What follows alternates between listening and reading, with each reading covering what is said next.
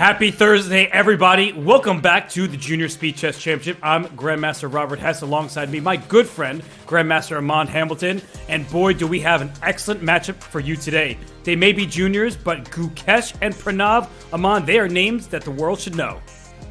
They should know, and if they don't, they should get to know them. But Robert, so excited to be here, back commentating this JSCC, and alongside you. It's been a while that they haven't put us in the box together, so excited for today.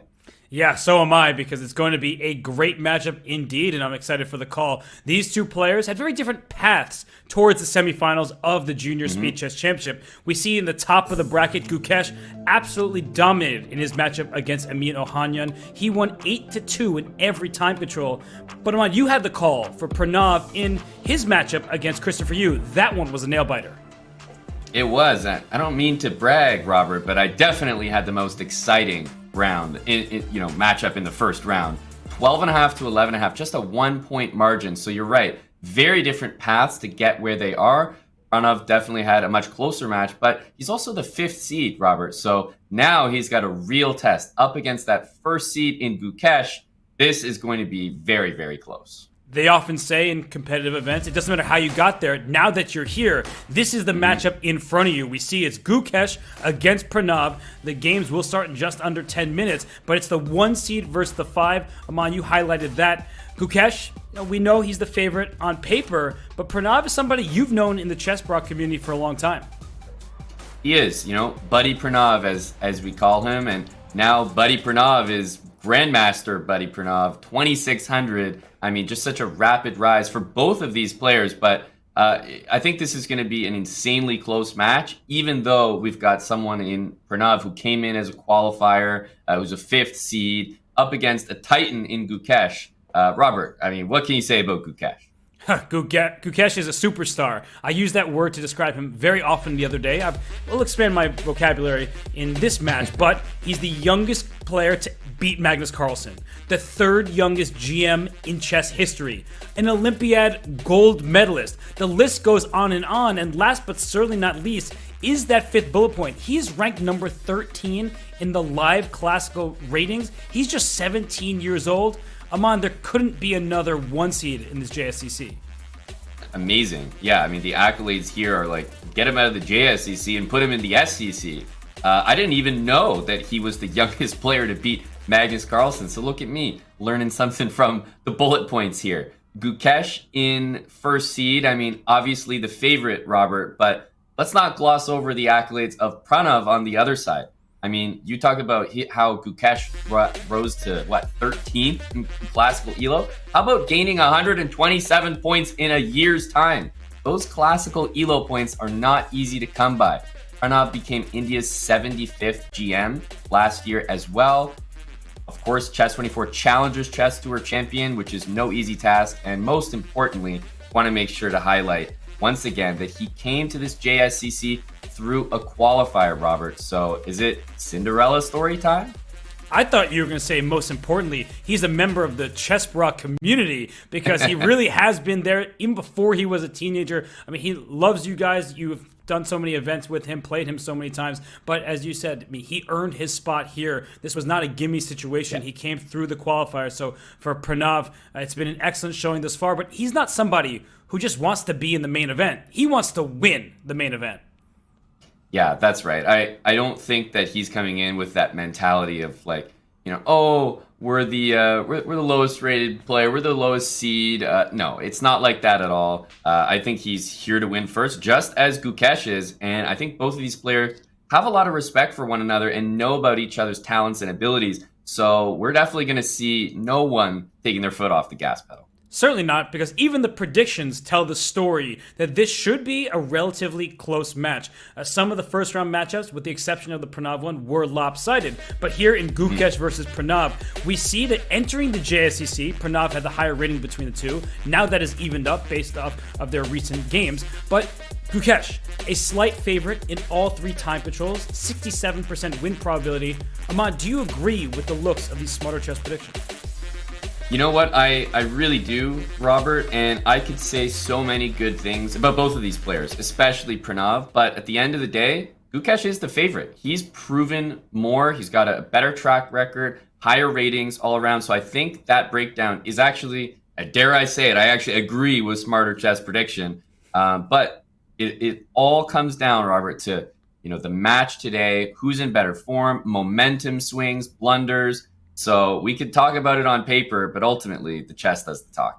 Yeah, and 67% for one player means that you win 2 out of every 3, and well, this could be the one for Pranav. I don't think an upset is out of the question, and it wouldn't even be the hugest upset in the world, despite the 5 seed versus the 1 seed, and the fact that Pranav had to qualify. He is really a very strong player, and we should take this moment to remind everybody what they are about to watch, because this is the Speed Chess Championship format. It is a winner advances to the finals. At stake in this particular one, it's winner earns $4,000 plus a split of the other $4,000, which is based on win percentage.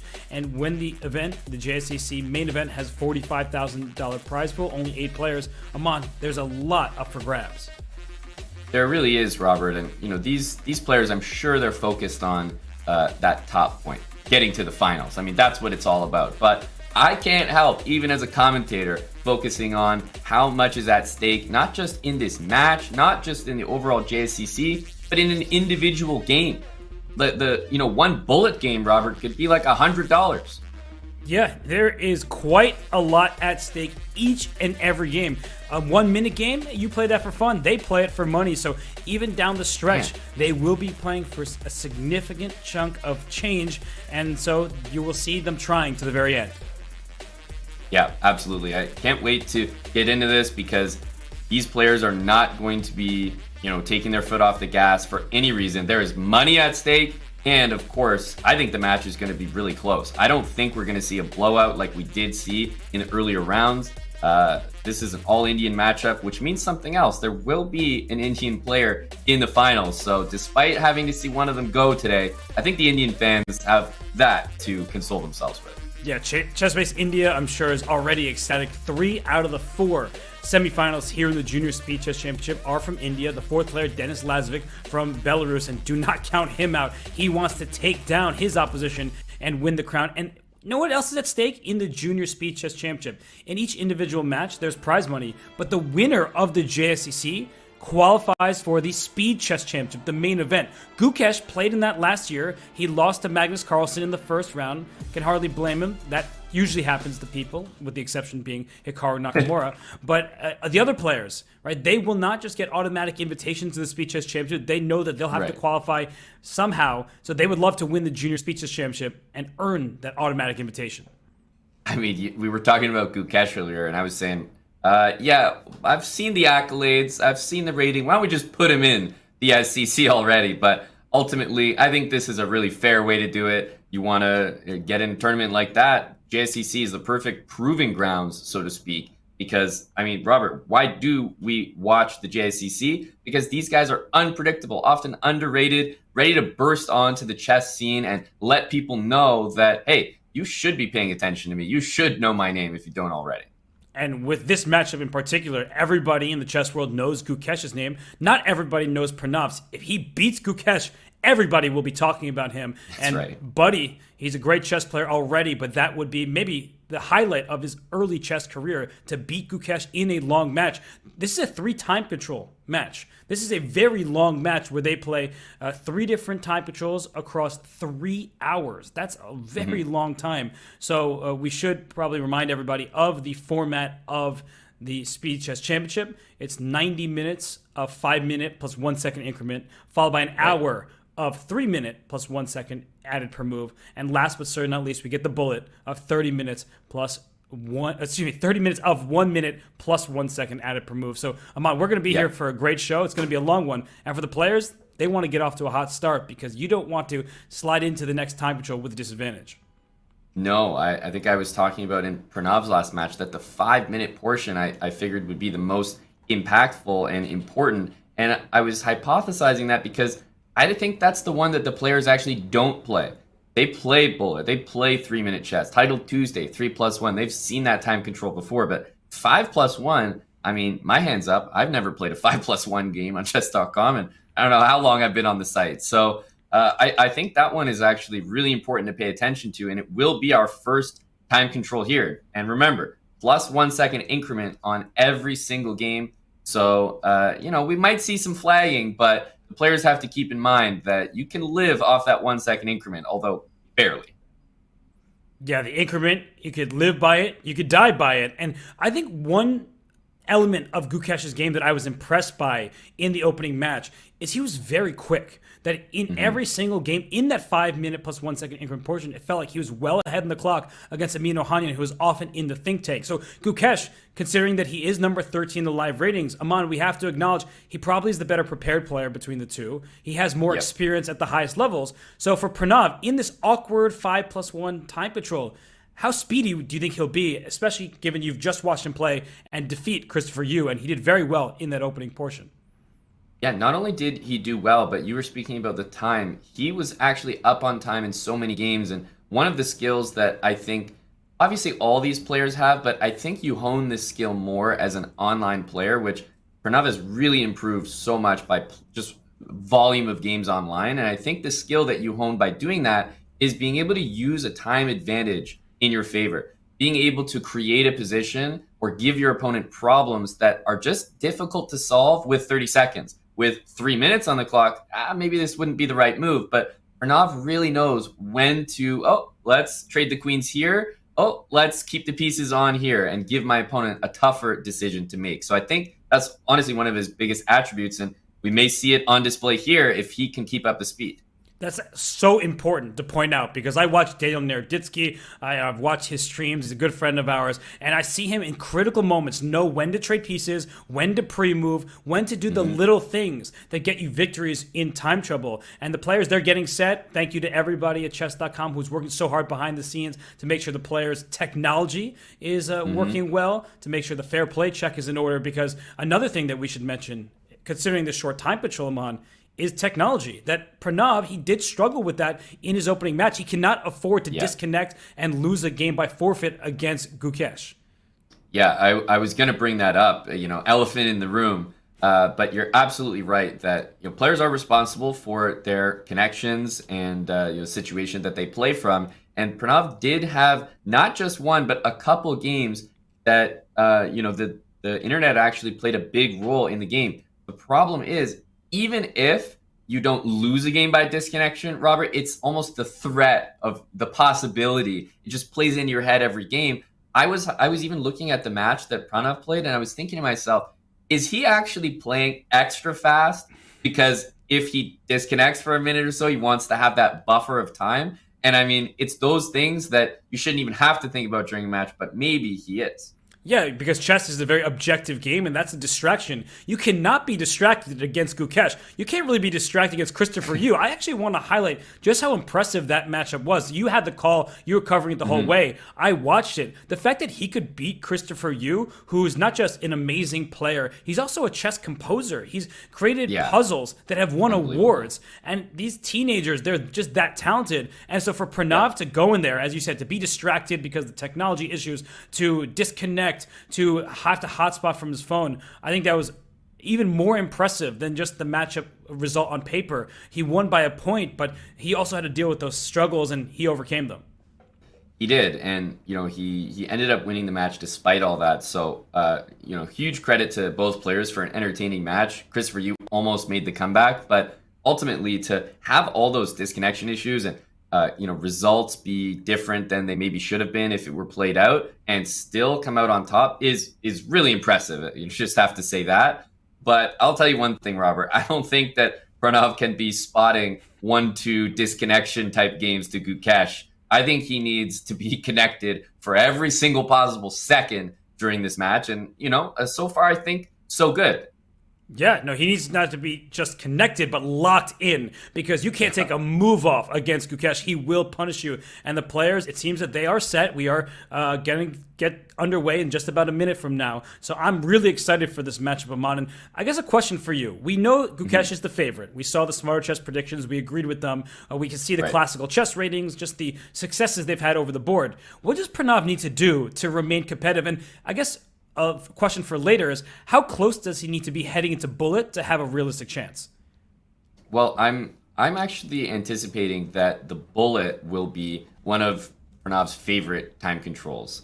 Don't know whether it'll be the one that he does the best in, of course, but I just think he is a battle-hardened player online. You can see him there on the camera. He's smiling. He just looks so ready to go. You mentioned locked in. I think this is even a better mentality than locked in. He's looking dangerous, ready to play some chess, but also having a good time and doesn't look too stressed by it, because the last thing you want, Robert, is nerves to play a factor here.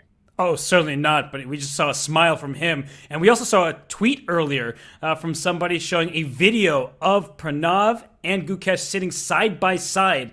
And when they were really kids. Now they're no longer kids in chess terms. They're super strong. They're playing at the top levels of the game. But that was a cute video to watch, and it shows that these two go way back. And that can be uncomfortable for players, right? When you play a second of yours, someone you've worked with, a friend of yours, it means that you can get distracted by things outside of the chessboard.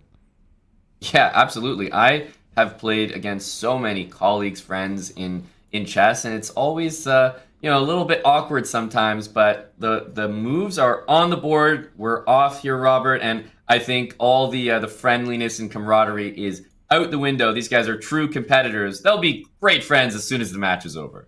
Yes, and look at this opening. Now that we have chess in front of us, Black has delayed castling, so the king is in the center for now, and he continues to do so. So Aman, with white pushing pawns up the queen side, it seems unlikely that Black goes in that direction. But I guess my question is, what is Pranav waiting for to get his king out? Yeah, it's interesting. A lot of preparatory moves, but the nature of the position was a little bit closed. There's no pawn tension right now at all. So I think he felt comfortable leaving the king there. I thought, Robert, he was going to go for that standard kind of King's Indian plan, maybe move the king to the side, go for f5, but instead, bishop e6, doubled e-pawns, but an open f-file. Do you like this structure for Black? It's a lot of fun for Black, but objectively, I've always been told that White should be doing A-OK. And this knight goes to H5. It might go into F4 later. But the problem really is this bishop on G7. And look at this move G3, stopping the knight from getting to F4. And in the long run, Aman, that bishop on G7, the King's Indian bishop, it's stuck behind a wall of pawns.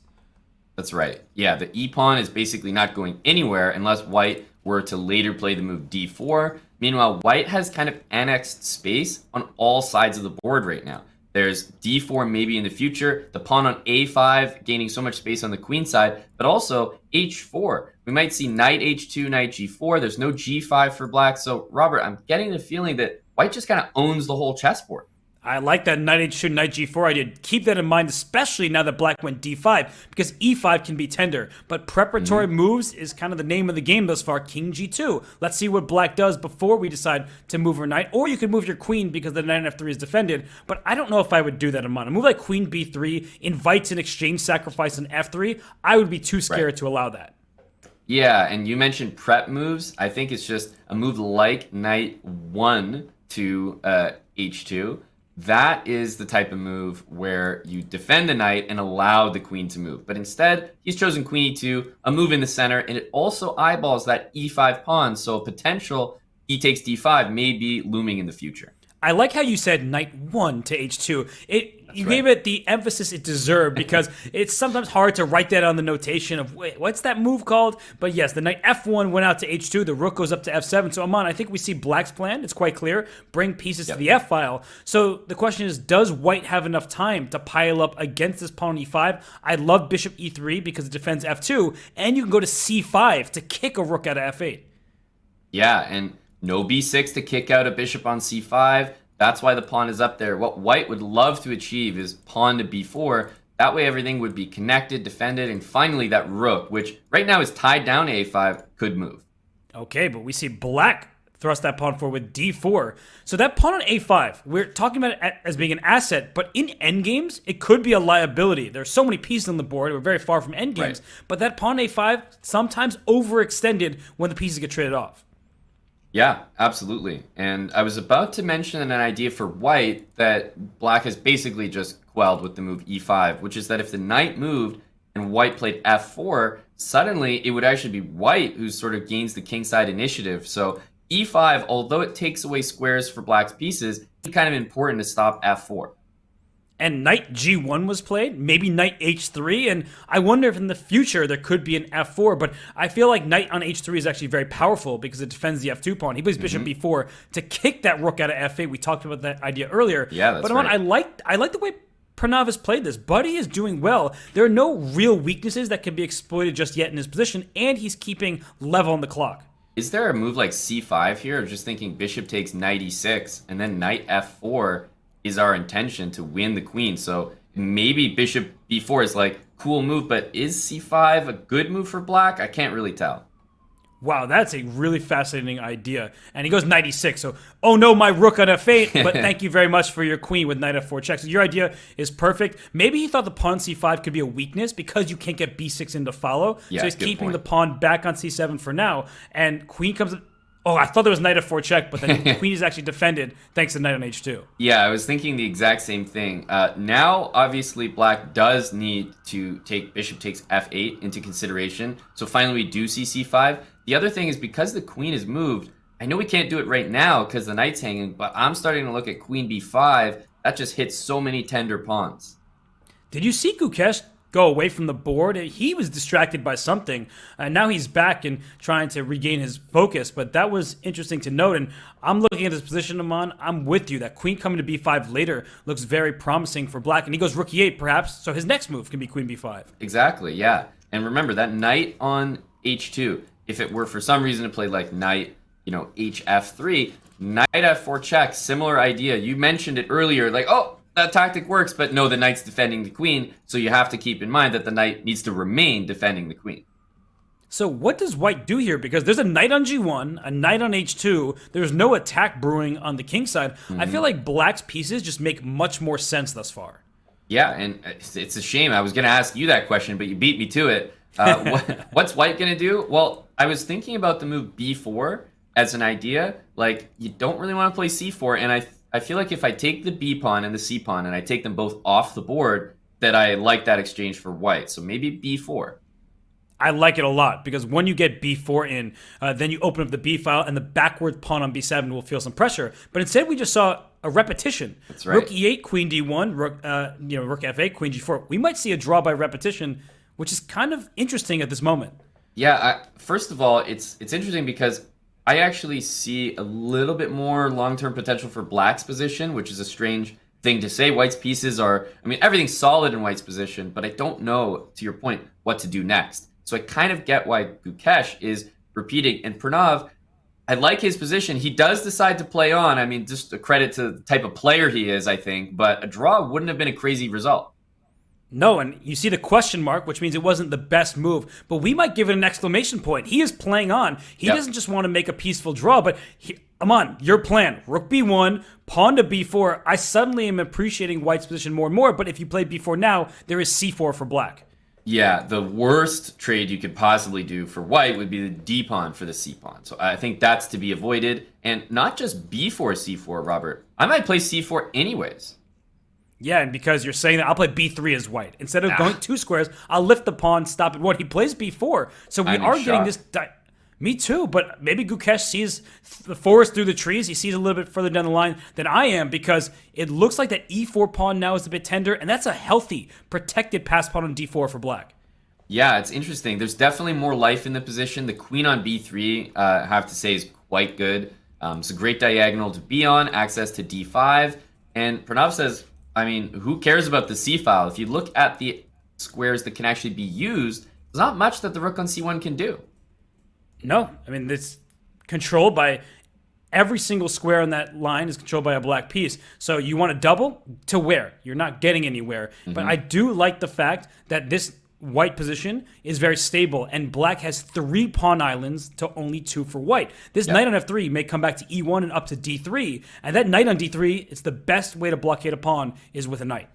Absolutely. Queen d7, I start to see shades of rook takes f3, knight f4, queen into g4 and h3. I'm not sure it quite works here because of the hero, queen b3, defending the knight on f3. But those are the type of things to keep in mind that, if we see something like queen d5, who knows what tactics might be looming there. Wow, queen d5 is an excellent idea at some moment in Gukesh. He hasn't made a move yet. We acknowledge that the clocks are not on the screen. Sorry, we are having some technical difficulties, it would appear. But the move played is queen to d5. So, Aman, you are the Gukesh prophet at this point. That e5 pawn is tender in many of the positions. And if you take me on d5, give me that passed pawn. Right. Yeah, taking goes knight c7. The knight also has an interestingly strong square, knight b5. It's a weird one. You don't often see like knight b5 exclamation mark, but it's completely secure there, supports the pawns. But remember that knight that was so out of play? What the heck is going on here? Knight g4, Robert, tactically working. Yes, sacrifice a knight on f3 to win one on c7, and we all know about rooks in the 7th rank. That rook landing on c7 would be a problem for black. So now we don't have the clocks on screen. We apologize for that. We'll keep you updated on the time. Pranav is 59 seconds. Gukesh dropping to a minute himself. But can you push your passed pawn? That's the big question for both sides. Is it going to be d6? Is it going to be e4 and d3 or e3 for black? I'm not sure, Amon. Yeah, and honestly, we might see both. Maybe d6, e4 could be a reply. Give that up, take with check, and you can go and corral that pawn after. So, I mean, we might see literally everything you just said, Robert. Okay, and we note that Gukesh is now down to 35 seconds. He needs to find an idea because this can get out of hand quickly when you don't have time to calculate. Yeah, I think at this point it's down to nerves because this is time scramble, and oops, that's me playing d3, not these guys. We see d6 played, knight b5. I'm getting excited here, Robert, as we're in time scramble mode. Only 25 seconds for Gukesh. And there may not be queens, but there are tactics all across the board. And Pranav, he is 45 seconds with the black pieces. He's thinking about what to do. He takes on d6, giving up e5. So now I really do like white's position, a healthier pawn structure and some activity for those pieces. Yeah, I think that's a very beneficial trade. The pawn on d4, yes, it's a pass pawn, but it has so many obstacles in its path, pieces blockading it. So I agree. Now I'm looking at the knight on h5, Robert, and thinking, man, that is so out of play. It really is. And both sides at 25 seconds, everybody. This will come down to a time scramble. There could be a blunder. We see a take on f6. The rook on e1 is defensive. Knight d7 or knight g4 are ideas to try to win an exchange at some point. Yeah, you'd need to move the rook there. This bishop on g7 hasn't been good all game, and rook c7 with some pressure there. Now I'm thinking knight g4, and the h6 pawn might be loose. Okay, we see the pawn up to f4. Now Pranav down to 17 seconds. White about the same. Both players in time trouble. Who is going to take this one? That knight on d6, Amon, it can go to f5 someone. Yep. It can hop around the board. Absolutely. The knights are so dangerous in time scrambles, and you know, at this point, I was about to say, are we going to see g5 to just, launch everything into disarray? To steal one from Candy, g5, we lie. Bishop takes e5 on this turn. And right now, white down to 11 seconds. Black has 11 seconds as well. Time pressure for both. We are seeing exchanges. The knight on d6 is loose. Watch out for a fork. But no, we have seen liquidation. Amon, whose chances do you like better? Well, honestly, I think white's a little bit better here because of the weak pawn. But I got to be honest with you, Robert. I like the knight. Yeah, me too. And 6 seconds for white, 11 for black, g4 played. Rook g5 takes g4 at some point, but watch out. There was rook e2 check, so that's why. Yeah, rook e4 would be a way to attack b4 right now. Exactly, and at this point, if the rooks trade, white has to be so careful, Robert, because an endgame might just be a disaster for the bishop. Yeah, but look at the white rook swinging across the board. g4 is loose. Oh, rook c4, winning b4. We are going to have pawns on opposite side of the board here. Is a5 going to fall as well? Well, the other thing is that the bishop will be taken here, and hang on a sec, takes rook f5, holds things together. Yes, and 2 seconds for black, 5 for white. They both are scrambling, 1 second added for each and every move they make. So now black suddenly with 3 seconds, white with 4, now up to 5. Wow, they are really moving fast. And you can take that bishop off the board, but he elects to keep the knight on. Probably a smart decision. What the heck is happening? There's knight d7, knight d7. Rook takes e5. So black is taking this one. He wins a bishop and wins game 1. And both players were down to their final seconds. Pranav takes game 1 with black. Amon, you said it. He is here to play. Unbelievable. Yeah, what game 1, Robert. Is that not indicative of the match that we're about to have here? I think the one thing I'm really paying attention to, though, in this match so far is that time scramble. Who seemed calmer? Who played the more calm, collected moves and just, basically didn't panic? And in that one, I think it was Pranav. Yes, that was a really nice game from Pranav. The way he handled that, he never really was worse there. So they are beginning game 2, I believe. And so as soon as that comes up, we will bring it up for you. But wow, Pranav leads after the first game of the match. He wins with black. And Smarter Chess Predictions said Gukesh is the favorite. He still is. But Pranav says, I don't care what you say. I'm trying to win this thing. Yeah, he says, yeah, favorite? Yeah, that's what stats are for. I'll show you what it means to actually play this thing. But, we don't want to get ahead of ourselves. It is only game one after all. Yes, and well, it seems like game two is beginning. We apologize, everybody. We are dealing with some technical issues, and we're trying to fix them live on the fly. Apologies. We are really doing our best in the moment. But Pranav takes game one there. That's good news for him. Yeah. But Gukesh, we know that he's had some difficulties before. It's not the first time he suffered defeat. In fact, he had one of the most agonizing defeats of his life in the Olympiad when he lost to Nodirbek Abdusattorov when he had the upper hand all game there. Exactly. And, I think at this point, I believe that the players are in the game. So that's something that I think I can say, like, based on the expressions there, nobody just looks at a computer screen that intently. Yeah, no, I mean, we are about to bring up game two for everybody. Again, apologies, but I think it's going to be available shortly. So, it's a rough start for Gukesh. And for him, well, we know how hard he works on his game, and here is game two. And so he has the black pieces, and he has the advantage. We see the eval bar off the side saying black is better. The big question right now is, can black take on b2 with the queen? Because it's hanging, but sometimes that's a queen that gets into enemy territory and doesn't get to escape. And just for the people at home, Robert, and I mean myself as well, what am I saying? This is a selfish decision. I'm going back to the start just for a quick run through of our moves here. It was a Sicilian. Interesting, we get one of these Rossalimos with bishop to b5. And man, this stuff is always so interesting, Robert, because black's pawn structure is just some of the weirdest stuff you'll ever see. It's like, how many opening principles are being broken in this game? These are grandmasters. Yeah, but this is Gukesh's beloved opening. I've seen him on the black side of this very often, and you see him jettison a pawn with c4 to get that queen b6 check, queen takes b2. And now that we're here, Aman, I mean, this position does look very hectic.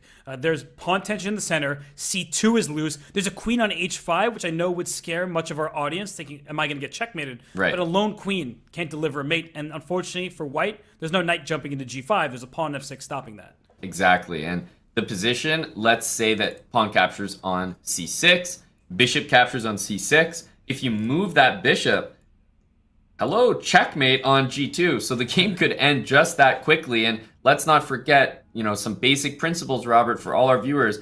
2 bishops, open position. Yeah, 1 + 1 = 2. Yeah, 1 + 1 does equal 2, unless you're taken to that deep, dark forest, and then who knows what Mikhail Tal was thinking. But that's the type of magic that white will need to drum up here, is that Tal magic getting an attack. But there is none. There's literally no way in for white. I love this position for Gukesh. His time management is excellent. He's a little bit ahead on the clock. And now it's about winning this position, because aesthetically pleasing, we have our bishop pair. But if we trade too many pieces, then we may liquidate into a position where white can hold, and so black needs to be on the offensive. Yeah, and the one thing that black always has in his favor here is Gukesh's bishop, the light squared bishop, will always be strong because of f4. There's never an f3 move to blunt this diagonal, and as I say that, he gives the bishop away, and I don't agree with that move. The eval bar also disagrees, and he steals a pawn. So sometimes they say greed is good, but here it seems to have given white a leg right back in the game. And I'm already wondering, is there going to be a d takes c6 at some moment? Will that be available? That will be a pass pawn. And he starts with rook c1. So wait a second, where's this queen going? Right, I mean, yeah, queen b2, and is there anything... First of all, taking on f4 and just playing queen f3, it's like, yeah, there might be a pawn down position for white, but I don't even hate that. Whoa, but he chases the queen away, and the queen could have gone back to c2, but that probably would have resulted in a draw with a rook and queen dance over there. So the queen escapes out to a3. Can white just take that pawn on c6? Now, I was wondering just a moment ago, what happens if white ends up with a pawn all the way up there? The eval bar says equal, but to my eyes, Aman, it's anybody's game. Yeah, totally agree. I mean, pawn takes c6 looks very okay. White's pieces will be a little awkward in that position.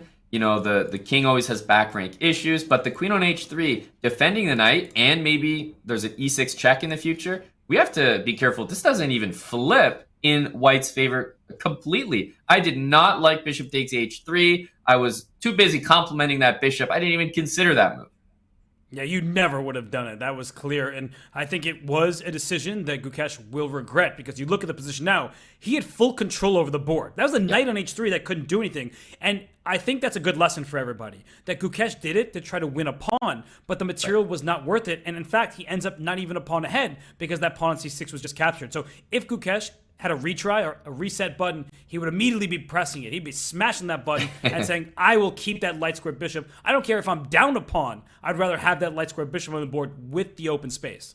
Agreed. Yeah, no, he's wishing he could go back in time, but that is quite literally the opposite mentality you want to have right now. You hate to lament the decisions of the past. He's got to focus on what's in front of him, and what's in front of him is not a position that's lost or anything of that nature just yet. However, I do think his next couple of moves here are super important, Robert. Probably has to be very accurate. I mean, we need to corral this pawn, but there's so many nice options for white here, like queen e6, knight into d5. So he's chosen a knight on a great anchor square on e5. Honestly, it looks like a pretty reasonable decision. What's wrong with it? It received a question mark. I'm not entirely sure. My instinct would be c7 because I can follow it with knight to d5 to defend that pawn up on c7, and he plays it, and the eval bar says, nope, that's not right. Robert, what are you thinking about? Well, I really got you hook, line, and sinker with that one. Get Robert to commit to a move live on air and find out that it's wrong. But he went for your move as well, which just shows that intuition is not always what the engine is looking for. This required a little more accuracy because, okay, queen e6, suddenly your knight is hanging as well. And if you jump into d5, the amazing move, queen a5, is now hitting the rook on d2. So what a find by Gukesh there. And it looks like he had that move ready to go. Yeah, I mean, what a natural move c7 was. I mean, you're pushing a pawn, a passer, one square away from promotion. So let's see, what can white do now? You can bring your b1 rook up to b7 to defend the pawn, but that's so risky because of back rank checkmates. Yeah, queen a6, and it's like, oh, wait a minute. You know, the best move there might be bringing the rook back. Are we going to see the most professional draw in history? Rook b7, queen a6, rook b1, queen a5, yes or no? I actually think that makes perfect sense. You know how I feel about early draws, but this may be what the position calls for. But what else can white do? Maybe queen e6 check over to d6? That does defend that. Wait, did I drop my knight on c3? Yes, I did. So you were just saying how you shouldn't do that, but I did just drop the knight on c3. So, okay, what? Wait a second, Ahmad. That might work. I blundered, but it actually might work. Let's bring up the analysis board. I like where we're going here. Yeah, because black has some back rank problems of his own. So if queen e6 check, right, king to h8, queen to d6, queen. This might happen, by the way. Queen takes f8. Does this work for white?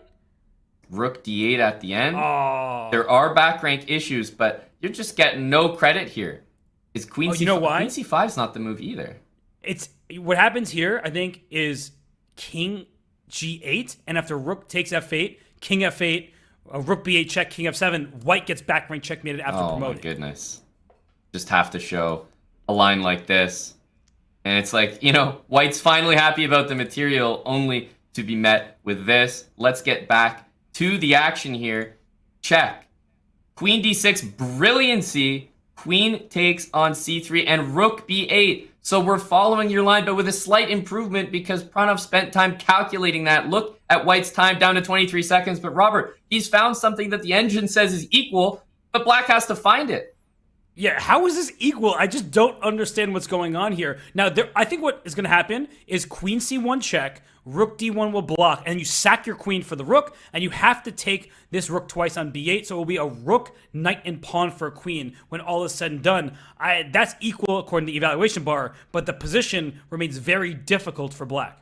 Yeah, you know, black basically wants to establish some position where the rook ends up maybe on d7. That way it would be guarding the pawn, the knight guarding the rook, the pawn guarding the knight, and then you just hope to shake hands and make a draw. But first of all, you have to come to terms that you are ready to sack your queen, and that's your only option.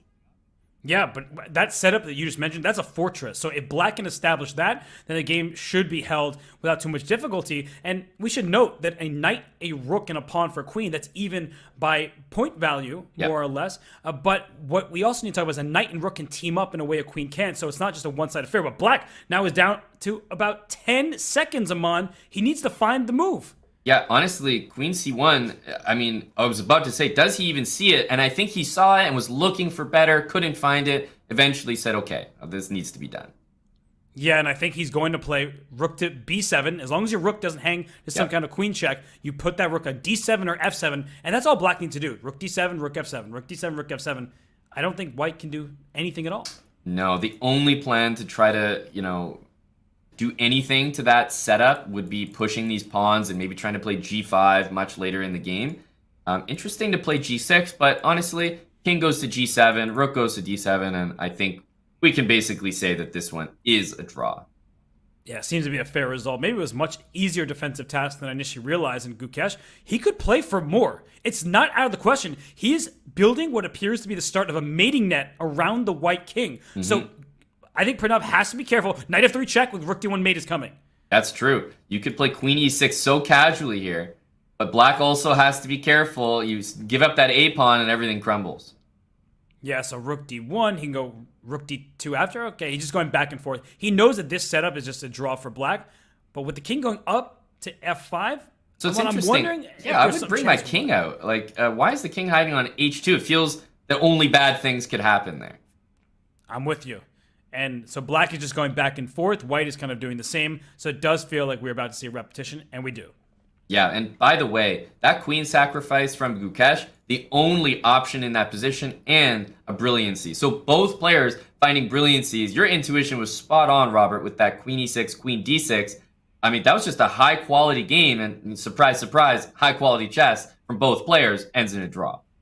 Yeah, these two players off to a very well-played start. Gukesh, of course, on the scoreboard, down by a point. But that first game, it did feel like initially he was outplaying Pranav a little bit, but then Pranav held sturdy. Very nice defense by him. And now in game 3, this opening, Aman, white has the pair of bishops. You see that now the queen and bishop are lined up towards h7. The bishop on b2, if you ever play d5, will open up towards the black king. So don't take on g2, would be my advice to everybody. Yeah, and you know what? White had the option after bishop b7 to castle, defending g2. And he's actually foregone that move for multiple moves in a row now, which is an interesting practical decision. He wants black to take. And you know what? As the guy with the black pieces here, Robert, that would make me not want to take that pawn even more.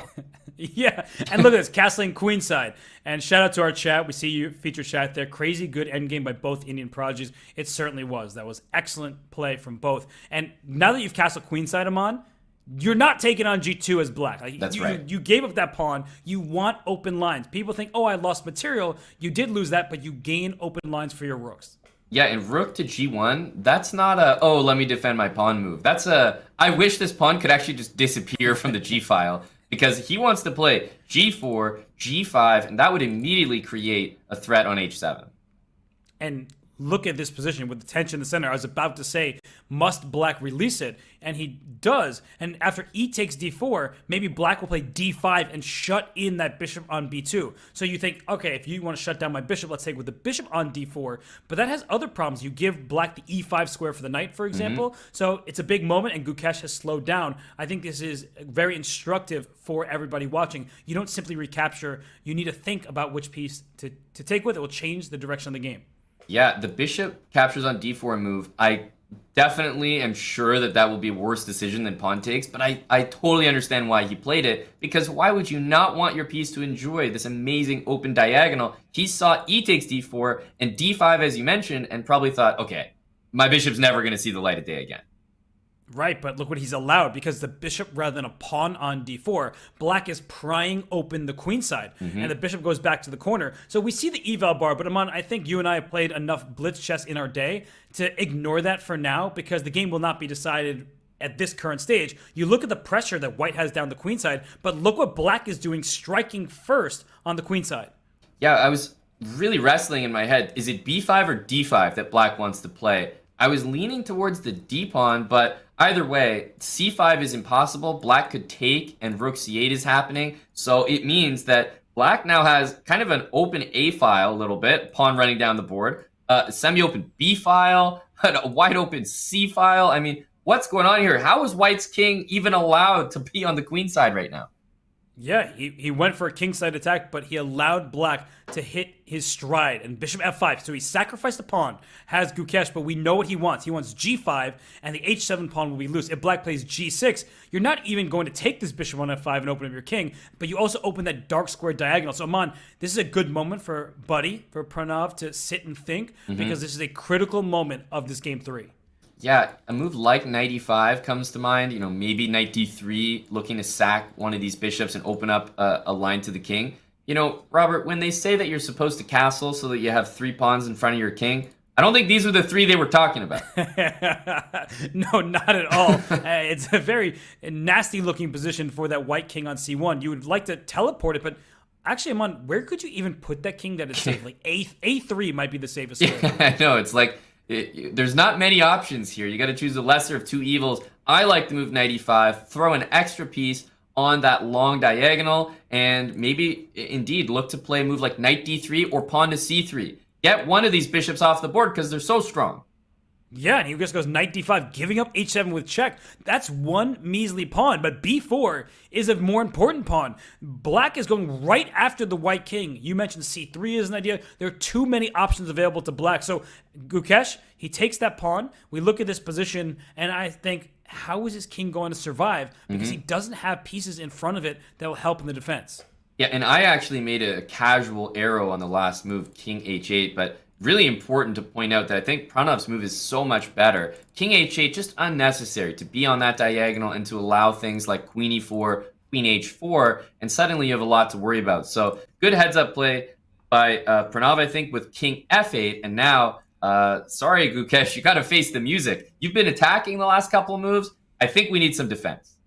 And what defense can he possibly get here? Because his king on c1 feels a bit alone, and c3 is an option. Knight d3 check still remains available. g6 for black may lock in that bishop on h7, and that's important. The king goes on f8. So Gukesh takes on e5.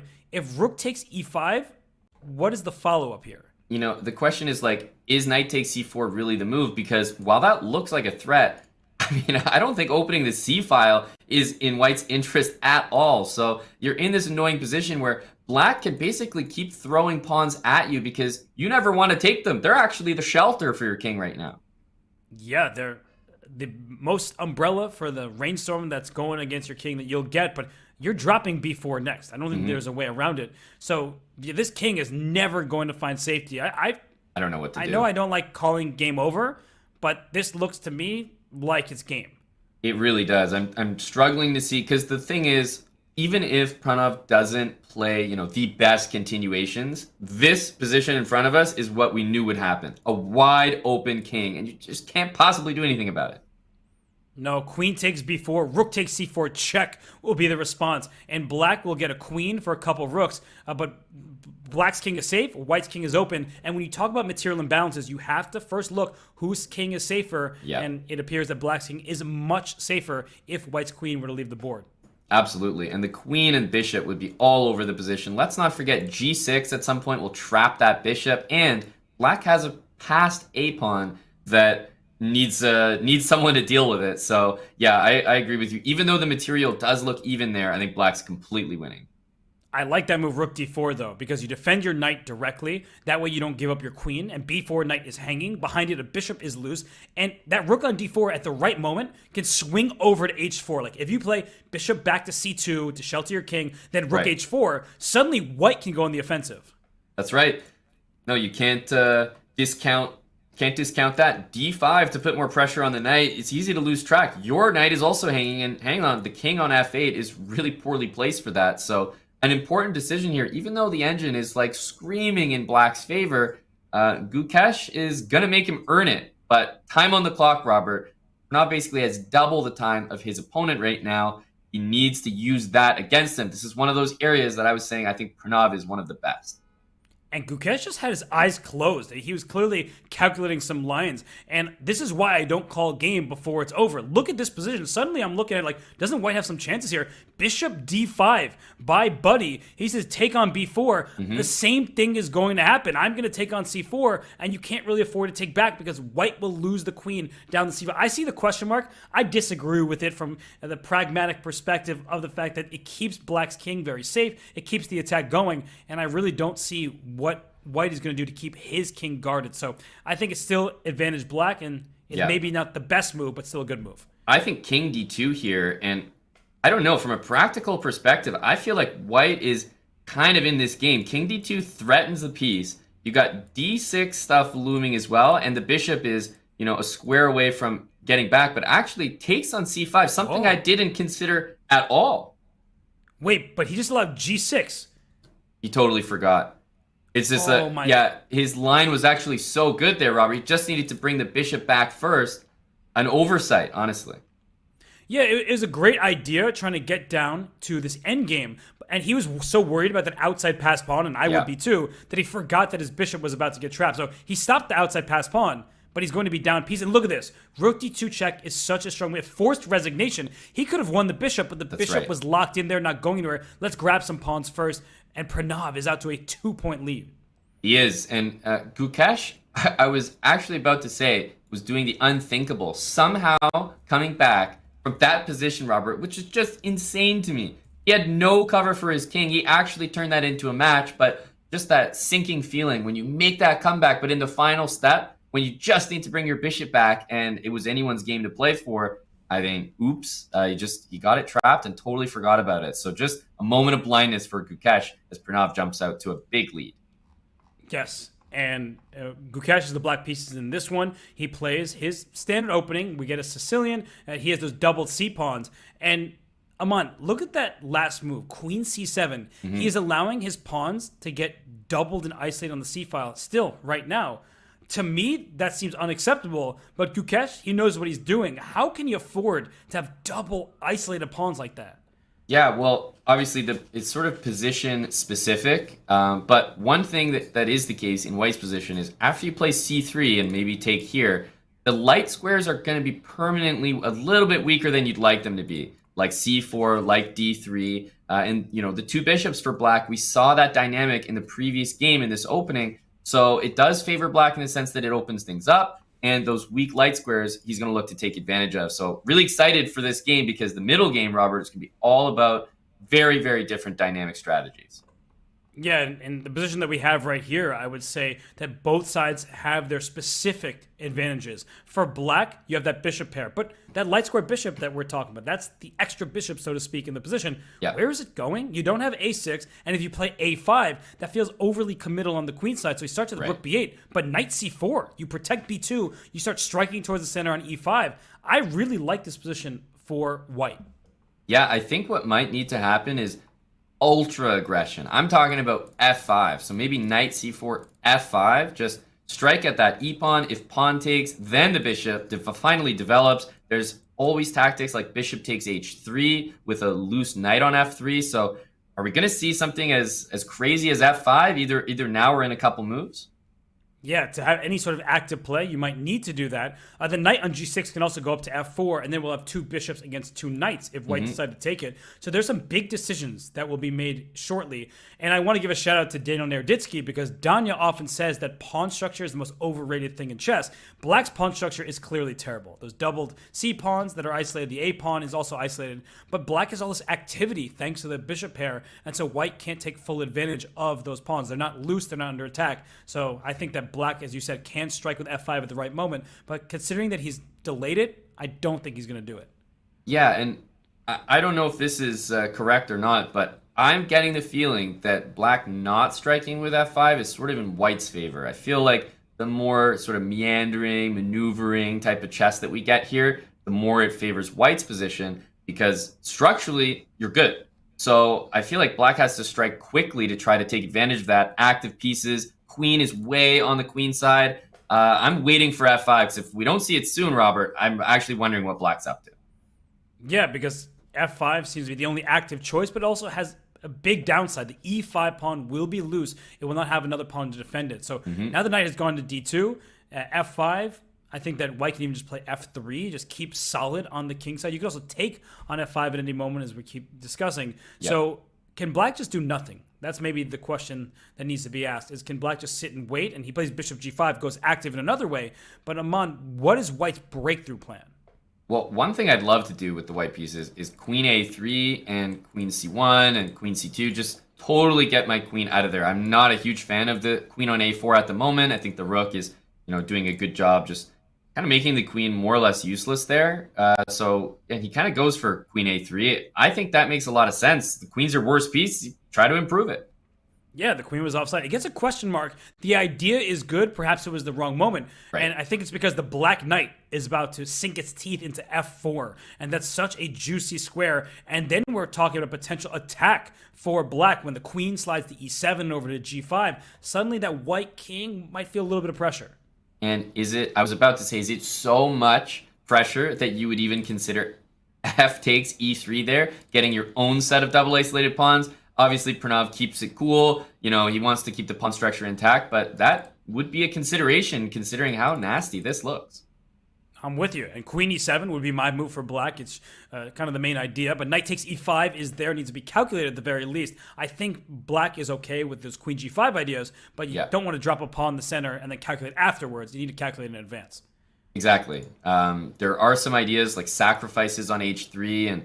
And, I think the most annoying thing for black is this rook on b5 can't ever really slide across the board. There's no easy way to do that. So the fact of the matter is it will take so long for a rook to join for black. If a rook could get to g6 or something, I think the attack would be very promising. And wow, look at this move. Rook d8. He offers a trade, and a7 would drop at the end of the line, but that queen gains access over to g5. So I guess Gukesh assessed the position. What trades benefit me? Getting one pair of rooks off the board, because that rook on d1, it could have jumped up to d6 at some moment and started pressurizing the black queen side. So I like that move, rook d8, and I'm not sure if white can afford to grab that pawn on a7 after the rook trade. And so I'm kind of wondering, like, after queen g5, king h2, are we really threatening anything? Like, one thing that is true there is that bishop takes c4 means pawn has to take back, and I think we're starting to get a feel for black's counterplay. Queen takes d8, let's say queen a7. Black might want to play queen g5, bishop takes, and invade with the rook. For a pawn, I'll take that trade. Oh, yeah, and there could also be bishop takes h3 and queen h4 tactics. So you have to look out for sacrifices, for opening of the file, so the rook gets involved. So that's why Pranav is slowed down. And I think it's right that we mentioned that now Gukesh is up over a minute on the clock. We've seen pretty level time management from the players thus far, but I think Gukesh, the trajectory of this game is going in his favor now that he's landed that knight on f4. Exactly. It's so annoying because there's no g3 to kick it out, h4 to play g3, and you're just weakening so many light squares around the king. So the knight is fairly permanent, and meanwhile, white's knight on e3, we've been talking about how bad the pawn structure is for black. How about how good it is? The pawn on c6 covering d5 is actually a hero right now. Yeah, and white just goes king h2. I like that. It's a preemptive move. A lot of these ideas we're talking about with the queen getting to g5, you take advantage of the g2 pawn was pinned. So king h2 played. I think it's, I was going to say rook b5 back to b8, but that drops the c5 pawn. That's not a pawn I want to give up. Though there are knight d3 forks in the air, so this is a big moment for black. Yeah, that's rook b8 might be actually quite clever. Because black really wants to play queen e7, but I'm just not sure about knight e5 now that the king's on h2. Yeah, no, the king is running away from many of the threats, and Gukesh is thinking right now. He's still up a minute on the clock. Could you bait knight e5, maybe queen e7, and sort of invite this and head back to c7 if this pawn is captured? Because then maybe you eyeball the king on h2? It's a really good point. That the queen doesn't have to go just up to the g file, can go back to the diagonal. So that stops knight takes e5. So that would make me more likely to play queen e7. But now I'm thinking again about those queen takes a7 lines. Now the king is on h2. Is that a better variation for white? The queen would still go over to h4, and that does scare me. And it's like, all these questions we're asking, yeah, these guys have to actually answer them. We can just ask them. Yeah, no, and it's very consequential. You lose the a7 pawn as black, and he goes queen e7, you might lose the game because an a pawn passer down the line will win for white, or you have enough counterplay on the king side. So he decides after calculation that's worth it. And Aman, white is down under a minute with this many pieces on the board. Yeah, I think that this is the right decision by Gukesh. I think this position is trending in his favor, and as the time gets lower, I think the attacking position that he has gets better and better and better. So that was a question mark. The queen goes up to g5, threatening checkmate in 1, which of course Pranav will not miss that. And so what happens if the knight from c4 goes to e3? I feel like white is doing a decent job of stabilizing, but he just goes back to g3 with the knight, and h5, h4. You were drawing the arrows right as I was thinking it. This is starting to look better and better for Gukesh. Right, and after h5, is it almost forced? I think we need to play knight e3 to guard g2. I mean, rook g1 is possible, but knight e3 makes a lot more sense, leaving the rook on the open file and getting the knight off that square. So now I'm wondering, do we take this moment, right, to capture on c4? What do you think of that move? I like it because strategically, black is in huge trouble. If checkmate doesn't happen and the queens go off the board, then black is in a world of hurt. So when bishop takes c4, at least levels up the pawns over there on the queen side. He plays h5. He's going for the checkmate ideas. But suddenly, Aman, it's Gukesh who's down on the clock. Yeah, and I think that was a missed opportunity, not capturing that knight, because black had all the pressure here. Capture the knight, move the rook. You don't care about those pawns. h5, h4 is coming. Now we have knight e3 defending beautifully, so it's anyone's game. Whoa, the knight on e2, queen f4 check is a huge threat. Knight takes c3, that's a hanging pawn as well. So how does white deal with all of this at once? Queen b2, there's still queen f4. He takes on a7, ignores his king. I mean, he's going for f7, and he says, okay, you can try to mate me, I can try to mate you. Is white not delivering a checkmate here? Because black doesn't have a draw. Oh my goodness. No, this is good for white all of a sudden. Down under 20 seconds is Gukesh. He might have to play rook b8, but that's a sad move to play when you're on the offensive. Queen e3, queen h6 after check, and the e2 knight hangs. Unbelievable. Yes, so he goes rook to b8. Pranav is about double the time. Now he's down 23 seconds. He has all sorts of checks in front of the black king, but I'm not sure it amounts to much of anything just yet. Yeah, I missed after queen e3. There's just queen g6 and mate, so that's why rook b8 was played, to cover rook d8. But, I mean, f6, knight g4, there's so many moves here. Yeah, knight f6 check and knight h6 check are both threatened. You can't stop them. What do you do here as black? By the way, is it actually mate after knight h6 or knight f6? I don't know if it is. You almost have to play knight f1 and just hope. No, but you take and knight f6, king f8, knight d7 check. You grab that rook over there on b8. Wow. Yeah. Knight f6 he goes for, knight d7 and take. He wants to avoid the draw. There's no way he repeats with knight h7 here. He goes forward. He understands that the best black has is a draw against the white king. But now knight b8, queen f4, king g1. Does the king actually escape? I think it might here. It feels like he does, but this is one of those things, Robert, you don't calculate. Obviously, you just go for it. Oh, the eval bar. Oh, look at Pranav. He's so upset with himself. He's like, why did I bring my king to e3, not to f3 to start with? And king now e4 was mate, by the way. Do not play king e4. No, the queen e2 mate. Oh, that's he actually mouse a surprising slipped. one. He mouse slipped queen b1. Oh. Well, he's winning now completely. Bring the queen back somewhere to e2. Yeah. Oh, what a mouse slip. And he's already down 2 points. He's about to be down 3 points. Pranav is just really off to the best start you could possibly imagine. Oh my goodness. Yeah, the king goes to b2 and now, or c2, and now you're fine. Yeah, you run away and there are no more checks. God. Still a game to play here, queen e5, but definitely, I mean, just so much progress made after that mouse slip. Heartbreaking. Yeah, and a knight fork at the end to win it. Pranav is up 3.5 to half. Aman, we could not have seen this coming. No, the number one seed has not won a chess game, Robert. Look at Pranav on camera. He's got that look of determination. He knows what he just did. He was hating himself in the moment for missing that opportunity to maybe find a better king move and play for a win. A draw was on the board, but the unthinkable happened, Robert. A mouse slip with a perpetual. Wow, so Pranav leads by 3 full points. Some disappointments. Chess players are always perfectionists. He doesn't have to have a perfect 4-4. A 3.5 will do. And as we head to break, the players will get a bit of rest. When returned, the 5-minute plus 1 second added per move increment will continue here at the Junior SpeedChess Championship semifinal match between Gukesh and Pranav.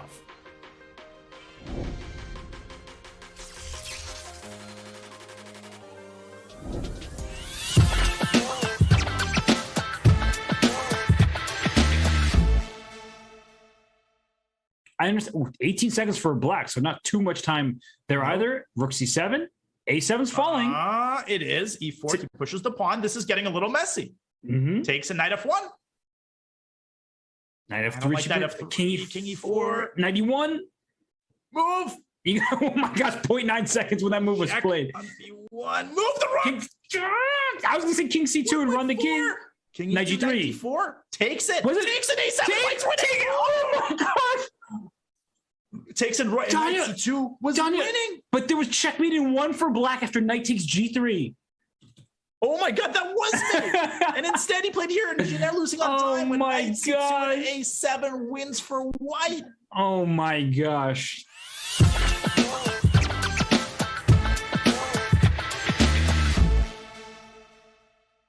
I really love watching games by top female players and studying their games from the past. And I think that's like one really cool thing that the chess community could do more of.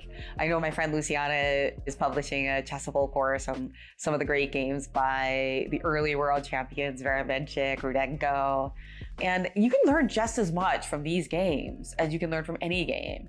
And yet it does provide inspiration and like adds like depth to our chess culture. So about 10 years ago, I published a book called Play Like a Girl with like tactics by female chess players, and I'm actually redoing that book. And it's so much fun to just like kind of like dig in and see some of the most important tactical themes in chess: decoy, in between move, pins, double attacks, and to look for like some of the best examples by top female players.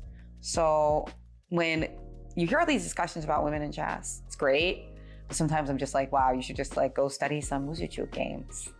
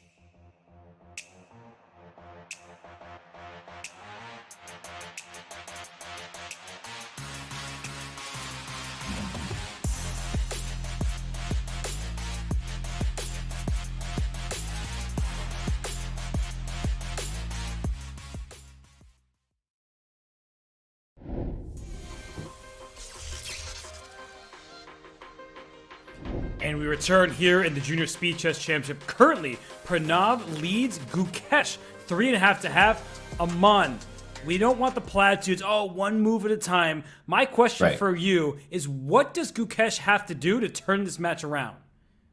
Well, I think if you really look at what has gone wrong in these first couple games, obviously the last game, we can fully chalk it up to a mouse slip. That was, in my opinion, Gukesh's best game, but he just didn't find that decisive move, bishop takes knight, that I was looking for from him. I think he would have won that game if he did that, but that was his best game. I think he really played well there. The attacking positions seem to suit him, so I don't think he needs to change anything. But if this match was, a little bit different, he wins that last game, Robert, I don't even think we'd be having this conversation. It's just a slow start. So I think at the moment, just don't get too frustrated over that mouse slip and know that this match is a lot closer than the score reflects. Yeah, and I think that Pranav, who we see on camera right now, has just been the more consistent player.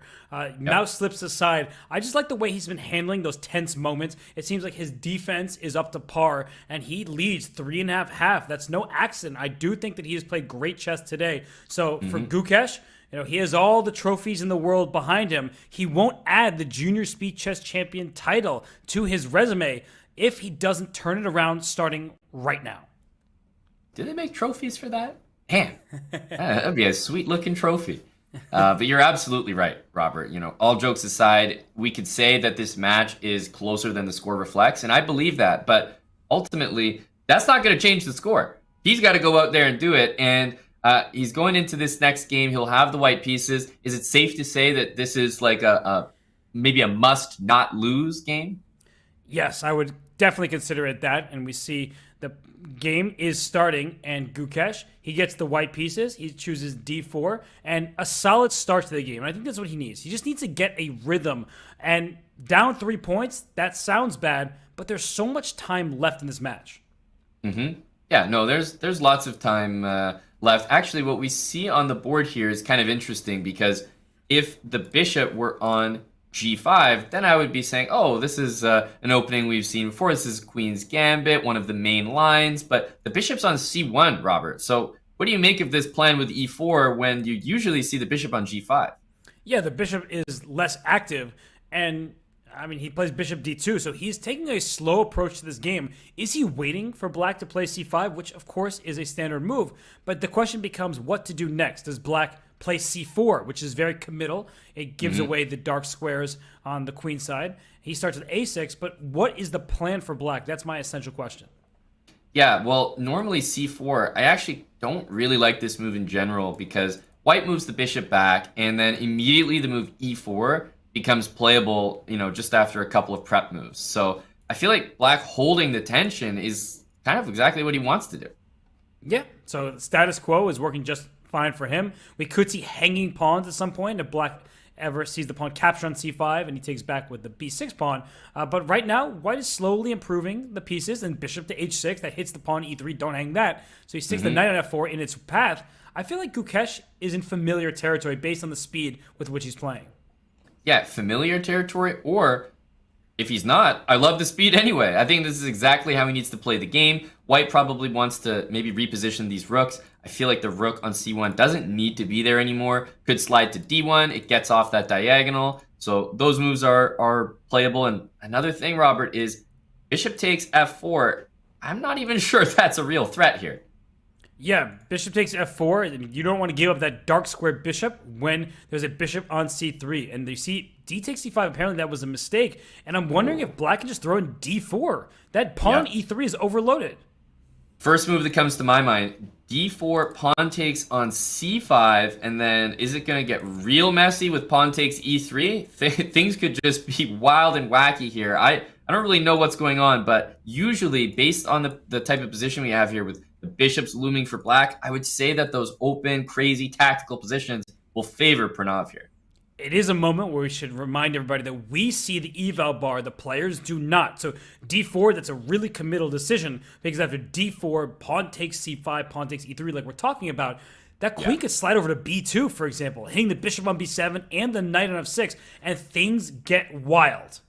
Yeah, no, I do not envy being one of these players right now and having to calculate that. And that's what Pranav is actually doing. That's why he's down 1.5 minutes on the clock, Robert. He knows that this is an important junction in the game. Make a wrong decision here, it might just be a bad position that you lose a slow, painful game in.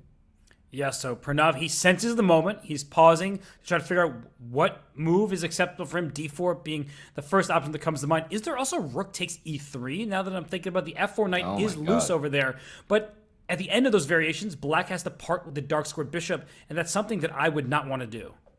Yeah, and remember, at the end of a lot of lines, the knight on f6 will just be hanging. So both sides have a lot to calculate. But you know what's nice for Gukesh is he played the move b4, and while Pranav's calculating on his time, so is Gukesh. Right, and rook takes e3. That Wow. move is played. Great move, sacrificing a rook for a pawn, but you win the knight on f4 afterwards. So if queen takes e3, bishop takes f4, you win the knight, and you also win the rook on c1 behind it. So Aman, in these positions, black looks to be ahead by a pawn, but white will have this dark squared bishop, and black will not, and that means the black king on g8 can be unsafe, considering the weak squares, the weak dark squares around it. Yeah, well said. I mean, rook takes e3, even as a move, was well spotted by you, and it looks like Pranav put in the cursory calculation work. There are still so many options. You could even throw in d4 instead of taking that knight. There's queen takes as well. I mean, bishop takes f4, being dubbed a miss right here, but I mean, I'm missing what's even going on here.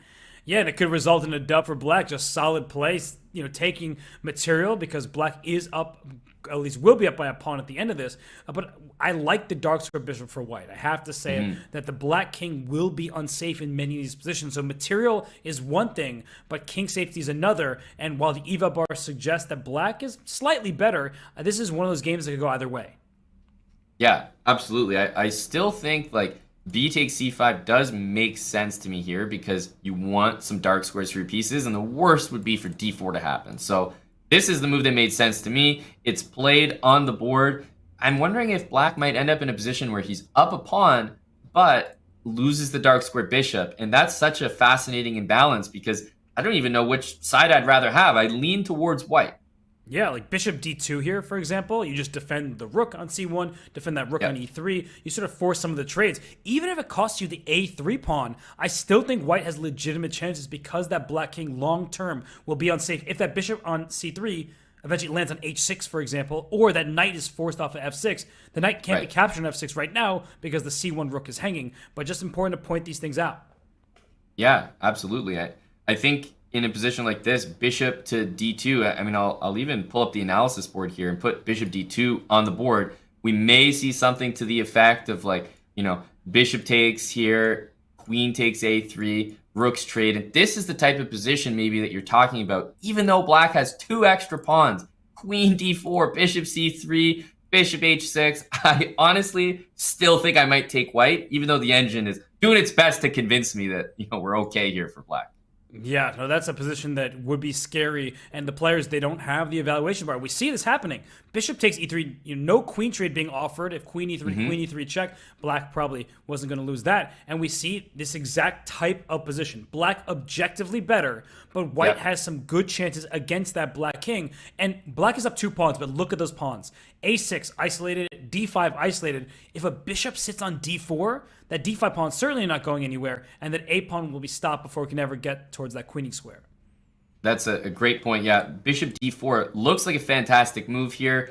I'm thinking, okay, queen d6 can always happen if we need to defend, but also like bishop b5, if that ever happens and the bishop trades off, suddenly you start to see black's actually, wait a minute, a lot better position than I remember.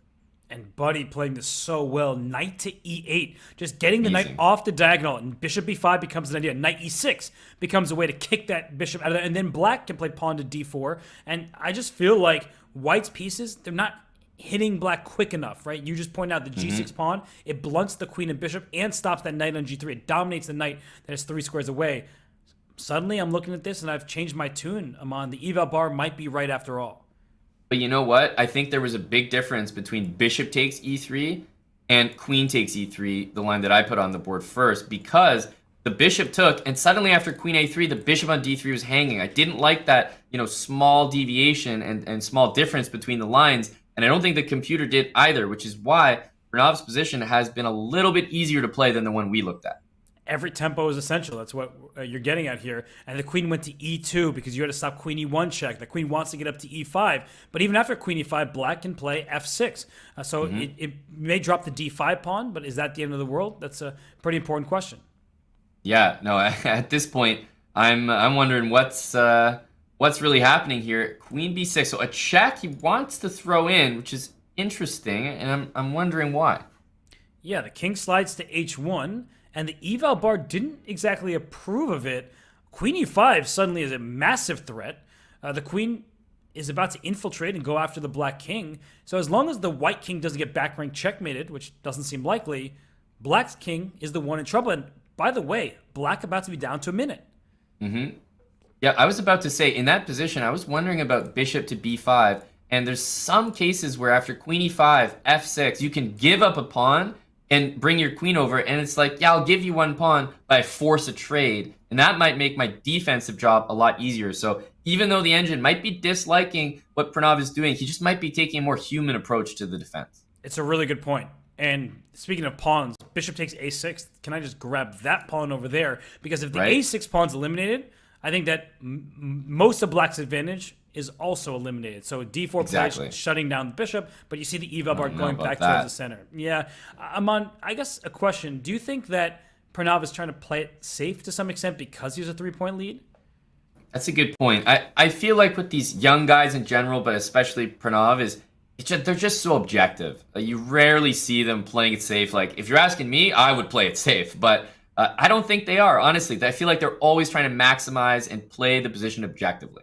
And bishop a2, so he goes back there, keeps his bishop pair alive. He also stops queen b1 checks if that dark square bishop were ever to leave the square. But black apparently has the upper hand. We're down 35 seconds for black. That's a lot of time. Maybe bishop b5, bishop c4, like sneak the bishop in there. There's a lot of pieces that might get traded.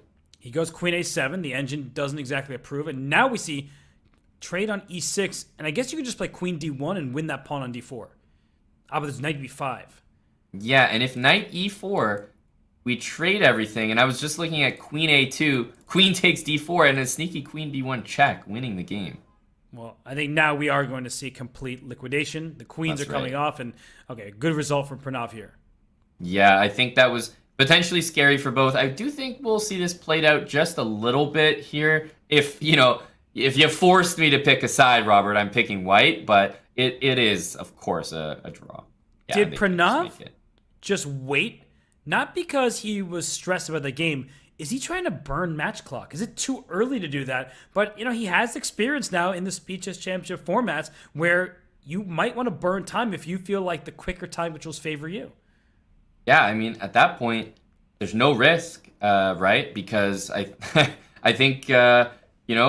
your draw is not going anywhere. So it's not the case where it's like, oh, if I play on to waste the clock, I might lose. Like, nope, it's just only smart. I guess, though, you don't want to anger Gukesh. I mean, he already is trying to win. True. But when they start talking trash in basketball and, you start saying things about Jimmy Butler and then he just crushes you in the next game, it's one of those moments where maybe, just play the game. You have a lead. You're playing well. There's no need for antics off side of that. Yeah, that's a good point. I wonder if that is playing into anyone's mind right here, because honestly, I would probably be thinking about stuff like that. Yeah, and I'm thinking about this position here. I'm on the double C pawns for black, the bishop pair for black. So that's been a theme of this match. Gukesh, no matter if he plays C5 or E5, he gets a pair of bishops, but his pawn structure is compromised. Yep, a theme for both players, and both players are happy to go into these positions. So that's why I think we'll just get such an interesting dynamic match. Both sides are happy to take their respective, advantages or pluses and try to make them work. At the end of the day, it's just about proving what you have is better than what your opponent has. The engine is going to say, hey, it's equal, but it's up to these players to show why. And queen f7 hits the knight on c4. What black wants to do is get an open bishop. That c8 bishop needs to get some space. Maybe a5 right now with bishop a6 to follow. I like that idea, yeah. And you could still play it, takes, and still play a5. Yep, that's a good one. And how does white meet this, because bishop a6, you could play b3, but now that bishop on h4, it feels like it's operating on the wrong side of the board, so he goes back to g3 to hit c7.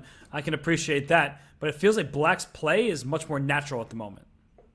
Definitely, yeah. The c pawn, by the way, is actually a really, really important pawn, right? Like if you lose that thing, then everything kind of falls apart. Also, rook e2, I think then you can really consider a move like b5 with everything lined up on the diagonal. So rook e3 was played specifically, I think, because of that. And now b5 from black anyway. And white's pawn structure in the center, it looks very promising. You have 2 pawns in the center, and black has 0 on d4 and e4. But they're also going to be targeted by black's pieces. And after a takes b5, if c takes b5, is there knight takes a5? Did Gukesh maybe rush that b pawn push? Because now his doubled c pawns don't look very appealing.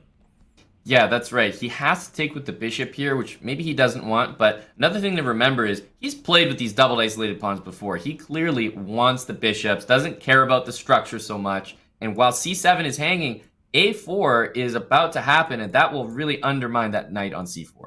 So the rook comes to c1 to defend that knight, give it one more piece to protect it. And now I think for black, I would think about knight b6, just piling up more pressure on the knight on c4, or knight to f8, because sometimes you play knight f8, knight e6, rook d8, and go after the white center.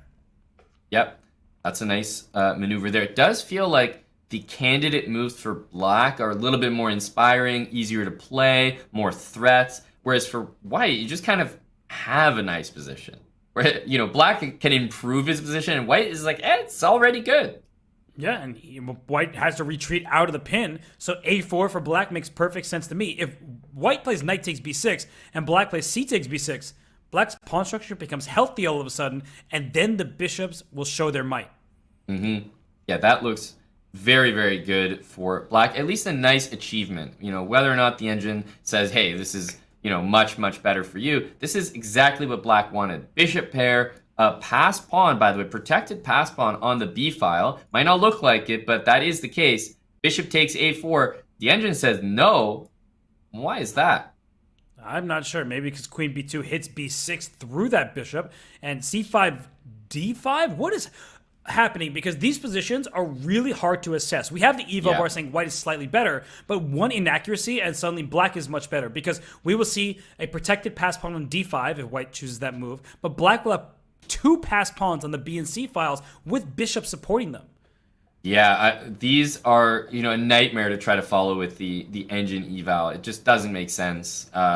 I would instinctively look at this and think, if there's 2 pawns down the center of the board, 2 pawns on the wing, and one side has the 2 bishops, I probably prefer black.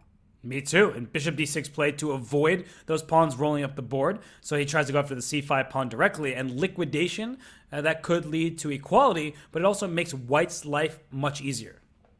Yep, so taking is obviously the intention now. Rook c8 is nice and simple. I would probably play that move. I'm trying to figure out what he's thinking about here. And what other candidates come to mind for black? Trying to think of something a little more aggressive, like moving the bishop to get rook a2, but ultimately we need to handle the c-pawn right now. Taking, of course, threatening the rook, so you wouldn't be able to pick up the bishop, but queen takes d4, and if these bishops trade, by the way, the dark square bishops, I'm immediately liking white's chances. Yeah, white could have an upper hand in these positions. I mean, e5, that could go after the black king. There's a rook on e3. That's a rook lift. It was a defensive move earlier when it was under attack, but e5, trade on e5, get that rook over to the g3 square. That black king could be in trouble, because look at that bishop on b4. It cannot help in any defense on the right half of the board. Yeah, exactly. It's blocked by its own pawn, and it's just kind of stuck there for the moment, especially with the c-pawn attack. White playing e5, if that gets captured, you know, rook slides to g3, as you just mentioned, there could be an attack for white here against all odds. So these bishops, yes, they're looking good, but they're almost looking just optically good. I'm not sure they're actually doing anything from where they stand. Yeah, and the fact that this pawn can go to c4. Like, if you could get c4, c3, and you're feeling super happy as black, but you're stopped in your tracks. You're not getting anywhere. So I think Gukesh has the more difficult task. Remember earlier we were saying the candidate moves felt easier for black. Now they just feel easier for white. e5 as a starting point. How does black even respond to that pawn push? I think you have to take. But I mean, at this point, bishop takes e5, and things are lining up for rook g3. Yeah, for sure. And you see Pranav pause. I love that. He's saying, I could take on e5 with the bishop. If I were playing bullet, I would do that without hesitation. But he's trying to work out the tactics here. That bishop on d6 is under attack, but knight takes e5 hits the queen. And the bishop on d6 looks like it's running out of squares, but maybe there is a way to keep it defended. Yeah, exactly. And knight takes on e5. Suddenly that might put the question to the queen, and just those simple moves gaining time can be enough to shift an attack in your favor. So he's spending time. He's looking. I still think bishop e5 makes the most sense. Knight e5. I'm looking at queen f6. But there's queen a2 check. I just saw it. That is a big threat from white. So if you have to stay on the light squares and play queen e6, then I love knight e5, right? Because then there's knight c4. Yeah, he decides against it. Maybe there was a queen d5 or a queen e6, as we were mentioning, that kept black in the game. But he takes with the bishop on e5, can hardly complain about it. It seems like it's a miss. We both backed that up. Knight takes e5 did look like there were tactics available. And bishop c6 is a great response from Gukesh. His bishops were in no man's land. Now you could take on f3 at some moment. But g7 remains a problem for for black to deal with. Yeah, the bishop on c6, I have to, give some credit, because finally I think that bishop has reached maybe the best diagonal, best spot it could be on. Rook sliding over to g3 though, and if you have to play g6 to deal with that pawn, Robert, oh man, I do not envy your defensive task. We were just talking about a great dark square bishop in the previous game. If you play g6, that bishop on e5 will thrive. And so knight g5, we live. Where's James Candy when you need him? Oh my goodness, yeah. You really dropped the bar there. Rook g3. I think that all of a sudden Pranav's going to drop more than bars. He'd be dropping hammers on black's defenses. And that bishop on b4, it has not been the game. But you should watch out for bishop d2. If you're not looking out, there could be what's that called, a fork? Is that a fork or a skewer? What do you call that? I guess it's a fork, but it's one of the most close quarter forks that you could ever have, really. But yeah, you're right. At this point, black is looking to involve that bishop in the game, maybe at the cost of the pawn, because he's going to quickly realize, look, the defensive task with that thing sitting there doing absolutely nothing is not going to happen. Queen b3 or queen a2, the moves that previously were nearly winning on the spot, are now met by bishop d5. Such a great defensive move. He went knight f3 because in addition to bishop d2, rook d2 was a very dangerous threat going after the f2 pawn. So he just slides back with his knight. But you could tell, white's last move was knight g5 and then back to f3. That's a bad sign, or at least it's a good sign for black as he tries to defend his king. I'm looking at bishop c3, and I really like the move in general because it gets rid of these bishops. It also clears the e5 square, so I don't know what these players are thinking in their heads. It'd be so interesting to know. Like, are they thinking that they're better playing for a win, or they don't know what's going on? They're just playing. I think Pranav knows that he's been better. I saw his face earlier when the pawn captured on e5. But at this moment, this is a critical one because black now has an even material, but the king feels a little bit less safe. So do you start trading off pieces for Gukesh? That's the big question. Right, and there could be some really clever sacrifices here. I was almost thinking of queen c5. Of course, there's rook d1, king h2, and you have to be super careful that you don't get hit with queen f4, bishop takes f3, and some checkmate ideas down the line. All sorts of tactical ideas here. And Gukesh down under 20 seconds. He blocks with his rook. I mean, that doesn't look right. There. Yeah, remember, it's pinned. So knight e5, rook e5, these are all moves to be very, very careful of. And rook e6, hitting the bishop. What's next if the bishop just drops back to a8? Is it rook Maybe e8 rook check? e8. Well, that looks scary. King moves. Yeah, because this one you just move the king, and you're kind of okay there, actually. So rook to e5, queen f7. The rook on d5 is protected thanks to the bishop on a8. There's too much tension there in the center. I don't know what's happening. Yeah, takes on d5. Bishop d5 actually loses. So he plays king h2. How does he have time for that? Well, black doesn't have a move, does he? Because rook d7, there's rook e8 check. So where does black go? 5 seconds. He plays king h8. Maybe that's the best move. But white's suddenly on the offensive. Yeah, now rook e8, queen e4, and rook h8. That's a tactic to watch out for. Oh, but you don't have rook h8 because there's a rook on d8. That's why he didn't trade rooks. So sneaky. Rook takes on d8. Why didn't he play that one? He would have won the pawn, but I guess it would have been a draw after bishop takes knight. But now black is better all of a sudden. You have to be very careful. You know when the trajectory of the game turns and you were better all game? He's worse. There's a passed pawn running up the board. Yep. This is completely turned on its head. However, I still think anyone could win. It's about who holds their nerves better in the time scramble. And he went rook to c3. I thought he had rook to the d file instead, but he wants to drag the white king over, bring the black king in, 3 seconds per side, so you have to be very careful not to walk into a losing king opponent game. Knight d5 was giving me some scary moments there. We might see rook d8, and king c3 plays for some result here still.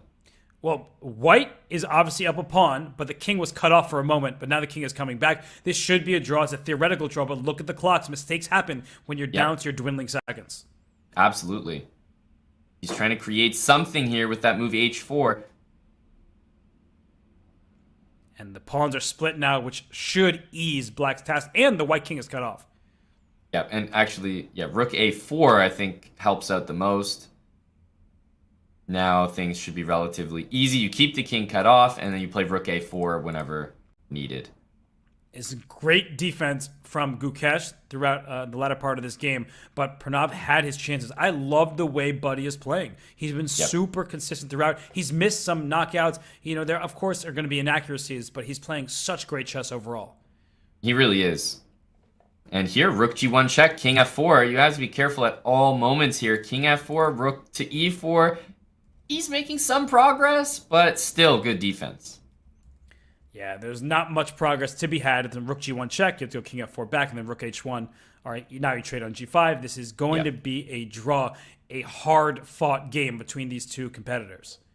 Yeah, and we talked about how close this match was going to be. You're starting to see these games can swing to either side. Really competitive, but Pranav has that buffer of points that he earned at the beginning of this 5-minute segment. So he's happy to just go toe-to-toe from here on out.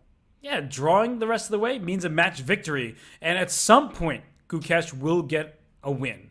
And that's going to be, I think, the biggest moment of the match for me is how Pranav responds to that. Because when you're David versus Goliath, and Goliath you think is going to just win, but at some moment you don't want to unleash the beast, so to speak. And for Gukesh, this game, I think I like the opening for white. Yeah, and I also I want to ask, statisticians of the world, when has a first seed in a championship like this not won a single game this far into the match? Because that's the case right now, right? His points have come from all draws. Yeah, we'll have to dive into the treasure trove of data that we've accumulated over the years of the SpeedChess Championship. And you think about the number 1 seeds in the main SpeedChess Championship, Magnus Carlsen, Hikaru Nakamura, they usually win games, except in Norway Chess, where, of course, everyone saw Magnus did not win a classical game there. That's right. Look at this position. Speaking of winning games, I already love white's position. G4, knight G3 at the right moment. Maybe start with queen C2, go right after this E4 pawn. That pawn is sticking out like a sore thumb. It is, yeah. It's this unusual plan of G4, knight G3, and G4 does a few things. It threatens to kick the knight out of F6, which is a defender. It prevents bishop F5, which would be another defender. And it adds knight G3, which is another attacker. So G4 is like the hero move. Yeah, and queen C2 first, because knight E5 came with a tempo against the C4 pawn and knight D3 check, or knight F3 check. So queen C2 hits the pawn directly. Black may have to spend a turn playing queen E7, and then there will be no knight E5 follow-up because E4 will drop. I think this is great precision from Gukesh, and I'm looking at this position. I'm looking at the clocks. I'm just looking at that E4 pawn. I really believe that Gukesh has the upper hand, and I was going to say his plan is quite simple. Yeah, and there's also situations, Robert, where you can allow knight d3, move your king, and say, yep, that's okay. We don't care. E4 pawn is falling no matter what. So I'm actually wondering how Pranav can just get something going, like something in the way of counterplay. Queen e7, you pretty much have to start with, but we knew g4 was happening. I do not like this position for black. Not one bit. And knight e5, the idea that you're mentioning, is black really going to go after the c4 pawn? I would think yes. And if knight g3, the knight were already there, g5 would trap the knight on f6. So he plays h6 himself to stop g5 for the time being. But after knight g3, e4 just drops. Exactly. Whoa. And we see b5 thrown out by Pranav. And, I mean, understandable. I was actually wondering, was there like a knight f5 that should have been played, or just knight takes e4 because he took, and this kind of gives black what he wants, right? Like, this is turning into a Benko type position. You're 100% correct. Let's bring up an analysis board because Aman wanted to throw in a tempo-gaining move with knight to f5. So at that moment, knight f5 hits the queen, and then you could take on b5 with the knight, and then d6 will fall next. So the knights just from both sides would hit and win that pawn. Exactly. I think he was so focused on winning the e-pawn that he was like, no, I'm going to choose the path forward that wins the e-pawn. Where I think he could have pivoted from his plan, and now look at this position. Black, all of a sudden, has so many chances that he probably shouldn't have had at all. Yeah, and knight f5 takes d6 as possible. The knight on b5 is a bit pinned to the rook on f1. But after knight f takes d6, now your knights are stuck defending each other, and it's uncomfortable as black will start attacking on the king side. Watch out for an h5. After knight f5 takes d6, rook e5, then h5, and it's the white king that will be in danger. Yeah, that's right. It's this g-pawn. If the pawn was back on g3, of course, none of this would even happen, so we wouldn't be here. But the fact the pawn's on g4, it can be used against you, and he takes with the B knight. Robert, what do you think of that decision? Obviously giving up the rook, but he would rather play a position where he's down material in terms of, the larger sense of the word, but he just has a very solid position, no weaknesses. Yeah, if I didn't have the eval bar to look at, I would never put a question mark on that move. It looks very natural. It looks like it helps your king remain safe. Your knights are in contact with one another. And rook to b8. So Pranav is down 2 full pawns here. And I think he wants to plant that bishop on d3 and then claim compensation around that Benko-style activity over on the queen side. Not to mention the d5 pawn is hanging. It is, and I'm starting to wonder on the previous turn, bishop d3 and then rook b8 was probably something that should have been played because as white, I love the decision. Great heads-up move. Knight takes on e4. Yes, take the rook. Knight takes e4, by the way, got a brilliancy awarded to it, and I fully agree. Not everyone feels comfortable just giving up material like that, but Robert, I think that's an amazing decision, and bishop d3 missed by Pranav. Now he's paying for it. Yeah, love that decision there. It looks like white's queenside pawns are about to fall one by one, a2, then b2 next, but there's that pawn on d5 that, well, now it's on d6. That is a healthy pass pawn. The knight on f5. If you kick it out with g6, the squares around your king feel vulnerable, and the knight jumps into e7 with check. So unless black can keep this knight on d7 to blockade that d6 pawn, I think that he will be in trouble, and we see an advantage for white. Yeah, and rook takes b2. It's a weird position because black's kind of achieved the chess player's dream, right? 2 rooks on the second rank is black, but you're not threatening anything on f2, so what's the next step? All I know is don't move your knight unless it's to f6, because knight g6 check was going to be a nasty move. So, like, for example, bishop d5 here, don't take that bishop, because then knight g6 check wins the queen. Oh, that's a great tactic. Yeah, very tricky. Queen on f8, king on h8, and g5. He wants that knight to move, clearly. And now he wants Anastasia's mate, right? There's just going to be a mate down the h-file, especially if you can bring your rook into the action. So be very, very careful if you are Pranav here. I actually think that this one is hard to defend. Yeah, very hard to defend.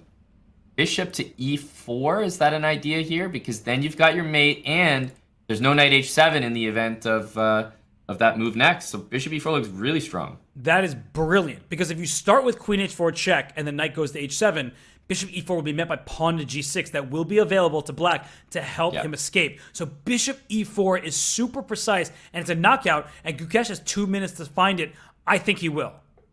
Surely, yeah. No, and even if he doesn't, I do think he's going to get this game. But this is the moment where precision is required, and I think he's going to spot it. And I also don't see any move that black can play after that. Maybe bishop e4, rook d6, and knight h5, trying to play rook h6. I mean, I'm just trying to survive here.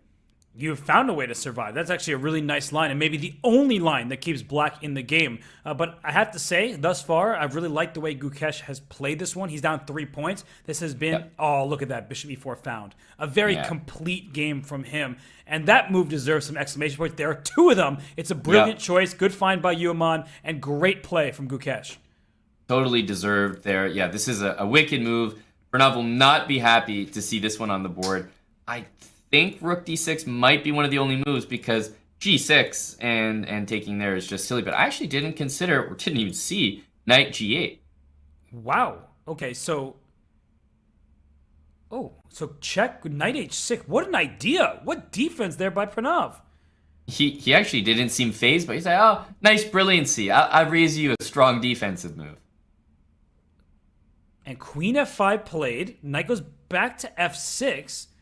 Yeah, your idea, by the way, g6 knight g6 was available there. So, wow.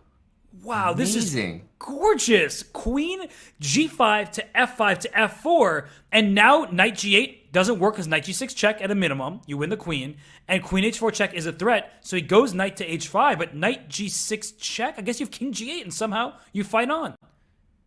This is an incredible line. And I mean, both guys are going toe to toe. It is as impressive to see the attacking moves as it is the defensive moves here. And queen h4, so g6, he'll take on g6 probably with the bishop because you Yeah. can't take with the pawn. So finally, we get this position that you expected earlier, and now white has two minor pieces and a pawn for a rook plus a safer king. This is Wow. a great position for Gukesh. He should And be able to post it. I did not expect us, Robert, to get here the way we did. I didn't factor in those beautiful, beautiful moves on both sides. But yeah, I mean, you called it here. White has to win this game. I'm just gonna go out and say it. If you don't convert a game like this with the match score the way it is as Gukesh, then I think you have a lot to be concerned about. Yeah, 30 seconds on his clock. You should be concerned about that as well. I would play rook c1 and try to play queen c8, back rank checkmate. And white has a safe king. The king on g1 is perfectly defended over there. So let's just coordinate our pieces. He plays knight c6, a move I don't love, but I guess the black queen cannot leave the back rank. That's right. And I feel like white just needs to like bishop g2, sort of like recoup here, just bring everyone back to base. I think that's the secure way to do things. Queen f8? Yeah, there we go. Okay. Totally forgot. You know what's funny about those ends of games? People are like, oh, I blundered mate in one. It's like, no, actually Gukesh outplayed Pranav all game. So it right. ended up with checkmate in one, but that was a very brilliant game from Gukesh. Now he really must was. feel like he's back in the match. Totally. And, you know, the fact of the matter is that's absolutely correct. He is back in this match. That is a big step forward for him. And I think going forward here, got to hand Gukesh a lot of credit. He might have heard me. I said I'm pretty sure that he's going to start winning a game. Did he hear me talk about that stat about a number one seed not winning a game? I might have rallied the demon inside him. Hey, UMBC, a chess school, but also a basketball school, upsetting the one seed. And Gukesh does not want to be upset as the one seed. And this position has become very trendy at the highest levels. The bishop went to g4. The d4 pawn feels a bit vulnerable, but for now, white has enough defenders there. And it's Pranav with the first thing. And it's usually a bad sign when you get into an opening that is well known at the highest levels, and then you start thinking, but both players seem to be unfamiliar now on move 10. Yeah, a lot of times when you see a very strong, well-prepared player thinking early on, it's not that they haven't seen it before and they don't know what to do. It's that they have seen it before and they have so many options of how they want to proceed, and they're just kind of deciding, what game do I want to play? You know, do I want to play the line where I give the bishop pair up, but I damage the pawn structure? Do I, you know, basically sizing up your opponent, how the match has been going. So a lot of important decisions to make early on. And I talk about those double pawns. Robert, bishop takes knight. White is actually ready to, a lot of the time, play pawn takes on f3 just to dislodge the knight on e4. Very counterintuitive. It's right, though. You force the knight out of e4. If we see more trades, knight takes e3, b takes e3 only helps white. You get to establish a protected pawn on d4 all of a sudden, and the whole point of g takes f3 is that if the queen took on f3, the d4 pawn was loose. So that's why you're encourage, or you kind of have to take on f3 with the pawn in these types of positions. So Gukesh he's in for a think. Now f6 is a very thematic move in these types of positions, just trying to chisel at the center, open the f line. I'm wondering if it's the correct move right now. Yeah, if f6 pawn takes, you also can't really take with the queen because of the d5 pawn. So lots to consider, and he's basically doing your move, but going one step further, saying, okay, I'll go f5. If you want to take me, it's the same as f6. But if you don't capture me, and guess what? You have to decide right now. You don't take me, the knight on e4 is there to stay.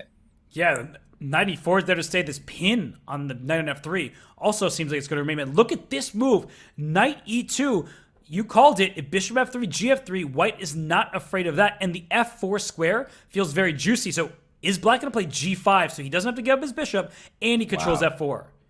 Wow, G5 would be quite the move.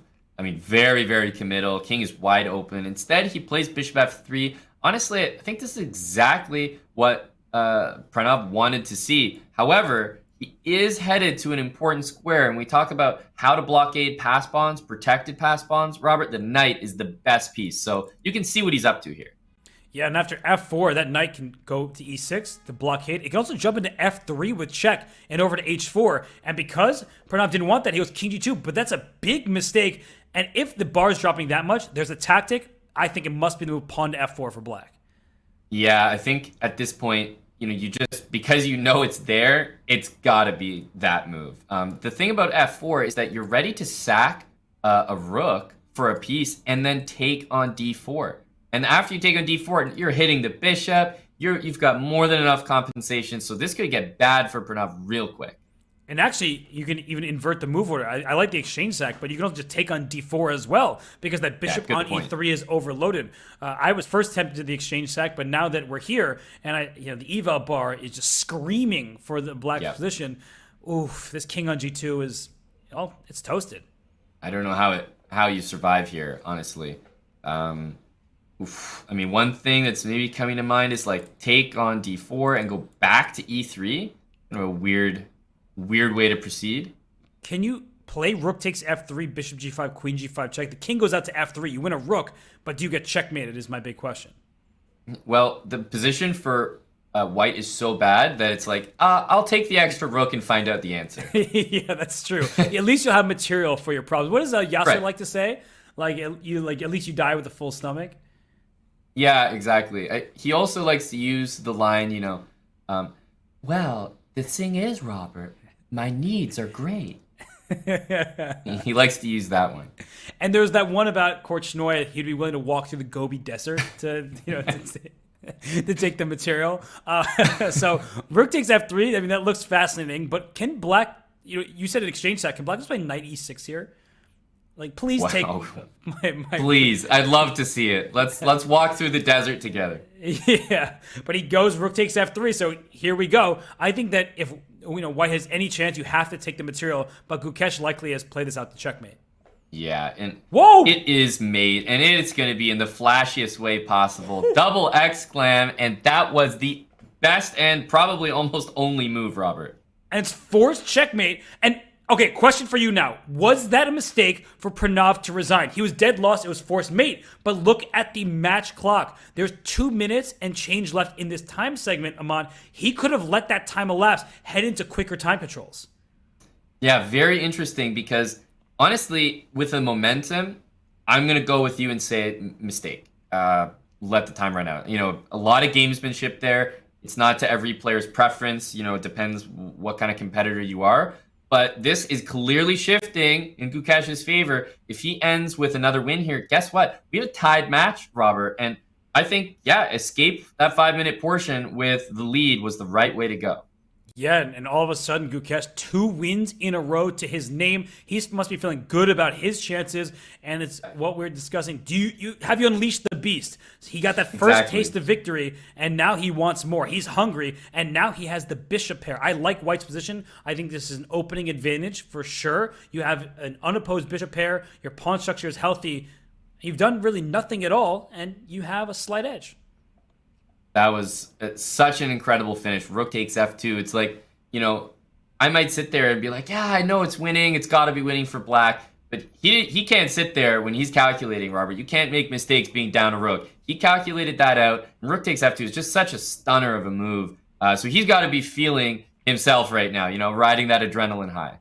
For sure. And Gukesh, he's down on the clock in this game here. Pranav is playing much more quickly. But I'm looking at this position, and I just don't see any risk in white's camp. You just castle kingside, very safe over there. Bishop on e5 looks nice. And for black, if you castle kingside, at some point, will white play f4 and maybe f5 and just start throwing pieces at the black king? Yeah, I mean, you definitely can't castle queenside. So if you're not castling kingside soon, I'm with you. I'm wondering how you even proceed. So he goes knight d7. Is bishop takes g6 available? I guess not because of knight takes e5, but now bishop g6 is a threat. That's right. Bishop takes. queen takes and queen takes e6. So he goes f5 to deal with that. But man, if this position opens up, it is going to be a disaster for black. Yeah, I'm already looking. It's a Carlsbad structure. I've been so focused, on the bishop pair. Can you play a3, b4, b5, and you just have a strategic plus? Yeah, the queen on a5 is not supposed to be there, right? This is a strange position because, okay, now the queen goes back, but you can't stop b5. You play a6. How slow is black's position? You still haven't castled. Yeah, and I'm not trading on h4. And he plays bishop h2 because that would allow the queen into h4 with the knight g5 to follow maybe some sacrifices. The bishop on h4 is actually in black's way. You want that open line. You want to start attacking, but there is no attack that I see. I mean, this just looks like another one-sided game for Gukesh. If he wins a third game in a row, he'll even up the match score, and this is the last game in the longest time control. The match clock is at zeros, which means we finish this game, and then we go to the 3-minute plus 1 second increment time control. Absolutely. This looks close to, definitely much worse, but almost teetering on lost if you don't make the right decisions here. Pawn takes on c6. Pawn takes bishop a6. You're already losing that rook. And if you take with the rook on c6, I mean, I'm just moving my queen, and good luck defending the d pawn, the b pawn. Do not like. I'm with you. I know you didn't want to use such strong language. You kind of held yourself back. But strategically, I think, we call these positions about losing for black. Like this position, You're just hanging on by a thread, and it's going to be hard to continue doing that. Pranav is down on the clock. He is down facing a bishop pair. His king is in the center. Even if he castles, his pawn structure will be compromised or he loses in exchange. Gukesh looks ready to win his third straight game. He does. He's up now, approaching a minute on the clock. Knight ever returns to f6, which I was about to say, like it looks like it almost has to. First of all, bishop a6 is winning material. Bishop can slide into e5 as well. At this point, I'm collecting material with bishop a6.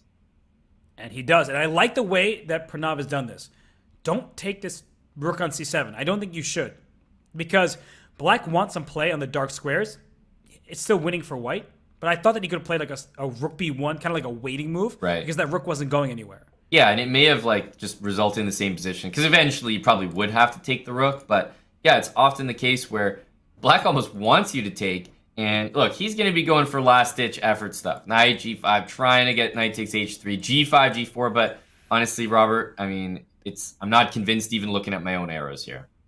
Yeah, and the more we see this position, the more I'm like, yeah, just take the rook. That was the good call from Gukesh. And he's thinking now he has many good options. Does black have some semblance of attack? Is there anything that Pranav can do to spice this game up? I'm desperately looking, honestly, and I don't see anything. Knight, I mean, like f4, the g6 pawn hangs, g5, the f5 pawn hangs. I'm trying to find it here. I see something. Knight g4. And if you take queen h2 check. Oh, you're sick. You're sick. We have to put that on the analysis board. That was a threat with the rook on f1. That's why he went rook f1 to c1. And of course, king f1 will be played, but this is what the fans want to see. Wow. Yeah, but that actually goes to show that rook f1 moving out the way was critically important. Right. Yeah, knight g4 was a legitimate threat to win on the spot in that game. Okay, so he moves his rook out the way. Knight g4 just gives away another piece. So this looks like knight b5 is a threat for white. You're just barreling down the c-file. I think that Gukesh is taking this one. I mean, what can black do? You castle, you just lose more material. You don't castle, your king is probably going to be in trouble. Mm-hmm. And I just don't see any attack for black. Yeah, not only was that a really cool idea, but so much credit to Gukesh for spotting it. I honestly probably would have played rook a to b1 and just try to go rook b7 in that position. And the fact that something so nasty was looming in the air did not occur to me. And, well, for Pranav, he has nothing nasty anymore. The only thing that's nasty, unfortunately, is his position. And I'm looking at the moment, and I'm wondering does knight to b5 work, or are you just grabbing the c6 pawn? Yeah, that looks very, very convincing. Trying to find a way for it to work, and wow, he just goes straight for it. Wow, it's a brilliant move, but isn't he giving up material? Knight takes d5, queen takes c6. I guess he gets 2 pawns for a piece, and that light square diagonal seems to be a problem for black. I think he just ties every piece down because the bishop's going to come back to c4. The rooks just invade, and the knights are so clumsy. Like, if you have to take and play knight c7, I think bishop c4, rook b1, rook b7, and every single piece in black's position is tied down and can't move. It's true. And if you play knight d8 hitting the rook on c6, you can play bishop c4 actually, because you Really get nice. both of the knights in a row thanks to the check on d5. Yep. Bishop c4 or rook b1 here look like the moves, and this is just really savvy conversion technique by Gukesh, teaching everyone here a thing or two. He did not want to play that position, with the queens on the board any longer than he had to. I feel like the teacher's pet. I had a front row seat to that lesson. That was very instructive. Knight takes d5 was not a move I was considering. I was thinking about going the knight in the other direction, but he gives up material to get some, and rook b7 check, a huge threat. If black plays rook to d7, you can maybe take on d5 and then play rook b7 check, and you win another pawn on a7. So right now, white has, 2 pawns and a rook for 2 minor pieces, but the knights are clumsy. Yep. Rook b5, more pressure. That king, by the way, cannot wait to leave that light square diagonal, but there's just no time. No, there isn't. And there's no time on Pranav's clock either. He drops down to about 35 seconds at the moment, and his knights are stumbling. And you can maybe even play rook b7 right now and just pin everything. That's right. Yeah, rook b7 looks like the move. Rook to e5. I mean, everything works. At this point, you're just kind of picking and choosing. G3 later on will just be such a strong move. So we'll just watch him convert this because it's honestly just a beautiful game so far. So king e7. d5 seems to win a piece. The knights are kicked away from the defense of one another, and that should finally be that. Yep. I don't think we'll see him playing on much past this. Yeah, d5 should be it. Knight takes d5. We just trade the rook first, and then bishop takes. Ooh. Oh, d6 Ouch. check. So strong. Yeah, he just forces that rook to capture, and then you win the knight on c7. You keep trading pieces, and I think, doesn't d take c7 get you a new queen? And that's check, by the way. Yeah, that's a good point. That is check. That's probably going to do it. Knight takes c6 and queen, and fortunately you have that escape square, so nothing to worry about. Wow, what a performance by Gukesh at the end of that 5-minute segment, Robert. This is a tied match and completely, turned this whole match on its head from what we saw at the beginning of the 5-minute portion. Yeah, it's a tied match indeed, and it's 4.5, 4.5, but it started in Pranav's favor. He went out to a lightning hot start, and then suddenly 3 wins in a row for Gukesh to end that time segment. The players will get a break, and I think it couldn't come at a better time for Pranav. He needs to rest a little bit and then start that 3-minute section fresh. He does. Yeah, no, it's absolutely necessary here, Robert. I think the fans are truly getting, their the best match possible out of this. We saw him fall behind early, but Gukesh brought it right back, showing everyone why he is the #1 seed and why you can't count him out that early. It's a momentum type of game, Robert, and we saw the momentum for both players on display. We did, and when you see 4.5, 4.5, a tie score, you think, oh, they were just even throughout. No, there were a bunch of wins for Pranav, then 3 wins right there for Gukesh. So both players have been swinging, and that brings us to an important question, one that we are getting getting the community involved with, because this week we asked our Discord community to discuss a controversial topic in chess. Should the draw offer be banned? We debate chess topics like this every week in the chess.com Discord server. Aman, I've been very vocal about this. I think the draw offer should be banned. What do you think? So, I actually don't know about your vocal stance on the draw offer. You say you've been vocal about it. I actually didn't know that. So, can I put you on the spot first? Maybe everyone's like, oh, Robert keeps talking about this. I actually haven't heard it. So, why should it be banned? Well, I just think that it encourages people to bail out, even in critical moments where the result is up in the air. Think about your own tournament games. I know when I was younger, someone would offer me a draw in a complex position, and I would be tempted to take it, but that deprives spectators of the excitement of those games. And players, they do what's best for them. So I'm not even blaming individuals. If they think the Berlin draw is for them and they force that repetition, you can't stop that. That's in the rules of chess. Maybe organizers can stop inviting them, as Sam Shanklin posted about on Facebook. He thought that people who do that kind of stuff, shouldn't be the people getting invited to tournaments. But draw offers are different. Like, you are in the middle of a complex game and you're like, let's just end this one and we both get half a point. That's not something you see in most other games or sports. Yeah, I think that comparison at the end is immediately where my mind goes. Is the way I would even approach the question is like trying to reference another sport. I watch a lot of sports. And I'm trying to think, like, at what point can everyone just say, all right, see you guys next week. It can't really happen like that. So to be honest with you, I've never thought about this question until it's literally been in front of me right now. But I would say that I lean towards yes, and I would probably need to be convinced otherwise, because there's just too much obvious compelling evidence that, why are we allowed to just stand up and walk away from an ongoing game, an important struggle? But I also don't know if I would be a GM today if I didn't offer a few draws, Robert. So not going to say more on the topic. It's the ultimate GM bailout when we're in trouble over the board against a low-rated player. Exactly. You offer a draw and hope that they accept. But do get involved in this discussion. It's an important one, and I think that it's an interesting one. So please get involved with our Discord community. And for now, Aman and I will take a break. But when we return, what's not up for discussion is it will be an exciting continuation of the match between Gukesh and Pranav here in the 2023 Junior Speed Chess Championship.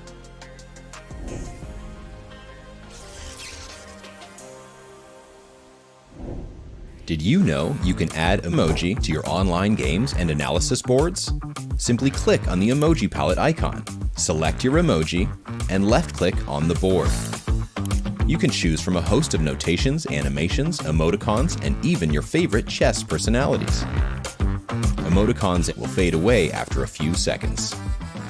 However, notations and special animations remain on the board until they are cleared.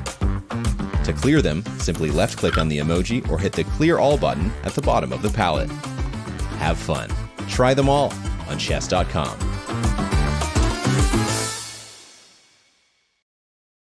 What's the best way to follow any chess event, from the Champions Chess Tour to the Candidates, Speed Chess Championship, Title Tuesday, FIDE World Championship, and so much more? Chess.com/events has all of the top chess tournaments played both over the board and online. Analyze and review games from the world's greatest players with live commentary, cloud analysis, Opening Explorer, and table bases. Find all the key event information, including schedules, prizes, results, news reports, player bios, tie breaks, and more. Even compete by voting for your predicted results. Explore chess.com/events today on web or with our iOS and Android apps and experience chess like never before.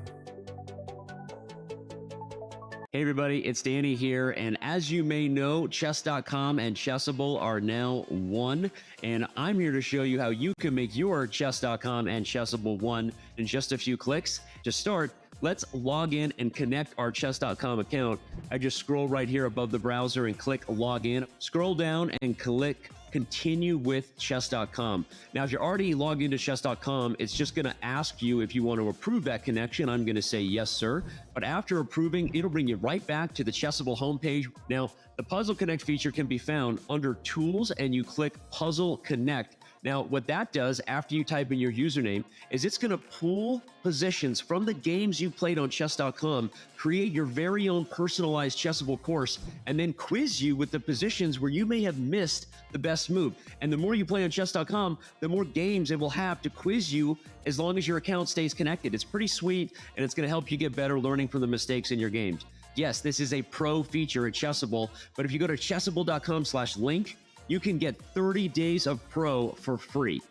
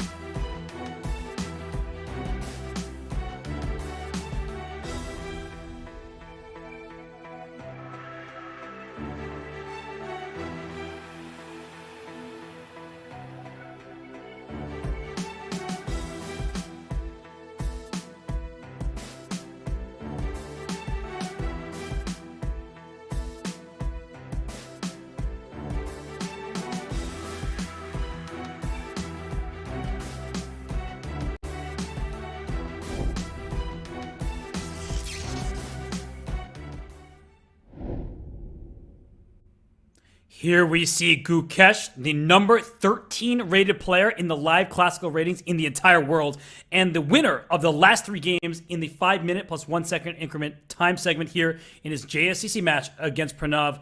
Aman, it was not a pretty start for him. He was down by 3 points. Now the match is tied, but he must be feeling pretty good about himself, is Gukesh. Absolutely. I mean, the match score tied up there in the 5-minute portion.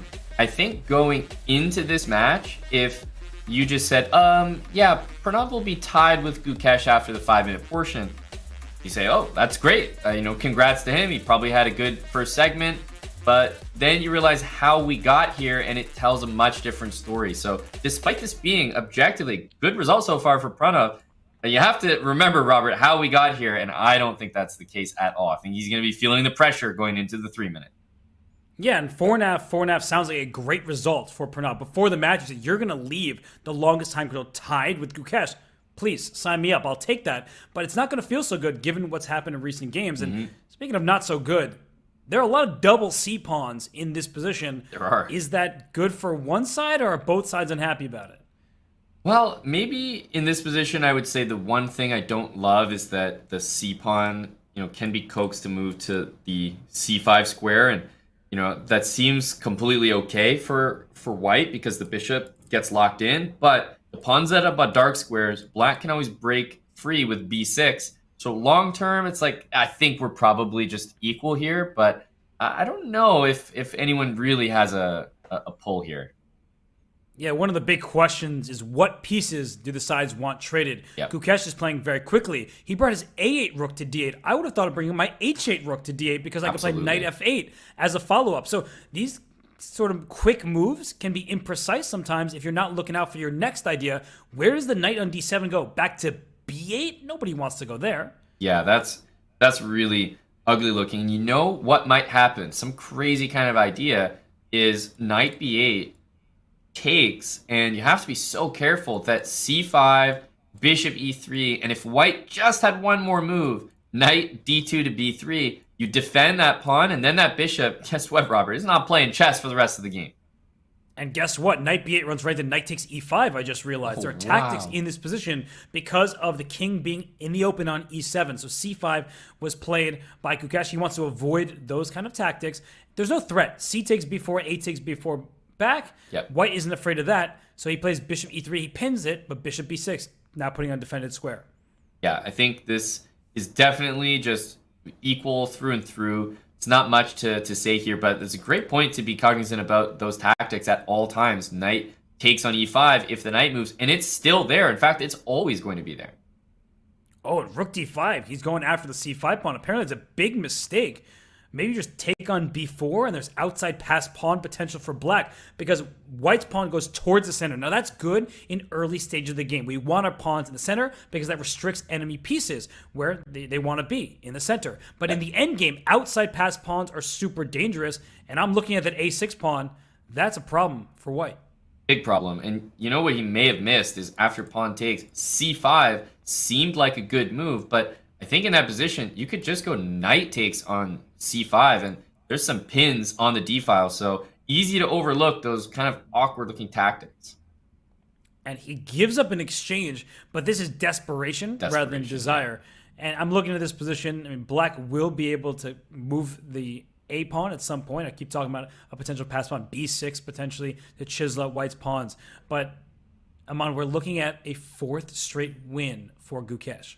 Yeah, and this move E4, so much stronger than it looks. The knight could not use the D2 or D4 squares because of that pawn. So you're forcing the knight to H4, E1, both really, really poor squares. And I just think Gukesh needs to do exactly what you've been talking about. B6, A5, make a pass pawn, and the 2 rooks should beat the 1 rook and the lazy knight that's barely going to join the action. Yeah, knight G2 might be met by G5, keeping that knight, banishing it out from forward squares. And in fact, the knight can't get anywhere because that knight goes to G2, G5. And it goes to E1, the knight on E1 dominated by the pawn on E4. That knight is not participating in this game. Yeah, C4, knight E1, knight C2 is needed. So I'd like to see that sooner than later if I'm Pranav. But at the same time, as soon as you switch your knight to the other side, I see H5 and breaking through on the king side. Yeah, rook d8 to h8, pile up on the h2 pawn, and the white king could be in danger. So he goes knight e1, but where's that retreat really getting him? As you said, you go knight c2, you get knight d4. It takes a long time. Yep. But I do believe black needs to be a bit precise, because if you do let this knight back in the game, look at that massive pawns from b4 to d5. Like, those could become passed at some moment if you're not careful. Yeah, I got the Tetris block there. If you play d6, takes, all of a sudden another pawn goes to c5, protected pass pawn, and knights are always tricky. Remember, these are 3-minute games, so time is ticking a little bit quicker. Knights are tricky, but is he going to really get to that time scramble stage where the knight is a real problem? I'm not so sure. And g4, he wants g3. He wants to open up that white king. Actually, that white king is kind of in a mating net, so bringing the second rook into the attack might just be devastating, and he times it well. g3, he's just opening it up, and this should be that. Yep, I think you could probably take this rook. Okay, decides to double up. Yeah, the knight just doesn't support these pawns, Robert. I mean, you can play d6, but that's pretty much the end of your hopes and dreams there. And the rook's coming to b2 because he wants to provoke b5 and play a5. That outside pass pawn, at long last, will find itself roaming up the board. Yeah, and watch out for c6, b6, d6. That's a breakthrough. If you play a5, I'm just wondering about c6. I think you've got to take it. Yeah, you grab it on c6, and it feels like white's pawns, there's many of them, but not quite enough, and the a pawn does run quickly. Yep. Now, if no breakthrough works here, then I think we might actually see him reaching for the resign button. Pawn takes is important, and of course, a very trivial move for someone like Gukesh. Yeah, so a4 is their knight b5. Okay, there is a little bit more caution required. So he brings his king in, Gukesh, way too principled a player. And can he even take that knight on b5 and just play king d6 and win that pawn in game? I think that might have been a way to do it as well, but he's spoiled for choice here. Too many options. This is easy. Very straightforward. Bring your rook back to b4. Then the king cannot approach the a pawn, and a2 wins the game. Mm-hmm. Does have a choice. It's like, do you want to allow white to have a position with a bunch of pawns and a knight against your lone queen? So he opts to totally prevent that. Did he intentionally allow this? I don't think he did. So d6 check is a great move. If you take c5, is check winning the rook. So he slides back to d8, but that's a scary moment for a player. They don't have the eval bars to look at. It's true. Yeah, d6, king takes. There was pawn to c5 forking. It just shows that Pranav is never really down and out. So he just takes on c6. Good idea from Gukesh. Now he takes everything. He wins the knight. He wins the game. He has his first lead of the match, 5.5, 4.5 in Gukesh's favor. That's right. And I think we've been talking about important games, important moments, Robert. I would go so far as to say I think Pranav has the answer right about now, because it's going to start pulling away. The match score is going to just slowly get out of hand if he doesn't score at least a draw to stop the bleeding. Amazing stretch of games from Gukesh. He's just playing much better quality. And for Pranav, it's a tough moment because you know how strong Gukesh is. We talked about that video that's been posted on Twitter. These two is a Chess-Based India video from about 6 years ago when they're very, very young and they're talking together. But right now, Pranav needs to find his footing. And I just don't know how he does that. Like, how do you stop someone who is 2750 almost when they're on a rampage? I don't actually think you can. If a 2750 starts playing at their level or above, you actually just can't stop them. Good luck to you. And Pranav right now, he's a bit passive in this opening, but it's well-known territory where white has a lot of space, but how do you actually break through? There are no inroads to get at black's pawns. For example, the d6 pawn looks weak, but it's well defended. Yeah, now, we didn't see d5 on the previous turn. I wondered if it was possible, but he didn't like knight b5. So he's bringing the queen back. But I feel here that d5 needs to occur now because e5 isn't playable. But him not playing d5, I'm getting more and more concerned for the position, Robert, because what do you do with this knight on e7? It's like the worst piece imaginable. So he plays d5, and I was wondering if he was concerned about pins down the d file, because there's a rook, it usually wins a stare down with the queen, but there's also a rook on d1 behind that queen. So for example, knight d to e2, maybe not this moment, but the point is that you don't want to take either pawn for black, because queen takes d8 gets 2 rooks for the queen. Yeah, so I don't know. I do feel like the knight on e7 was horribly misplaced for this opening. Like, it doesn't have anywhere useful it can go. The e4 pawn covering all the forward squares. So I think that for a few moves here, white needed to make some sort of move like f4, like rook e1, just threaten e5. So you always had an answer to d5, and then you can just do like literally whatever you want. But this is going to get active. It's going to be a spicy middle game here, and I think that's what Pranav needs. Yeah, I like what you were highlighting, because that's more in the style of the Moxie bind. In the Sicilian, this wasn't a Sicilian, but it was a similar type of structure with pawns on the C file rather than the E file for black. But we see D5, the break is important, and now for Gukesh, he does bring his knight back to F3. Please take me on C4, he says. I will gladly take your rook on D8, get 2 rooks for the queen. And this is exactly what you were highlighting. So definitely a great idea. Will we see the imbalance here? Because honestly, I think it could be playable, and another way to get there is maybe with a move like knight e4, but as long as there's no tactics that are in the air with knight g5, I wouldn't mind playing 2 rooks against the queen, but it looks tough to achieve. He just plays bishop f5. Oh, apparently knight takes d5 was a blunder. So knight e4, how do you maintain the connection to that bishop? Playing way too quickly there was Gukesh.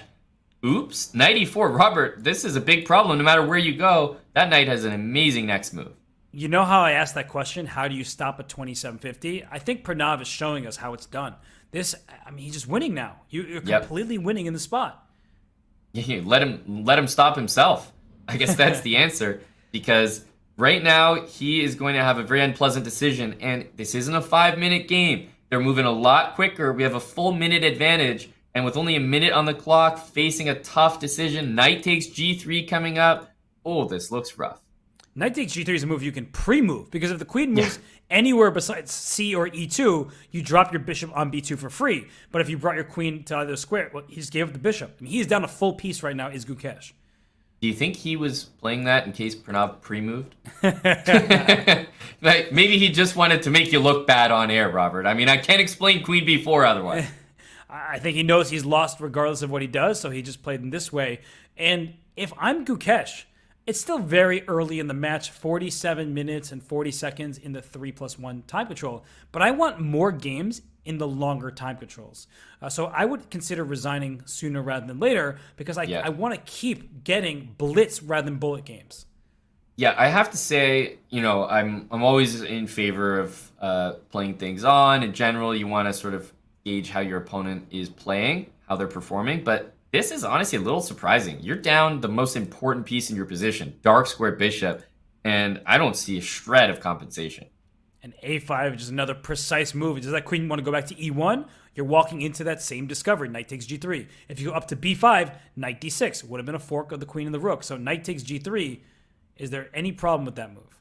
Because now you're right in that discovery that you were trying to avoid on the last turn, except you're down a bishop in the process. So wasn't it better to just play queen e2, kind of bite the bullet previously? Probably. And he goes knight d6 instead of resignation on the spot. It is once again a tied match. Buddy Pranav responds. Gukesh had won 4 games in a row. Aman, right now, we see the score back to level, 5.5, 5.5, and Buddy is playing great.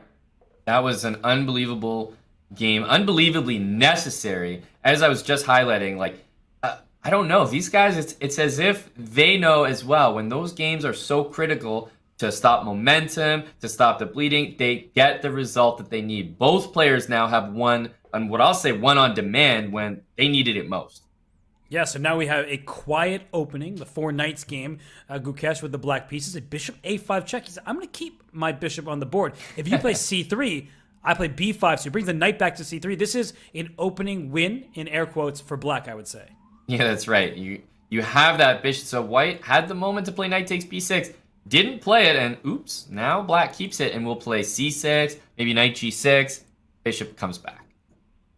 And look at that, knight g6, even after white played knight h4. Take me. How many times have we said, play king h8 and f5? I'll open the f file by simply trading knights there, and Pranav wants no part of it. Yeah, he says no, thank you. And it's always disheartening when you play a move and you're like, yeah, now they can't play knight g6. Meanwhile, the opponent, a knight g6. Okay, your turn. It's like nothing feels worse than that. It's true, and now it feels pretty bad in the center where black is gaining steam. But watch out for sacrifices on h6.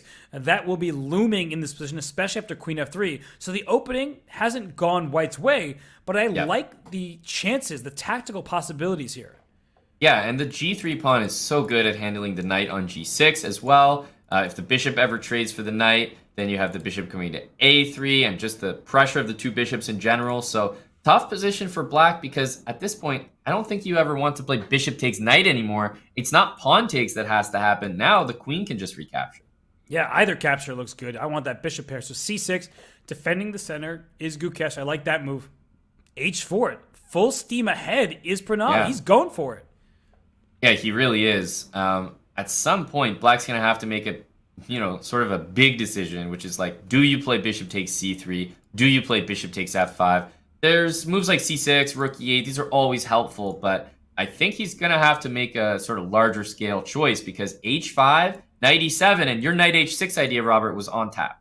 So there he does take the knight on f5, and he goes queen c8, offering a queen trade. I see the eval bar. It's sliding slightly in white's favor, but I actually really like this decision from Gukesh's perspective. He's trying to get white's most important piece, most aggressive attacking piece off the board.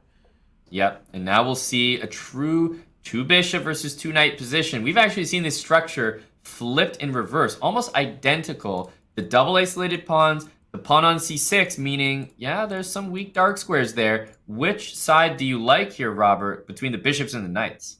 I tend to like playing against double pawns in blitz, but I also love myself a good pair of bishops. I would say that there is dynamic equality, and that seems like a cop-out, but I think it's also very important to think about the pluses and minuses. It's not just we have even material because there's no +1 for either side. This is a position where both sides have certain advantages, and I hate the c-pawns for white, but they're also very hard to get to. And for black, I like that the king feels very safe thanks to the knights over there, but I don't see any ideas, and white might play bishop h3, pawn h5, things of that nature, so I could see a future where white does go after the black king. Yeah, and I was going to say knight g4 will force the king back, and probably black will retreat as well. Honestly, I like white's position enough to continue, but it's actually the players who kind of had the opposite. It's black who played on. I'm not sure if either player was planning to repeat, but nevertheless, we do have a game continuing here. Where does this bishop on c1 go? It can't go to e3 because you drop the e4 pawn in some of these variations. Maybe there are some tactics with the bishop sliding back to g2 for white, but I don't think you can play bishop e3 because the queen takes e4. So if that's the case, how are you going to connect your rooks? What's your rook on a1 going to do? I like the move bishop to f1 because maybe bishop b5 can be played. I was also thinking bishop to c4, although the move a6 kind of deals with both of them. I like the way Gukesh is handling this, but I also like Pranav's clock. He is moving very quickly. He has a perfectly good position, but I think that he needs to come up with a plan, and that's the issue that I'm seeing for white right now. The bishop on c1 is such a problem piece. It is, yeah. Long term, though, if black plays b5, it does kind of help white in the sense that the a-pawn is a weakness. Getting to trade it off is kind of nice, and you will be able to target the pawns in the future. So I don't really think that black's achieving a lot with this. In fact, you could say the rook on a1 wasn't doing anything, and now if we trade things off, that might help. Yeah, I didn't see the need to rush that move, but I understand it, and the clock is evening up. But I think black can also play c5 to c4 and shut down the light square. Oh, I don't like a5. I have to say that pawn looks like it's going to get in trouble. Yeah, do not like that. Now it feels like, the knights can pop into all these important squares. I think trading and getting rid of that rook was good. Now the pawn's weak on a5. Now the rook's not doing anything on a1. Both could have been solved by capturing. And you still can't play bishop e3, so the bishop might have to go to a3, but it's not doing much of anything there either. The rook is coming to d8 for black. Suddenly, Gukesh has the upper hand on the board and on the clock. So what do you think about bishop f5? Basically, if you play g6, I don't know if I'm right, but I want to say, hey, I'll just go back to h3. In the meantime, I'm dreaming of bishop e3. Just bishop f5, bishop e3. It's true. You get a little somewhere. But now he's going to go knight to e7 back, I imagine. So he can take this bishop on f5. And black really does have the upper hand.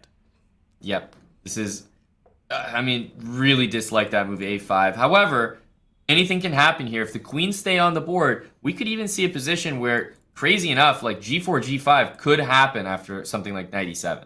So the bishop finally develops to e3. Apparently that wasn't the correct move, but it goes up to b6. The problem is white is doing one move threats. Structurally, white's in huge trouble. Yep, I do think that his position has improved. Like, I'll take the bishop from c1 and put it on b6. Thank you very much. For sure, but look at this knight c8. What bishop on b6? I'm about to grab that piece. Take my knight on c8, why don't you? Now you've lost your bishop pair, and the e4 pawn is a permanent weakness. Mm-hmm. And yeah, this bishop doesn't really do that much. If you go back to e3, then queen takes e4, I don't think you can stomach that position. So trying to find a way to maybe sack a pawn and keep going here, but I'm not sure there is. He goes g4. I kind of like the move considering the time, but this is just not enough, surely. No, it's pure desperation. g5, you just take it, play knight h7. The rook on d6 is perfectly placed. He preemptively goes knight to h7. He wants to wrap that knight into f4. Knight g6, knight f4. Yeah. Knight on f4 is going to hurt. Very, very strong move. This is a masterclass now for Gukesh. Only 1 second for Pranav. There's no saving this position. g6 will happen. It did happen. White played it and then resigned after it was captured. And that was a very nice game from Gukesh, a strategic dominance over his opponent. And there was that moment where they could have made a draw, and guess what? Gukesh played on, and he was rewarded for it. He was, yeah. Whether or not that was the objectively best decision, I think it goes to show, like, we've had a lot of draws in this match, Robert, but they haven't been like, oh, let's agree to a draw and shuffle the pieces. They've all been hard-fought draws right to the very end. And Smarter Chess predictions brought to us by chessgoals.com. They suggested that before the match, Gukesh was a 67% favorite. Now he's back to around 64%. That number was not how you look at the graph. It went down from Gukesh's perspective and now back up thanks to his wins in recent games. He's up 1 point, 6.5, 5.5. And I have to say, this position, I get it from the black side all the time in blitz, and I always struggle. I'm gasping for air. Black's pieces have no squares. Yeah, and you kind of, whenever you have this structure, I feel like the normal thought is, oh yeah, f5, a King's Indian attack kind of style. But white's the one with that position. Black has no support for f5. It's not happening. So where is black's play? He's slow playing it. Queen c7. He takes. He wants a rook on c8, perhaps. A baby bishop to a6. Because if you play c takes d5 for white, bishop a6, you don't really want to play b5 and hand black that juicy c5 square. Yeah, that would be a big mistake. White is looking to leave a pawn on b4 for the entire game here, if you could. Yes, keep that knight on d7 at bay. And you look at the pawn structure. If you could move that pawn on e5 away, maybe the e5 square would be available to the black knight. So right now, black plays rook c8, taking over the c file. Don't play rook c1. The queen will take it, and then white would be in trouble. Mm-hmm. Yeah, and we're happy to trade these bishops as well, like bishop a6. First of all, queen takes a6, I can't help but calculate. Although, obviously, moving the queen away makes a lot of sense. But suddenly, black might have like a b5, knight b6 at the right moment to free that knight from d7 and play on the queen side. He says, play on the queen side, I will. Queen c2, rook c3 to follow. I think suddenly Pranav is doing great. And the time, don't forget, I mean, he's way up on time. This opening for black is definitely one that you can just get some moves out really quickly, really casually. I don't think that he's really been calculating too much. He's just trading pieces, opening the file, invading. I don't think he's going too deep, which is why he has this huge time edge. Yeah, he's working by feel and experience, which often is more important than the objective evaluation that the bar says, oh, white is slightly better. Who cares if you don't know how to follow it up? And queen a4, what a move, going right after the b4 pawn. I think that white's position is about to fall apart. Yeah, we might see rook b1, and after pawn takes, black owns the only two open files in the position. So, yeah, I mean, the last thing, Robert, is I'm looking at the knights, right? How does black's position improve past that? You mentioned b5, knight b6. Might be time to get something like that, because without the knights getting involved, I don't know how good black's position can get here. It's a fair point. And he goes rook c3. The knight goes back to b1. So Wow. if rook b3, you might be venturing a little bit too far. It might work out because the knight can't go away from b1. The a3 pawn needs defending. But it just feels a little awkward to go there. I'd rather go rook c2. Yeah, rook c2 is a more natural move for sure. If he wants to keep the speed up, I think he's going to choose the more natural rook c2 just to, keep the tempo. But it's possible with a little bit of calculation here that rook c3 to b3 might be the decision he makes. Yeah, because a takes b4 is a huge threat, and now we can steal the a3 pawn. But look, Gukesh had this ready. He's giving up a3 because he wants knight c4 at the end. Mm-hmm.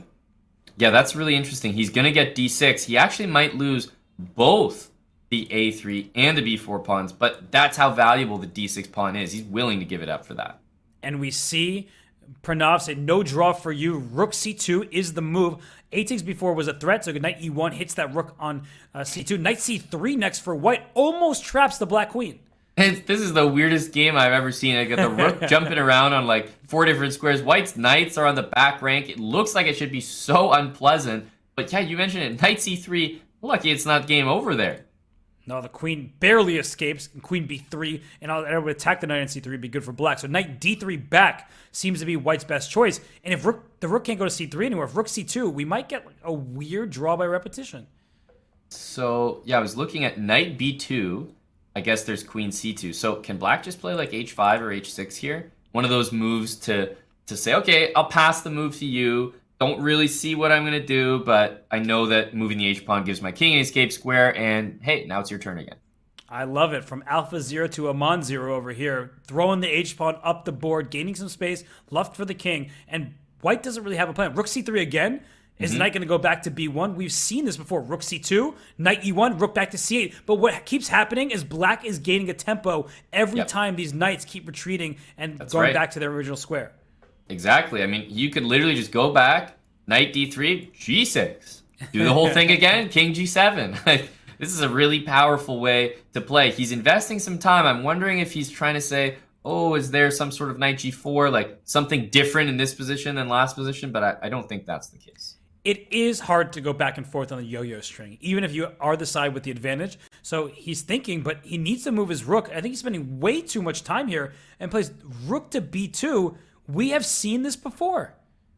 Yeah, I would go rook c2 and I would go rook c8. I don't know why he doesn't like that. He just did it with success. Yeah, but he spent so much time. Now I would have considered making the draw for black. I'm getting worried about the clock. He says, worried about what? Knight g4. I'm an amazing bullet player. I can handle this. But when the time starts elapsing like this and white is pairing off the initial threats, you have to be concerned dropping under 20 seconds. h4. I like h4. Maybe g4 gives up some squares, but king g7 is a great move as well. I think this is how black needs to be playing. No rush, no rush. He wants f4, does Gukesh. He went rook a2. He wants to go f4 and rook over to f2. Oh, rook takes b4 and rook takes e4, dual threats. And what great timing to capture that pawn, by the way. The rook moved to a square where suddenly everything's a little different. Yeah, now this is just falling apart for white. Great understanding of this position from Pranav. I thought he was in trouble because he was spending so much time. He had this all worked out. Amazing. Gukesh is really going to have to work here. Time is even, 16 seconds apiece, but the tougher moves for Gukesh to play. 2 threats, as you mentioned. Rook takes b4, rook e4. You got to lose your center pawn here. I'd play rook e2 and maybe sack the queen, but it's rook d2 instead, giving up the e4 pawn. But now he is down a pawn in the center and has no attack or no compensation. Yeah, knight c3 was available there. Oh, e4. That's just game over. Okay, he missed it. Ooh, that's a big miss, though. Yeah, queen takes h3 with knight g4 to follow. That looks pretty good. Yeah. Now the knight's hit, and you can trade those knights. Queen h3. He knows exactly what he's doing here. And 8 seconds for black. He needs to play quickly. He's now up. Oh, the rook at 8's hanging. Oh, he dropped it. e4. He's got to try e4 and knight g4. There's still hope. Whoa, oh, the queen is hanging. Oh my god, is this winning for black? Knight g4. Yeah, that was, incredible. He blunders a rook. Wait, how is this game still going? I don't know. Amazing. Black is still up, though. 3 pawns. So even queen f4, trading the queens at this point, should be a win for black. Yeah, there's no way to escape the check, so you have to trade the queens here. And He's just going to resign. Yeah, I mean, it is a fair resignation, but wow, that game just went nuts at the end there, Robert. That was insane. I don't know how he hung a full rook and still won the game. He just dropped a rook on a good full board awareness from Gukesh, but then great understanding from Pranav that his position was so good that when he dropped a rook, he was still better because he had the attack. And now we're into the next game. It is 6.5, 6.5. We have a tie, and this is going to be the last game before the players get a break. So for White in this position, Pranav just off the win. He has all his pieces staring at the e5 pawn. I tend to feel like White should be better, but I never know how to actually break through and put even more pressure. And I don't think d4 is the way. Yeah, d4 is a super direct way of playing, right? Obviously, this is looking to break things open before Gukesh has time to place his pieces on all those perfect squares. You know, you think of the last move, it was b6, right? That makes the knight on c6 a little bit loose. So I have to say, I understand the move d4 a lot, but it may just be too early. If you take on d4, rook takes d8 takes, and knight takes d4 wants to happen. I was expecting that, though, rather than pawn to e4. Yeah, I think now, all of a sudden, Pranav, he's able to obtain what he wanted, and he gets his pawn on e5. Look at this. Both sides have pawns in enemy territory, but the pawn on e4 is directly hanging. The pawn e5 is better defended. Yeah, and I was looking at a move. I don't know if it makes sense, even knight d6 here. For White, maybe to take this knight on d5, but yeah, it's a little bit messy, and he goes for rook e4. Are we just going to see, is it like just takes and takes on e5? That seems good for White. Yeah, you get the bishop pair. So the eval bar says black is better, which means there must be some kind of tactic in the position. So I'm going to try to process elimination it. Gotta be this. I'm not going to calculate it. Oh my gosh, it is that. No, it really is. And you get a check on d1, and then black has the move f5 at the end. Okay, that is a ridiculous sequence. It's very helpful to have the eval bar. That's what I'm saying, Robert. I'm cheating here. I got the guy. It's like someone tapped on my shoulder and said, "Hey, there's a tactic." Well, okay, you poke and prod me. I'm gonna find something. Gukesh is gonna find it. He's looking at it, and he's spending a lot of time on this moment. And he plays c6. So no, he did not find it. I take it back. That was not a human tactical sequence. No, that was something else, because it's basically like the perfect coordination to take advantage of White's pieces, and you know the perfect storm just doesn't happen all the time. Knight takes c3 might still be available, but I think h4 kind of handled it there. Yeah, and the type of position that was one where White stayed up a piece for a few moves after the fact, but black was able to kick that rook around and get the piece back. So very complicated, very, very difficult to spot. And in a blitz game, you can't spend all of your time at that stage because you need time for the rest of the game. So we're in a position where White is up a pawn, but f4, Amon, are some of the squares in front of the White king potentially vulnerable? Absolutely. I look at this position and I'm thinking if black doesn't pry things open, White might have a very easy road to victory. Like queen e1, knight d6. If we don't see g5, f6, b5, like any of these breaks, then I start to get concerned. Well, g5 is definitely going to be available because e5 will be loose. There could be a rook takes d6 at some moment. And, well, the eval bar just went all the way down. Why? I mean, it could be something as simple as bishop f8. Just a one move attack. Yeah, just go for that knight on d6. So bishop f8. Is there f5 for White after that? Actually, you said f5. I was thinking about f5 right now, but I guess you can take it. He sacks the exchange on d6. Ooh. So he's trying to take advantage of the exposed White king and the fact that the rook on a1, bishop on c1 haven't developed. If you play bishop d2, you're walking into ideas with the rook and black queen on the d file. Maybe there's like a knight b4 or something to that effect. Yeah, and also king h2, which I thought was like an insanely good move for White. There's a weird knight f6 with knight g4 check, and that's really bothersome. So he goes rook e1 back. I like that. He's defending his first rank. So White does objectively have an advantage. But if you look at this, it's that rook on a1 over there for this knight on d5. Right now, the knight going to g4 or to h5, it does look like a very impressive piece. Yeah, it does. I really understand the move knight to f6 in the sense that you want to bring these pieces in, but I have to say allowing bishop e3, queen d2, Pranav has made some big strides here in the position. But here comes the C pawn. C5 first, C4 second, and all of a sudden, maybe don't rush the move C4 because it allows some ideas with bishop D4, but maybe knight G4 first. He plays queen C7. But the point is that there are so many squares that black's pieces are about to occupy. Yeah, it's true. I still really get a good feeling for white. Either king H1 and maybe the bishop has the G1 square, or bishop F3. The queen can slide over. Bishop F3 just temporarily kind of controls those important squares and gives the king some room to breathe. I love bishop F3, and I think that's why I didn't like queen to C7. I thought knight G4 first should have been played. And queen F2, hitting that pawn on B6, rook D6 protects it. And the bishop, watch out for it. It's coming to E5. You call bishop D4. Even if we don't get bishop E5 here, if we just get a trade of bishops, that's an achievement as well for Pranav. So with a minute to 25 seconds here, will we actually see Pranav take the lead again in this match, Robert? Because it's been back and forth, but it's been the Gukesh comeback show. What about Pranav? This is amazing resilience from him, because so many players, after going on that kind of losing streak, 4 games in a row, Gukesh won, they would just break. They'd be like, all right, he's the better player. I'm going to do my best. They would tilt, try to get crazy. Pranav has been very solid throughout the match. He's been playing very precise brand of chess. And while I like what Gukesh is doing here, playing quickly, and look at the clock all of a sudden, 30 seconds for Pranav, 26 for Gukesh. Absolutely. And H5 is making me think in retrospect, what about G4, G5? But anyways, not played. Bishop there, I'm not so sure about. What a tactic, bishop E4. Nice find there from Gukesh. He wins that rook on D1 for the cost of a minor piece. And Pranav, what's he thinking about? He's got to take it. He's thinking of what to take it with? Yeah, I guess so. There's no way you don't take it. He takes with the rook. Whoa. Rook D4. That's actually just a fantastic move. He recovered so well from that mistake.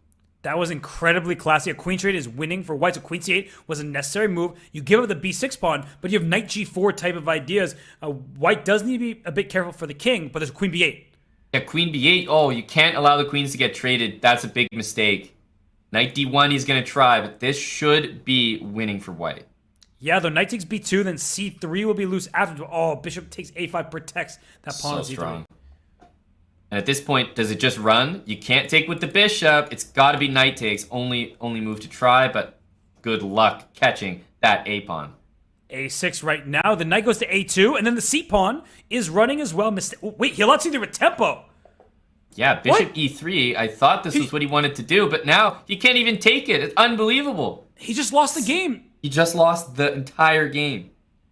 Oh my, look at him. He is heartbroken, and Gukesh is relieved because that was a win in the bag for Pranav, but he let it slip with 2 inaccurate moves in a row, and Gukesh gets a well-deserved drink of water, and he has a 7F, 6.5 lead. Oh my goodness. Robert, that is just crazy. This looked completely when the A pawn was running. He was bringing the bishop around to E3, but totally forgetting that the C pawn runs as well. I mean, if I'm still sitting here thinking about that game, you can just imagine that Pranav is doing that. That emotion multiplied by 100. He could have entered the break with a 1-point lead in the match. Now he has a deficit. Gukesh, he showed resilience as well. Props to him for not folding in that endgame. But, I mean, that was Pranav's game to win. He loses it. He is now down by a point. So the players will take a break. Aman and I will do the same. And when we return, it's more from the semifinal matchup in the 2023 Junior SpeedChess Championship.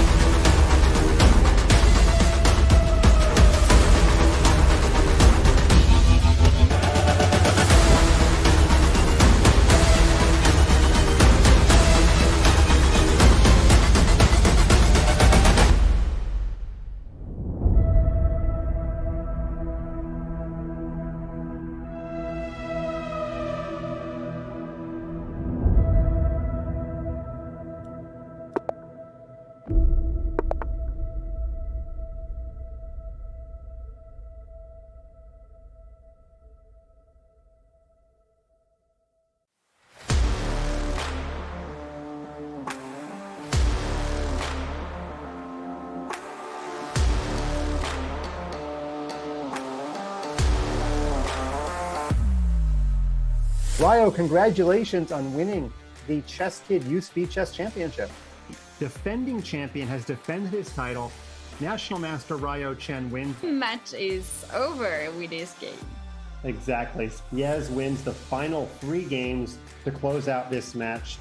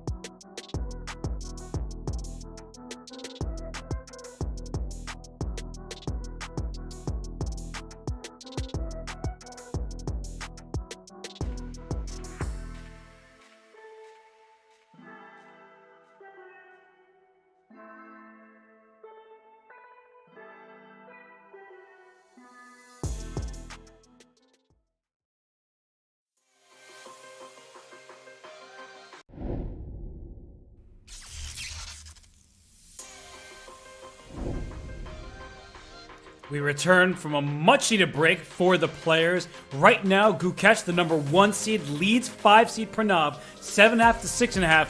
Aman, that game should have gone Pranav's play. He earned what should have been a victory, but woulda, coulda, shoulda. He didn't get it done when it mattered most. No, and honestly, it's still on my mind, Robert, so I wanted to bring up the board again because it just ended so abruptly. This was the position that Pranav found himself in.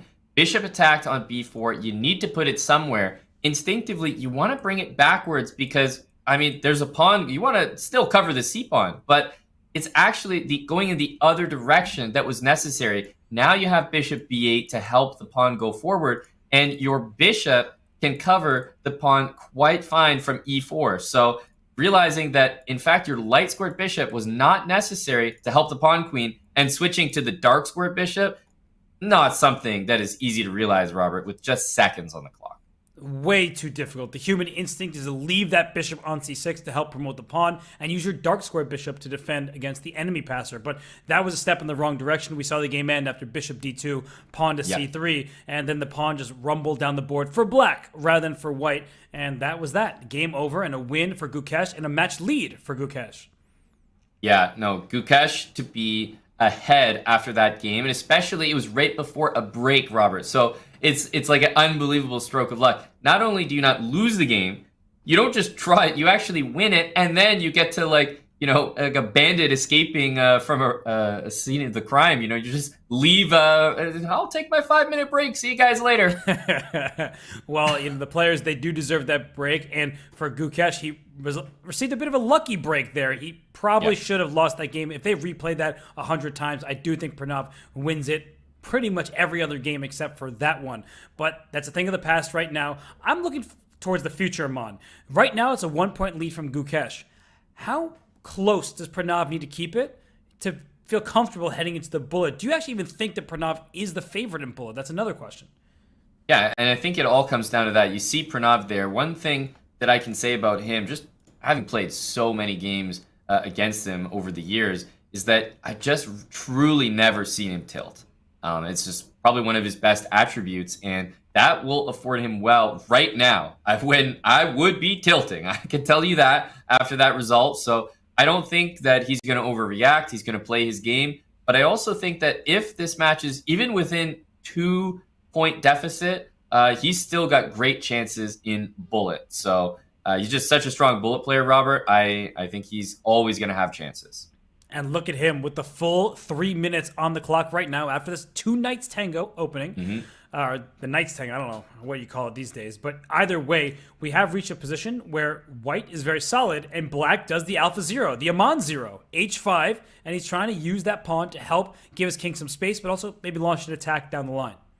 Yeah, this one's the Amon Zero. When the queen goes to H8, then we'll fully call it the Alpha Zero. But not sure if we'll make it that far. This position is honestly one of those that's just so obvious for white to play. It's like, how obvious can I make my moves? Queen D2, Rook D1, maybe Bishop A3. Like, very easy for white, but at the same time, black has had this position before, has Pranav, and it worked out. He got that D5 break last time, Robert. He's got it again right now. But this is the problem when you have so many easy moves. You may play one of those many moves quickly, and then it is the wrong move. And 92 was a step in the wrong direction. He should have played E4, I would imagine, to stop D5. But now that D5 isn't played, black is free. All your pieces are coming to life, and so this seems like a mistake from Gukesh.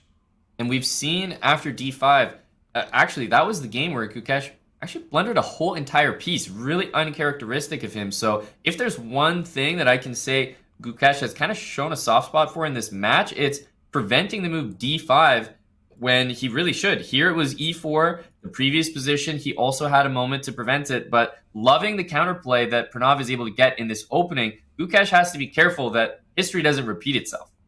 Look at the queen side. 3-on-2 advantage for black, and white's pawn and queen b4 is good evidence of that. They are weak. So queen b4 hits the c4 pawn. Can you even defend it if you don't play c5, which may drop the a2 pawn? That's a great point. I think at this point you're already looking for counterplay, which is not so easy to convince yourself that you're just straight up losing a pawn. c5, as you mentioned, although it's a little bit greedy looking, bishop takes a2, but there's no way your bishop gets trapped there, Robert. I'm team take that pawn. There might be queen a1, so I'm realizing now I might have blundered because queen a1, even in this position, carries the threat of hitting that knight on f6 and through it the bishop on g7. But Gukesh plays knight f4. I think you can successfully take this pawn on c4 now and live to tell the tale. Yeah, knight f4 definitely speaks to the fact that maybe he didn't notice queen a1. I still think after queen a1 there was a whole bunch of nonsense tactics, but you're right, queen a1 didn't occur to me at all and may have been the important resource. But I'd rather lose my A pawn than my C pawn. Right, because you lose the C pawn and you probably will also lose your A pawn at some point. Yeah.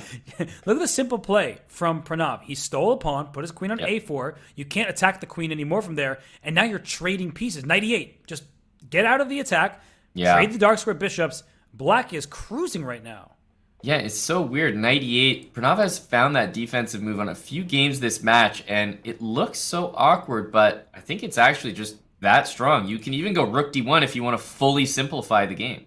I love Rook D1. Why not? Does white have any attack that I should be afraid of? I don't think so. So Rook D1, I don't need to protect my back rank. And the knight on G7 is a very good defensive piece as well. A2 is loose. Rook D1 is the move I would play, but Buddy's in for a think. He doesn't want to rush his decisions. Yeah, it makes sense. I think he's used his time well in important moments. Rook D1, queen takes, and queen back to D7 is one really, really defensive, just solid way to play. So he may choose that, or he may look to go more aggressive because, as you pointed out, the king position is actually safe here for black. And does white have a threat? So bishop takes A2. I would play queen E7, right? Yeah, queen E7, just going after the pawns, and then it goes bishop E4. He wants some kind of sacrifice that probably shouldn't even work out. So black makes just queen D7, the move you mentioned earlier. Keep all your pieces nice and connected. That's what I would do. Queen D7. Once there's no queen E7, and I'm convinced that taking on G6 is just speculation, I'm a huge fan of black's position, and I'm struggling to find ways to make it work for white. Like, what is the next move? You almost have to go crazy on the king side.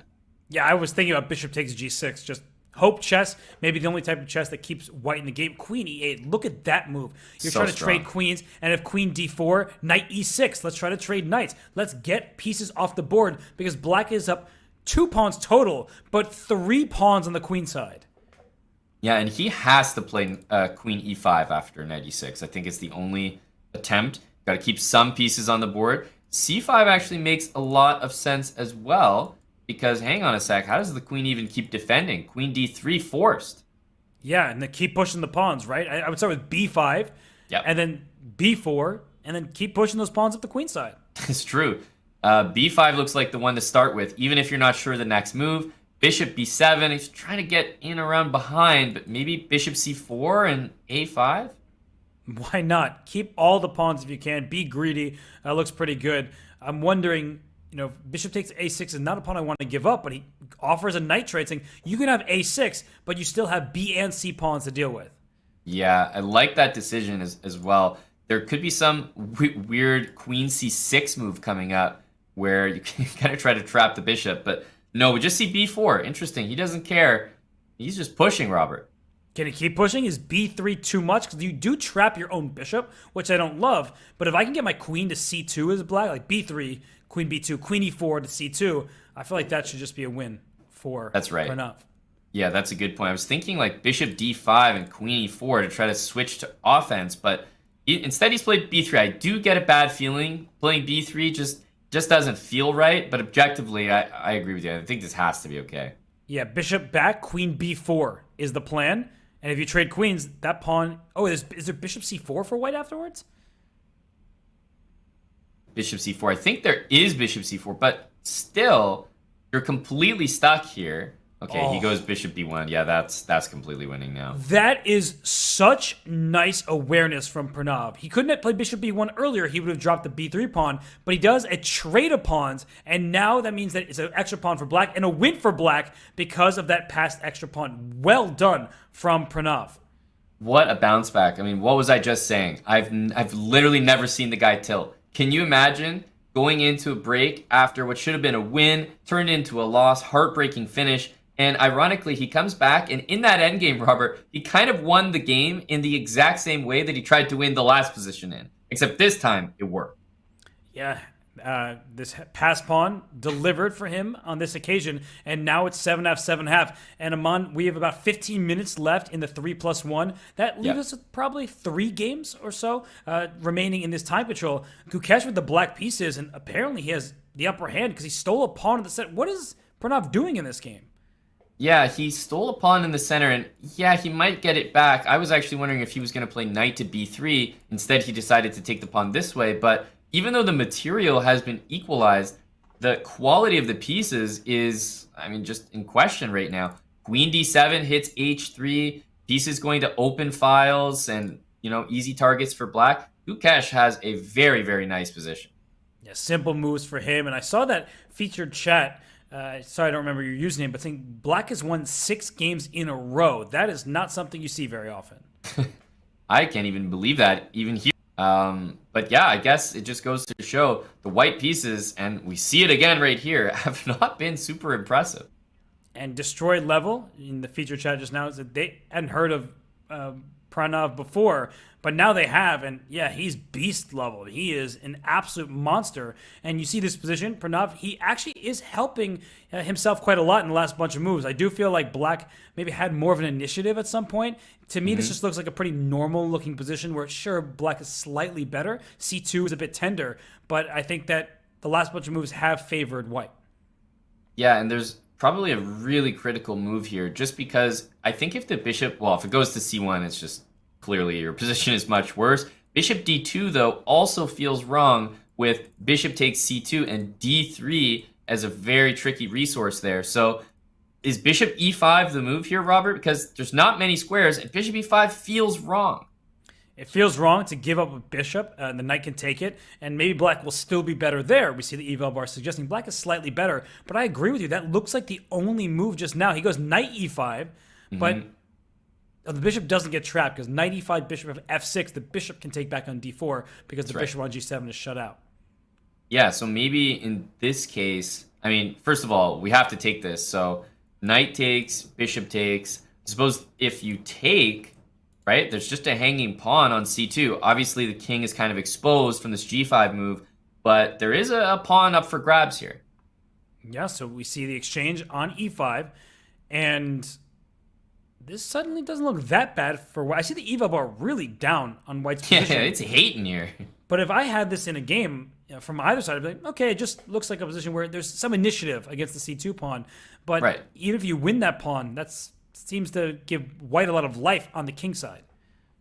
Yeah, and one thing I was actually looking at here is takes, bishop c2, queen d2. Rook d5 is a big threat. And incredibly, after d3, rook takes g5 might lead to a draw or maybe even a win or something. So that's like a weird line there. Gukesh might have played one of the best moves in the position because it's so tempting to play bishop e5, Robert, but that might have been just a bad move. What a mature move rook f to e8 was. You could steal a pawn. Wow. There are all sorts of things you could do. He says, I'll settle, and it's not really settling because it was the best option. We see the eval bar. Rook c1 doesn't really work because of these d3 ideas for black. And there might even be rook takes c2 first, rook takes c2, and then d3. Wouldn't be surprised if that one also worked. So very nasty tactics in the air, and Gukesh with a slight lead on the clock.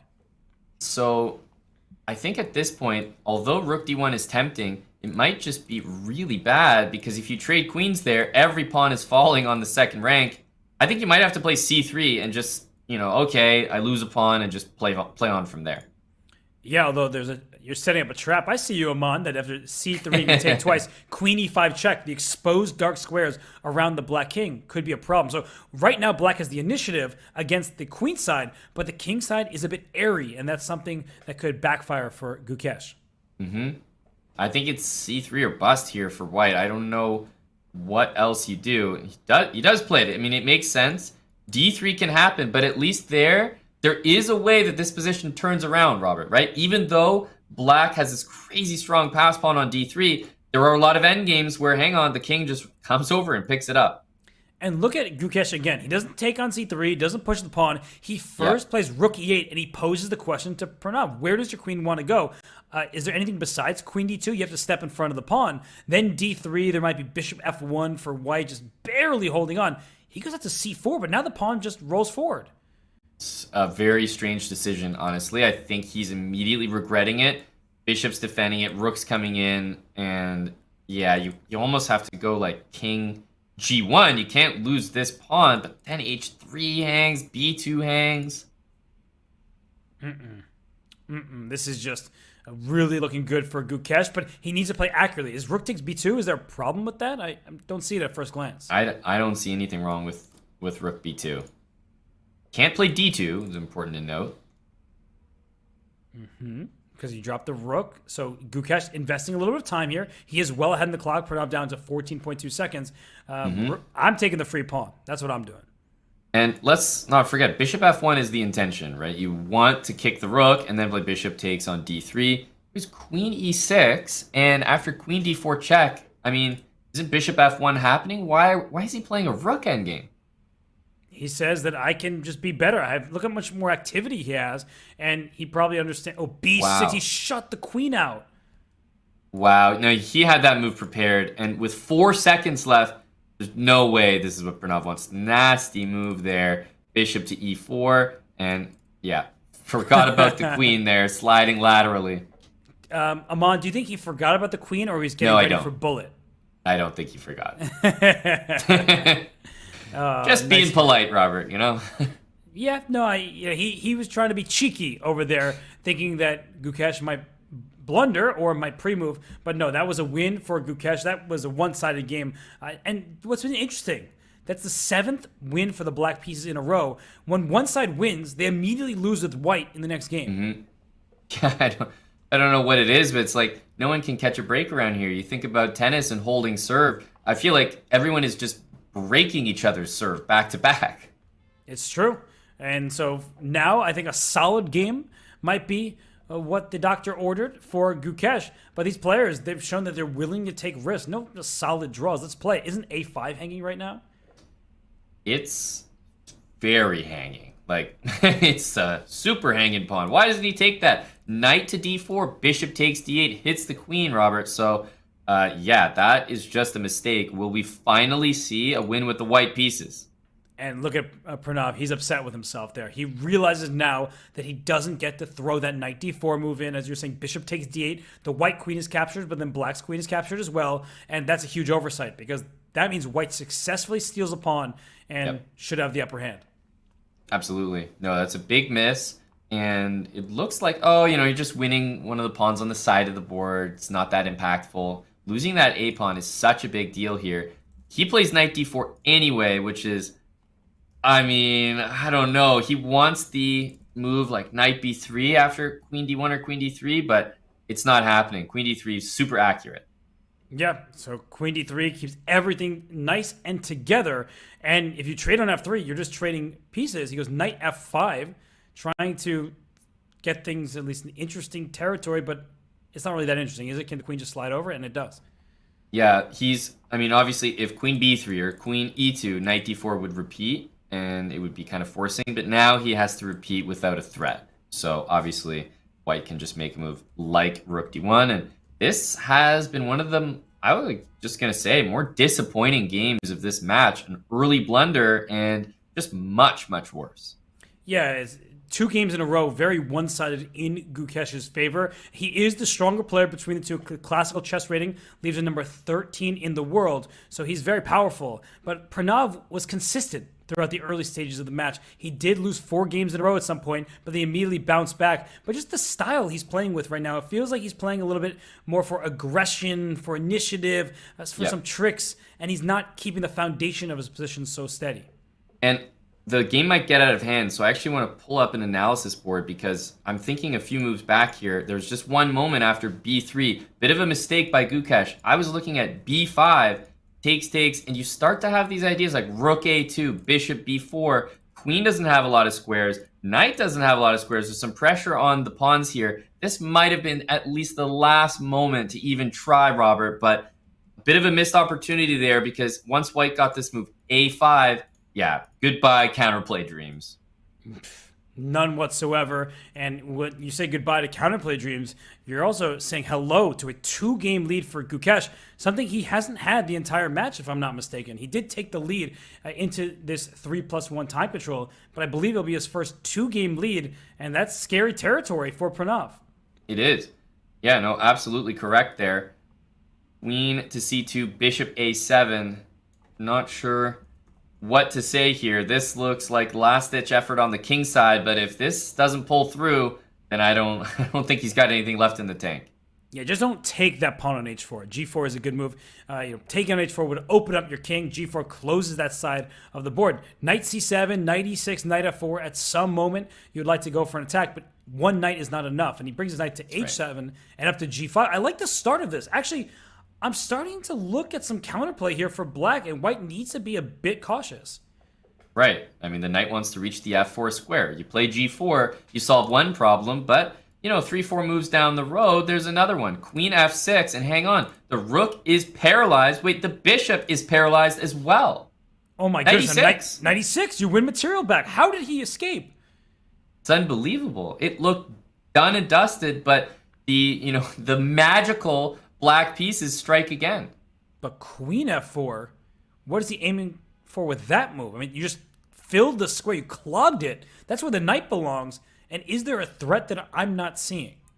So odd. I mean, everyone watching is like, wait a minute, knight e6, right? Why are we not going to f4? It's just incredible. Put the queen there instead. I still think that black's position is tremendous, but I think black's position is good because of the move queen f6 and knight e6. So if the best idea is to go back, I don't know anymore. There's a problem for white that you want to play rook d7, but you drop the c3 pawn. Knight takes c3 would be a problem. So here, for white, can you maybe play a move like knight b6 or knight d6 to start trading off some of the pieces? He goes knight d6. Absolutely, yeah. Just move that knight pretty much anywhere. If I'm playing in Pranav's shoes here, I'm playing knight c7, knight e6, and trying to bring the knight there. It's like, I feel like if you take, you're just resigning yourself to just no more threats. Yeah, you can't take that, but is the b7 pawn going to be captured? At this point, you don't care about the queen set. Who cares? Just give that up. Play knight c7, play knight e6, move the queen out of f4. Shouldn't be there to begin with, and he's going for it. I mean, this is a good plan for Pranav. I think it's the right idea. It's a little bit of a dicey position for white to handle both of the knights coming into position. C4, not a good move. C5, though, makes a ton of sense. Finally, he goes backwards, Robert. He's on the right track. Yeah, and he's giving up in exchange. Please take my rook, says Gukesh. I'll take back with my rook there, and whatever attack you hope to have has fizzled out. H3 is hanging, but I don't think you are just grabbing pawns in this position. And white, look, shut down the bishop on A7. That piece is not participating. Yeah, it's true. Although you do have the B8 square and an easy target, so it's not like you won't play the rest of the game, but you're right. It does not do anything like it did 5 moves ago. No, and barely any time for Pranav. He plays rook to B8. Oh, gosh, look how passive his pieces are. It doesn't feel good, but he does have one of the best pieces on the board, the knight on F4. Yeah, he goes to D4 instead. He's using that dark square. Knight C4 back. Knight takes E5 was kind of a threat. Yeah, but once this rook moves and you get bishop B8, I think black's position really comes alive here. And black only has 7.7 seconds left. And Gukesh, he's now down to 28 himself. Bishop B8, rook D7. Hit the B7 pawn, threaten knight D6 in some positions. Just trade. Yep. Maybe your king feels safer this way. That's right, but I mean, just incredible by Pranav to be in this position. His position has improved so much, it might not even be easily winning anymore. No, it's not at all. Look at this. He's just put his pieces on excellent squares, and white has one extra pawn. But because of the pawn structure on the queen side, those pawns cannot move. So knight B6, knight C8. Where's his knight going? Yeah, I think he's trying to threaten rook takes D4. I don't know if he's going to go for it, but F4, what a move. Wow, F5, and he wins a piece. Amazing. He just came up with that out of nowhere with the time pressure as well. F4 was an incredible move. I mean, if we can show that again, that would be awesome, because he moved a pawn in front of his own king, but he took advantage of the fact that the knight on D4 was loose. So credit to Gukesh there. He just earned a 2-point lead, but that was a game that started well for Gukesh, then suddenly was going Pranav's way, and then when the critical moment arose, not much time on the clock. I mean, this was so strong, Robert, because in fact, he's not actually threatening to win a piece now, but he caused Pranav to move the knight, and then F5 was so strong. And meanwhile, F5, Queen F6, G5 is about to win. He took a position that was actually getting out of hand, and he brought it back. So that's super impressive as we get back to the game at hand. But Pranav almost flipped that around. But you mentioned it, right? Are we at an official 2-point lead as first of the match? We are, and no one else is official. This is the final game of 3 minute plus 1 second bonus time. So we are going to see the next game be Bullet. Aman, I mean, this game is very critical for Pranav. And what are these knights doing? Knight on D6, knight on F6. You want to play E5, but the knight on C3 is loose. That's right. Yeah, I've actually never seen a position like this where the knights are like that, and it's actually completely fine. So what's going to happen is you defend this knight, let's say bishop b2, b4. And yeah, you want to play e5, but guess what? You got to deal with your knight, and if you move the knight, e4 just hangs. Yeah, this is a good position for Gukesh. B4 play, knight d5. Bishop takes d5, anybody? And take back with a knight on d5. You keep an extra pawn. But hang on, what about knight takes on e4? Is that a really tricky way to maybe win a pawn and keep a pawn here? Nice. You keep the bishop pair and go up the pawn. Well spotted by you there. And this is really bad for Pranav. The good thing is he's an amazing bullet player. The bad news is he's looking like he's about to enter down 3 points. This is worst case scenario, considering he started +3 to this match. That's right. Yeah. It means that the swing is going to be, not only claiming those 3 points back, but getting 3 points of his own. So a 6-point swing going into the bullet from the start of this match is just incredible. And Pranav is just kind of doing that chess player stare up to the ceiling as you're wondering where the heck it all went wrong. Rook h4, look, it's classified as a mistake, Robert, but you got to understand a little bit. He's trying to play moves that might be dubious, but give him some kind of hope.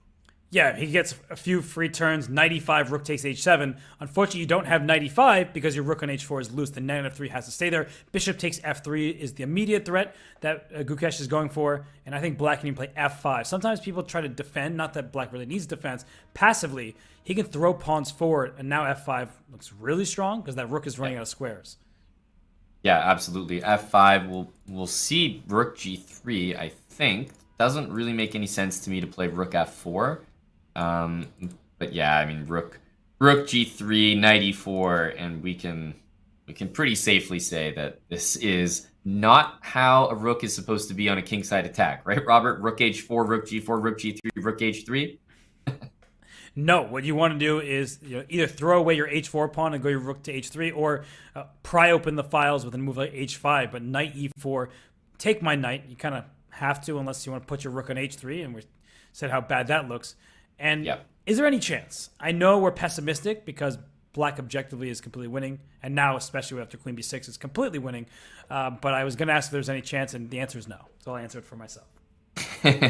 Robert talking to himself again. We've told him to stop doing that. Knight e5 will be captured, and it looks bad because of the dark squares, but queen from b6 to f2 with rook c2 coming, with pawn to e3 coming, that is going to be really tough to handle. And I mean, talk about tough to handle. That's the best move on the board right there. Yeah, what a nasty move. The g2 pawn is pinned. If you take on f3, e takes back, threatening checkmate in 1. And I know Gukesh has many fans, Amon, but it looks like he has a fan on him. I see his hair like moving a bit. So he's cooling down while his chest is heating up. That's what they call those icy hot patches. You know, he's got one of those going on right here. Queen b2. I mean, the guy's ready for the L'Oreal commercial. It's like, you got a chess match to play at 5 and a L'Oreal commercial at 8. And rook c2 right now. Nasty. Oh my gosh, just too much firepower in this position. And well, if you could trade off all the heavy pieces, maybe white would have a chance in an opposite colored bishop ending. But I don't see how you trade 2 rooks and a queen here. Yeah, this is a lot. And even if you got there, it's like it might still be lost. Probably is. Yeah, you're right. Ugh. So 19 seconds, less than that now for Pranav. A very sad conclusion to the blitz portion of this match. And you can see it on his face. I mean, it's registering with him. Just this is going wrong. Rook d2, maybe? Question mark? Want to trade something. Rook takes g2 now. That rook is pinned on g3. Oh, yeah, that's a good point. Yeah, that's just game over. Yeah, he's kind of doing that stare into the camera where he knows the game is done, and officially that is a win for Gukesh. And also officially, Robert, we're at the end of the 3+1 segment. Look at Gukesh feeling much better about this match now. Yeah, 10.5 to 7.5 in his favor. And what that really means is because he was down 3.5 to half, he's up 9 to 4 in recent games, right? So he has just been, or sorry, 10 to 4. I can't even do math. He has just gone on a tear. You see it. He tied the 5+1 portion by winning his last 3 games. He wins the 3+1 segment 6 to 3. So Amon, it's all coming down to the bullet. And the question is, can Pranav mount that comeback? Well, I think this is right at that amount of games where, look, guess what? It's bullet. This can absolutely happen for Pranav. But I was saying I think he could be down 2 games going in the bullet, and that was like kind of the maximum. He's down 3. So I got to be honest, I think it's a little bit too much right now. If Gukesh even has an average day at bullet, I think that's enough to win this match, given the fact that he's got the lead going in. But it is bullet, and I think we'll have a good idea, Robert, in game 1, how it's going to go. So we'll see what kind of Pranav shows up. Yeah, that remains to be seen after the break. But before we head to the break, we just want to give you an opportunity to join the official Chess.com community club. This is the place to be for all info on community, not the TV show, don't worry, but for tournaments, giveaways, contests, and other events. Plus, connect with the community and stay up to date on the chess world. Use the command community in chat to get in on the action. And speaking of action, as you all join the community club, the action will continue in the Junior SpeedChess Championship. This is the semifinal match between Gukesh and Pranav. We'll see you on the flip side of this break.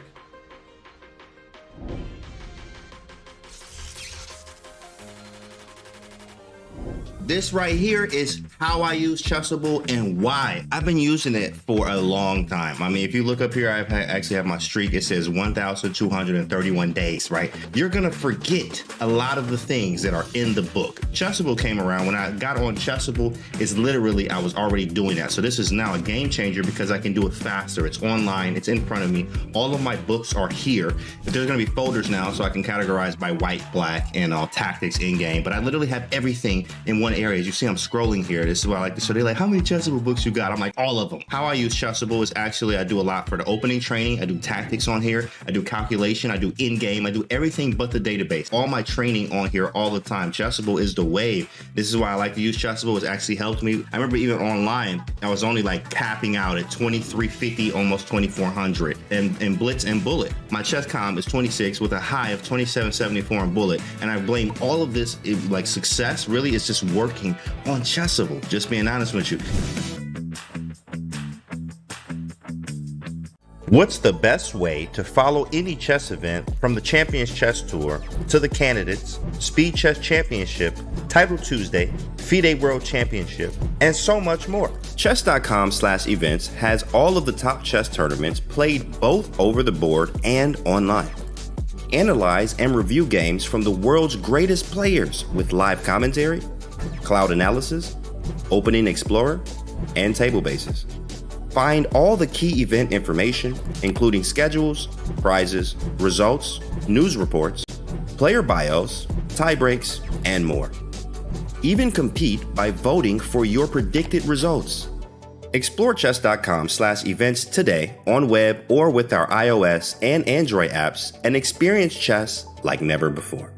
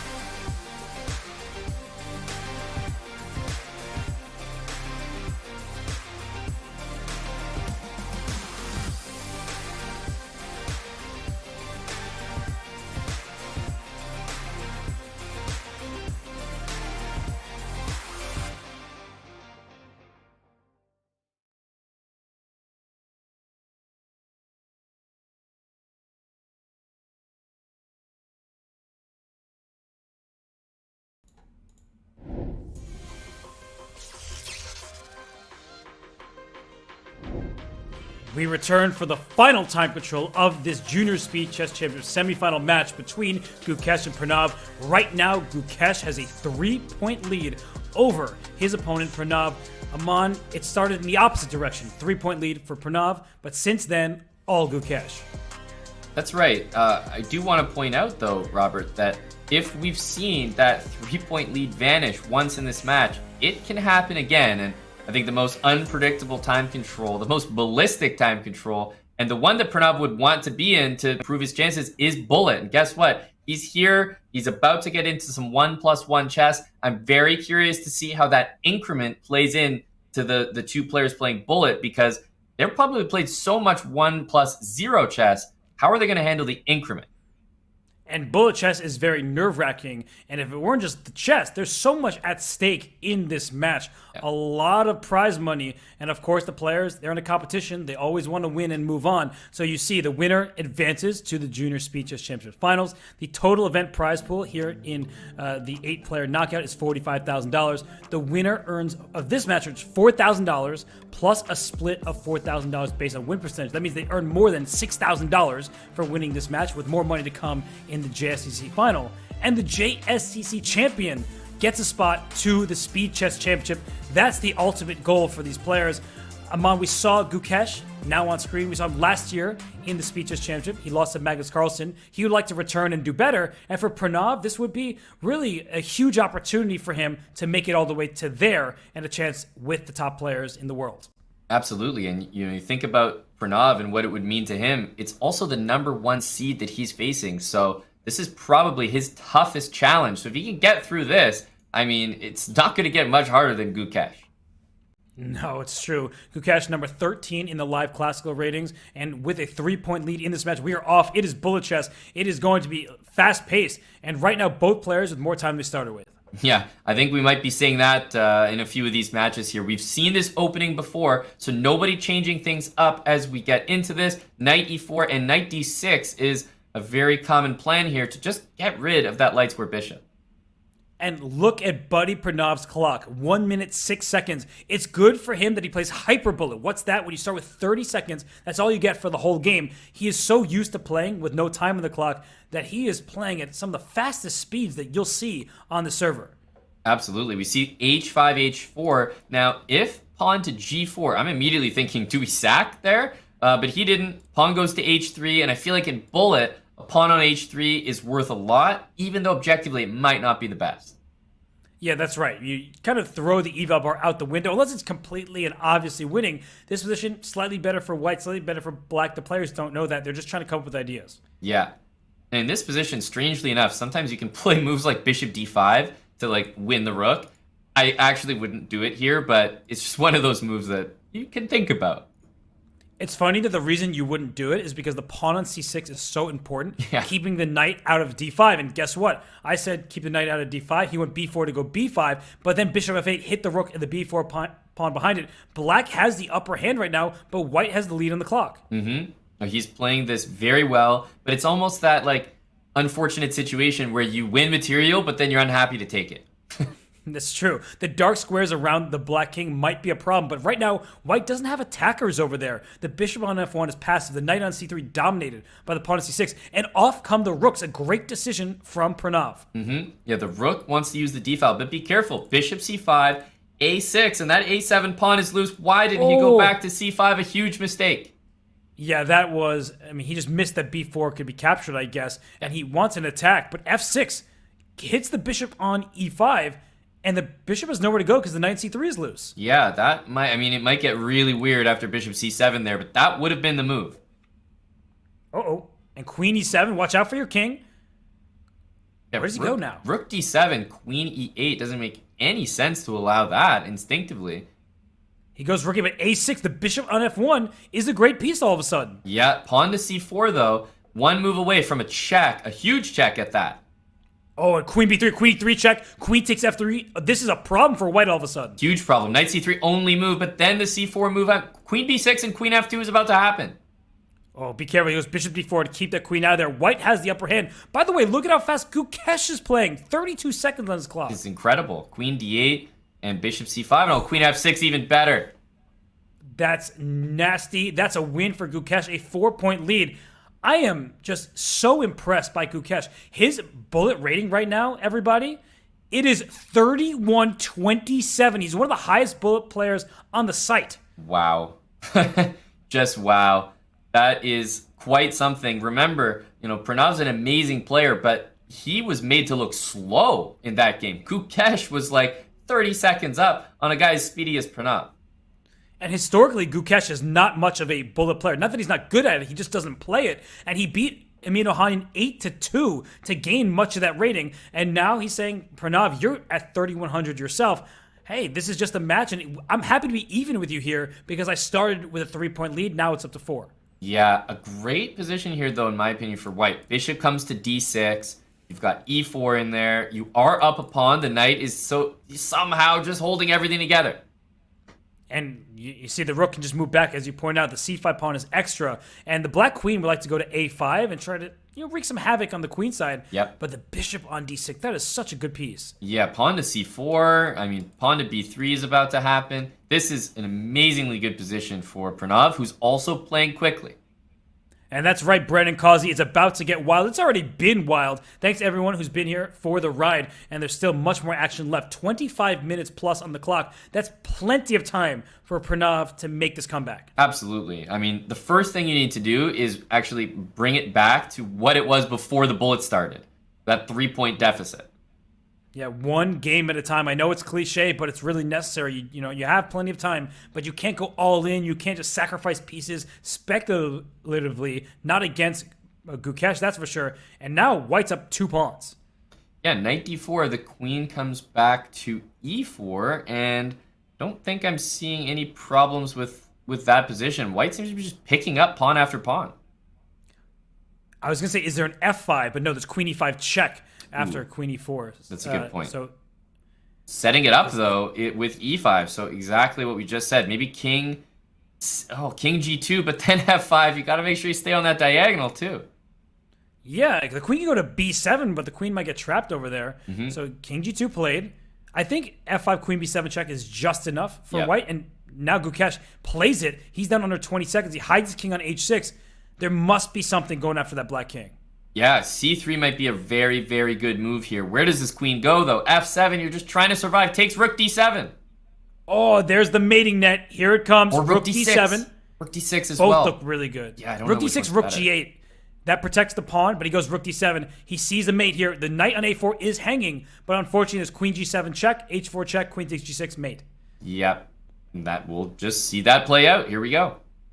Even better, queen g7 and a little pawn mate to close things out here. Oh, he's going to sack the queen. Of course.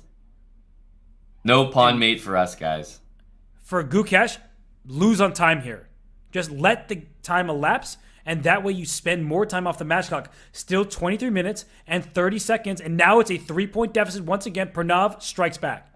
Yep. Gukesh is already starting to be smart with the match clock, and as he should. He took the lead in, and what's the point of having that lead if you're not going to use it? Yeah, you don't want to have the lead now. You want to have it at the end of the match. So just waste that time, so to speak, and that's the smart plan. So right now, with the black pieces, Buddy Pranav, he's saying, my king can't get out of the center just yet, but I have good placement on my pieces, and that bishop on g2, your extra bishop, you're staring into a brick wall. Yeah, this looks like prep. I'm just going to go ahead and say that. Not only was this a very specific move order, queen e3, knight h4, but also b4 while the bishop was pinned to get b5 quickly. Great stuff, but look, Pranav's hanging in there and saying, look, this is a bullet game. Doesn't matter if you get a good position out of the opening. It's all about the middle game. It's true, and right now, bishop takes c3, rook e2 was a threat. Knight d1, you noted that it was all prep, and we've seen it from Gukesh before, but I don't like how this game has gone for him. Yeah, this looks like c4, b4, e4, so many squares for the black pieces. Everyone's happy here. Yeah, except for this rook on a1 and bishop on c1. Those pieces are certainly not happy. Queen d7, a calm move, but knight coming to e4 I thought was better to stop this bishop trade. That's right. Yeah, now the bishop's trade and a5 pawn is loose. We've seen Pranav drop that a pawn, and he just did it again. Yes, but now he has knight c4, knight takes e4, rook takes e2. That should get dicey. Yeah, I was looking initially at rook takes e3, but of course rook takes. Probably not what you want to do. He goes back to defend it instead of that move knight c4, which was really sharp.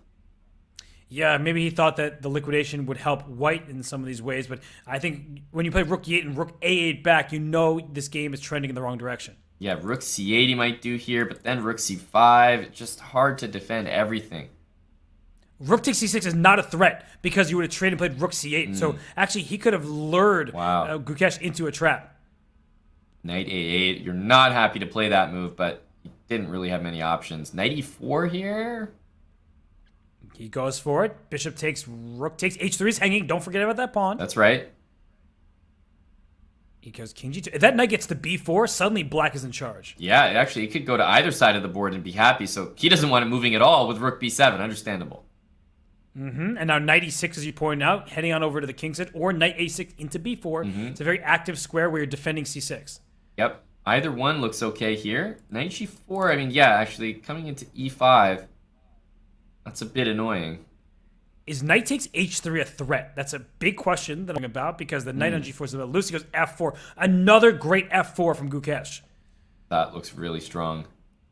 I almost want to play knight h7 to be ready for knight f6 after knight e5, but he's just losing material here. Play knight c7. Give up the exchange and put your knight on d5. He goes to d8. He not even keeping the exchange, and now his knight's in a worse position. Yeah, the knight doesn't have the d5 square. Now he's trying to get it there, but it's too late. The tempi has been lost. And white, 12.3 seconds, plenty of time. Gukesh has been very fast. Ooh, queen h5. I like that. That's a big move. g5 and g4. It's so tough to make work here, but he's got to try. Knight, where's that knight going? It keeps getting kicked around. Nowhere good to go.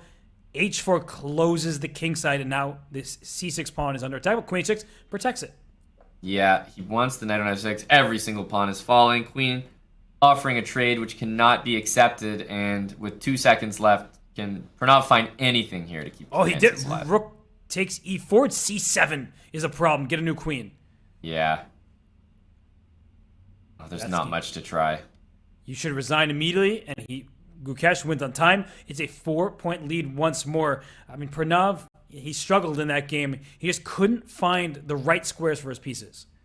Yeah, and these points really add up, because it sounds obvious to say, but every time that Gukesh wins, it's put so much more pressure on Pranav, because Pranav doesn't just have to win one anymore.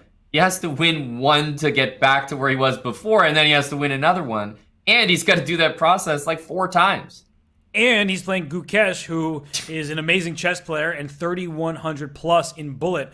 And I have to say, I have been very impressed with Gukesh's bullet skills, just because we haven't seen much of it from him. But when he played in the SpeedChess Championship last year against Magnus Carlsen, he scored 4 points, if I'm remembering correctly, against Magnus in bullet. So he's clearly capable. And normally, when you play high-rated players, Aman, I think you would co-sign this, you tend to want to get to the bullet and try to beat them there. But if you can't beat Gukesh in bullet, you're in trouble in these matches.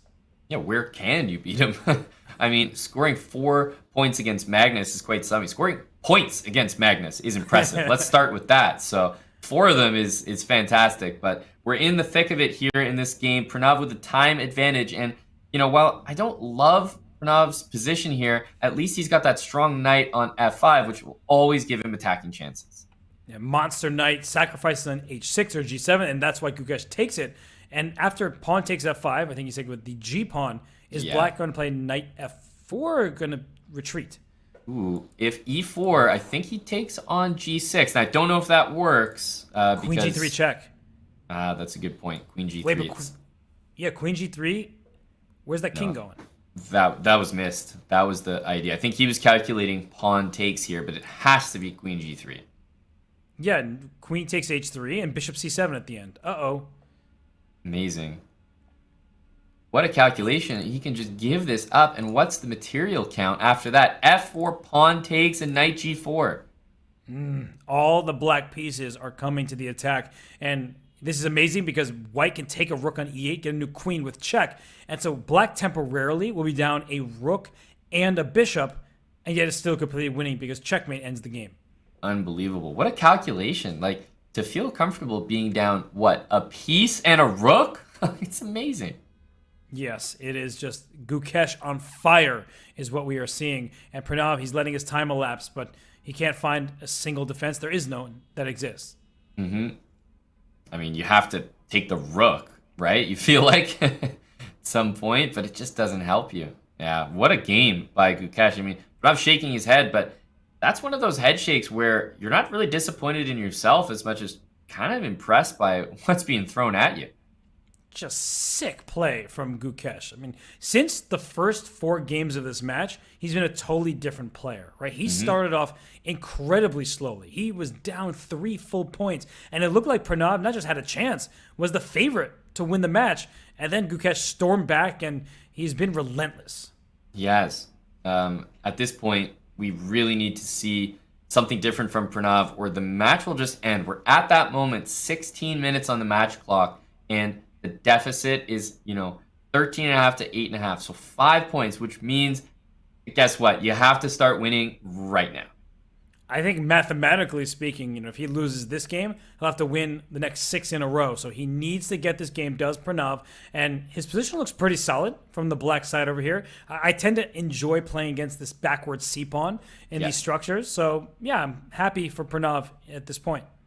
Yeah, this looks good for him. But, one asset that Gukesh has always had is how quick he plays these positions. Even the ones where he's maybe not loving the position so much, he still plays it quickly, and that puts pressure on Pranav, and it's been that pressure every single game. Bishop h2, like he's just finding these easy moves to play. Yeah, and Pranav has built a lead on the clock, so that's good news for him. And e4, apparently not the move. Why is that? Yeah, honestly, I think the reason might have been a little counterintuitive, but nevertheless, Pranav has got a fantastic position here. Probably, would you say, is his best bullet game that we're looking at right now? Oh, yeah, and look at this position. I mean, his pieces are flowing. D4 is loose. All of Black's pieces are defended. Every single one. The rook on C8 protecting C4. The bishop on F7 also doing the same. It's a one-sided game in Pranav's favor, just what he needs. Yeah, rook B1, knight D2. Everything is loose. And actually, after knight D2, that rook, surprisingly, is trapped. That's wild. You don't expect to see rooks trapped like that. So you trade rooks on C8 first. Yeah. And then you can even throw a knight takes F3 check, but you don't need to rush it. In fact, this move order forced white to shuffle with the rook, and now rook C4 for black seems to make a lot of sense, and this is just great.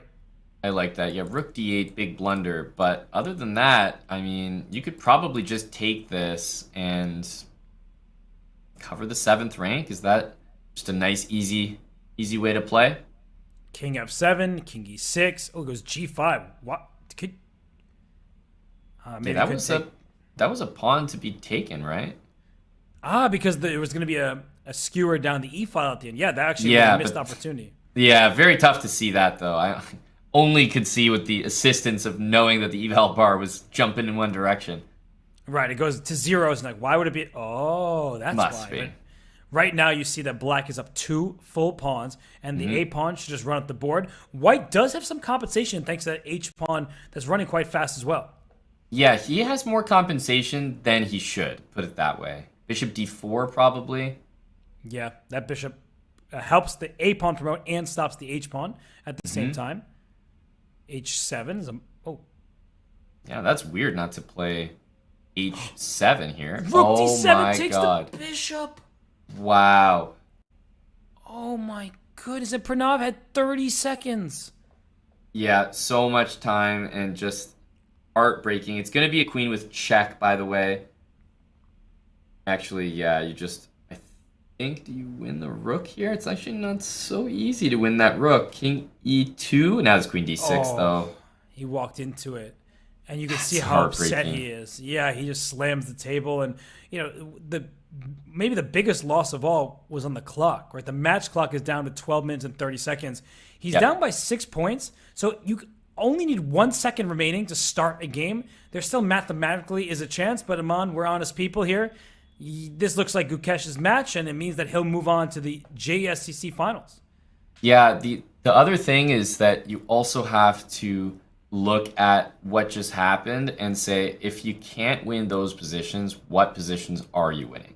Because you're not going to get many chances better than that against Gukesh in this match overall. So, it just kind of speaks to how it's going so far.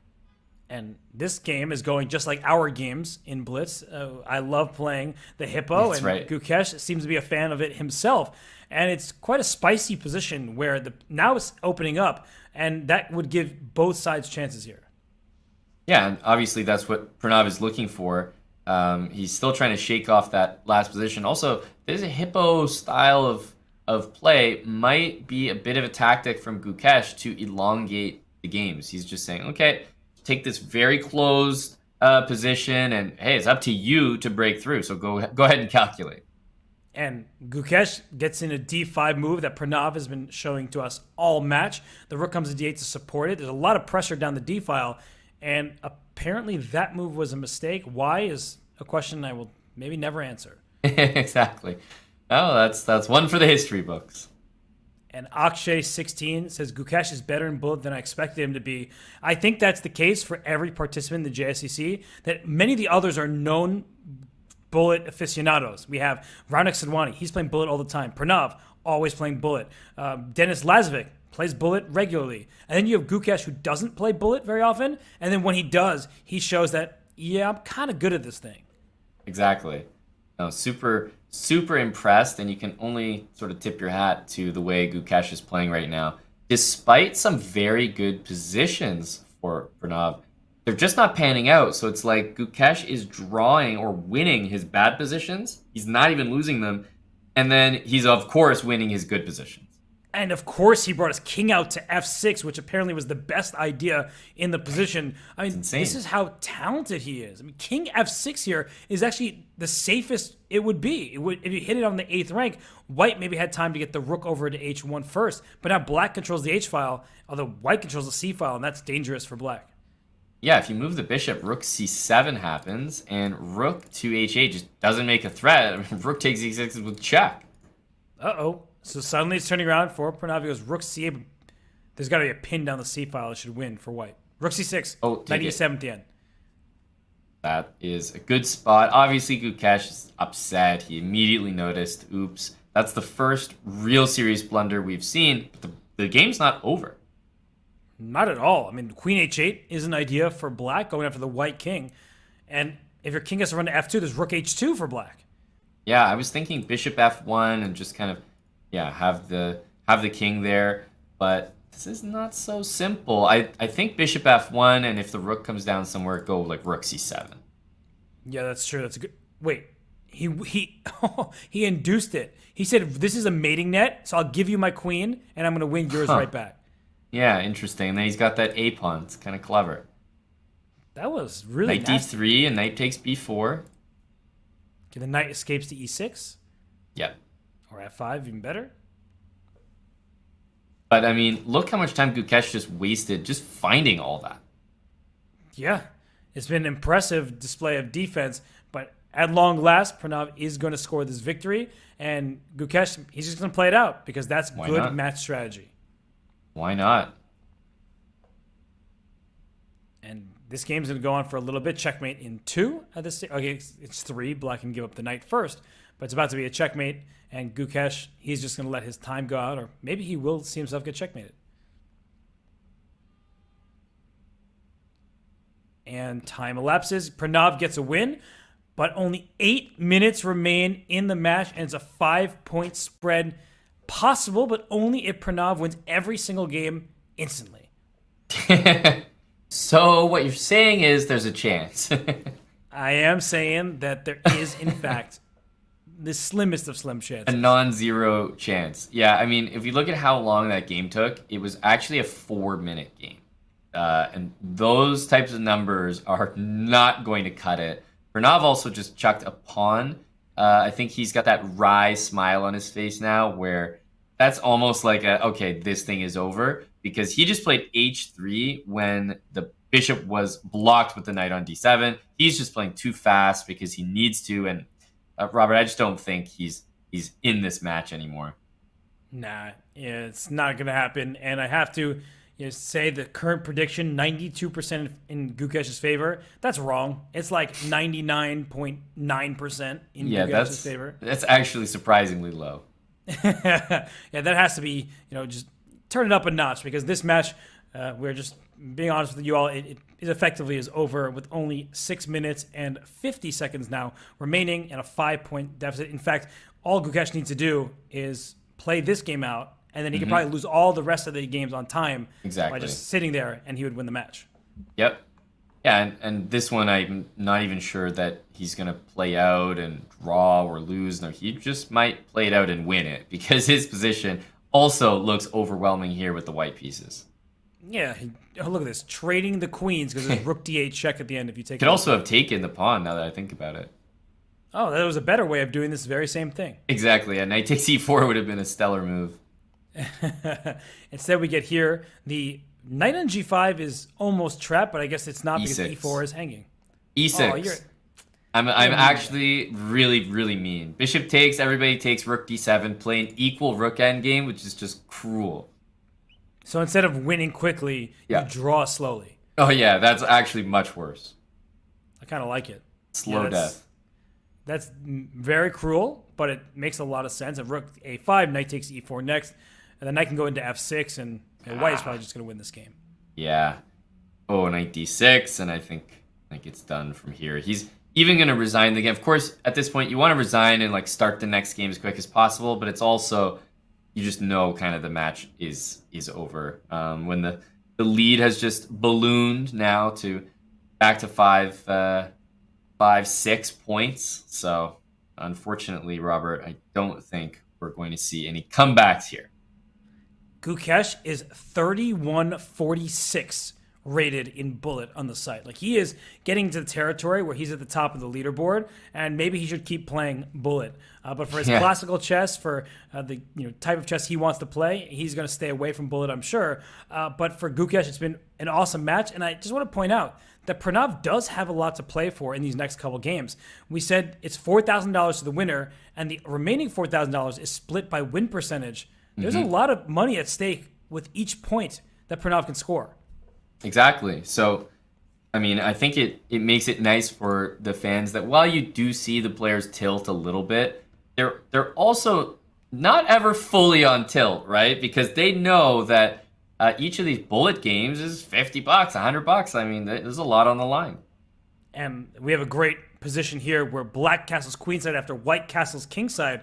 Whose attack is going to come first? Don't take that knight on d4. Don't open the c file. So the queen sits on d5, and I don't think bishop takes d4 is something you want to do. So he plays rook e1, giving that knight on d4, giving a pawn on that square. Yeah, the thing is, he's happy to lose a pawn there, but only if you give away the dark square bishop. If you lose a pawn there by trading only knights, that's not quite what he wants. No. And he wants queen takes g2 checkmate, does Gukesh. f5, oh goodness, that bishop is going to be shut out of the game after f4. He was threatening mate, by the way. Yeah, he was, but now his bishop is entombed. Oh, wait a second, he's too clever. He is clever. That was nasty. That was, a little do-si-do there. Queen goes up, down, up, and then bishop joins it. Wow. Wow, you got to swing your partner round and round. And he just steals this pawn on f4, and now it's Gukesh down under 18 seconds, and he just didn't see that coming. Yeah, it's like, you may have won the match, but you lost this calculation battle. Mm-hmm. And that doesn't feel good. Chess players, they want to win every single battle that they take part in. And I don't see another option besides queen g3 here. c7 is hanging, so that's why the bishop was captured. And isn't white a pawn ahead? And I don't see the... Oh, gosh, bishop f3, knight f3, queen takes d8 check was there.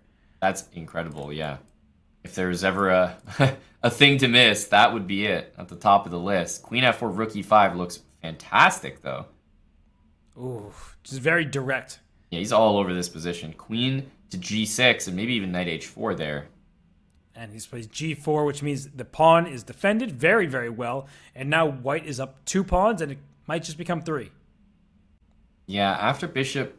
Okay, interesting. Bishop d7. Now I think we can move the knight. Maybe knight to h6. Yeah, and I like rook e2 just to bring the rook back and give up 1 pawn, but obviously be winning. It's what Gukesh did in the previous game, right? Traded queens by force, went up material, and so Pranav says, let me just trade pieces. I am up 2 pawns. Mm-hmm. Uh-oh, 1 pawn now.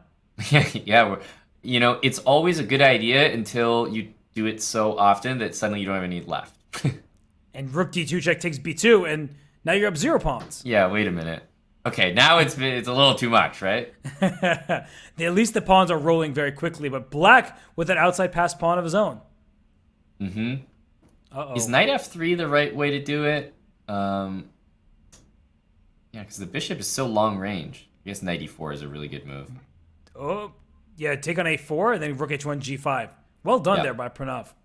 Yeah, I think we're in the territory where Pranav may win this one, and he's definitely gonna take some of these final points away from Gukesh. But as you can see, the match clock, this is very over in terms of the actual match. Yeah, but he's winning several $100 exactly with these wins. So it is very worth it for Pranav to keep playing and try to score another victory if we get one more game, which we will, because he can just ladder checkmate this out very easily. Mm-hmm. And we will see the the long way down. He's gonna resign the game because I think he knows that the match clock will expire no matter what before this next game ends. So this is the last game of the match, and the final score will be so dangerously close to Smarter Chess's prediction. It was 16-12, Robert. That was the Smarter Chess prediction. If this ends 15.5 to 11.5, I mean, I hate it when he's right. It's funny because he's right in the completely wrong way, right? Yeah. He said that Gukesh was a 1-point favorite in the longest time control, then 2-point favorite in the 3+1.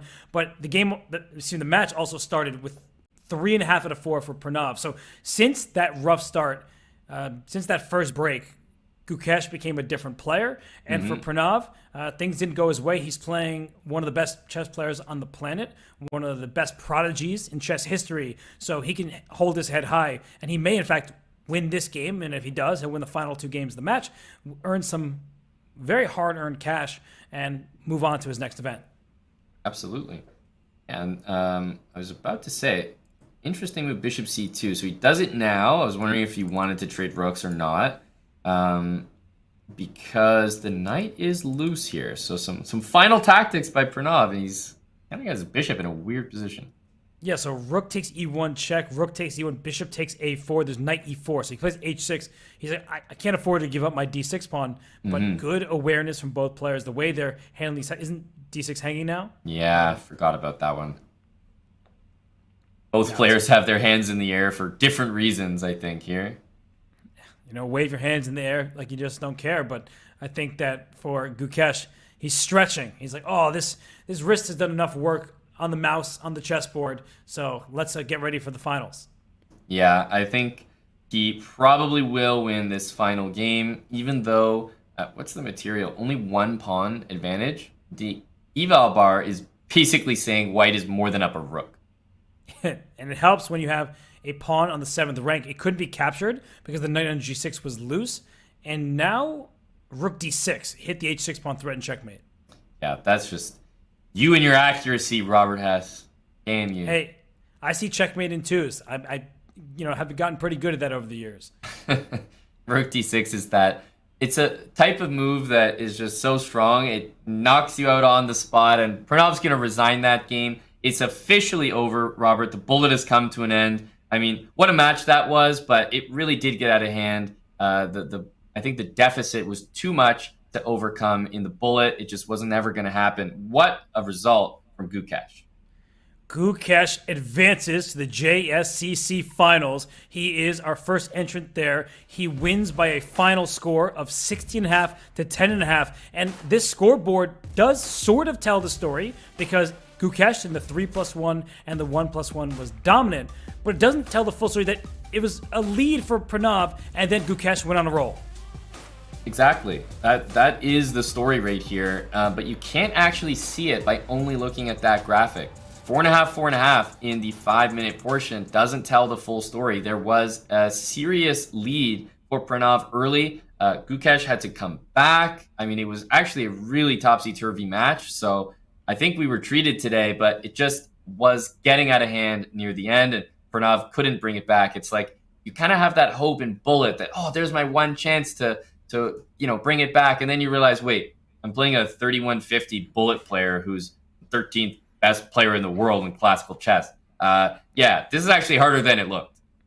Yeah, that was an uphill battle that he couldn't quite come through with, and you can hardly blame him, but it's a single elimination tournament, so our bracket is updated. Gukesh, he stamps his place in the championship match. He awaits the winner of his compatriot, Raunak Sadhwani, versus Denis Lazvik from Belarus. That one is tomorrow. That will be very exciting.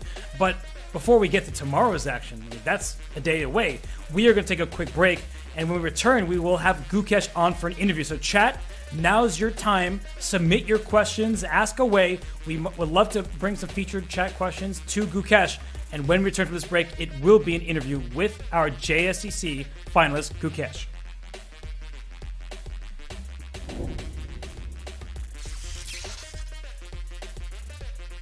What?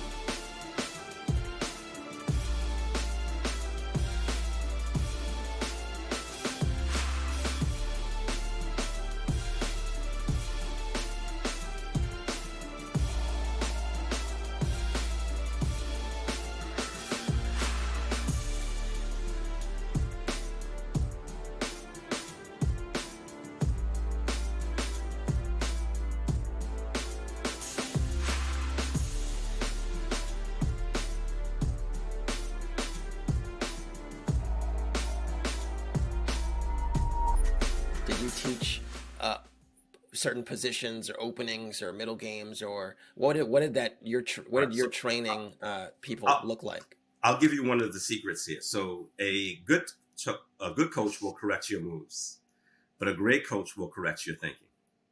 And all right, hold on. I want to repeat that again for the people in the back. Can you just repeat that again? So a good coach will correct your moves, and a great coach will correct your thinking.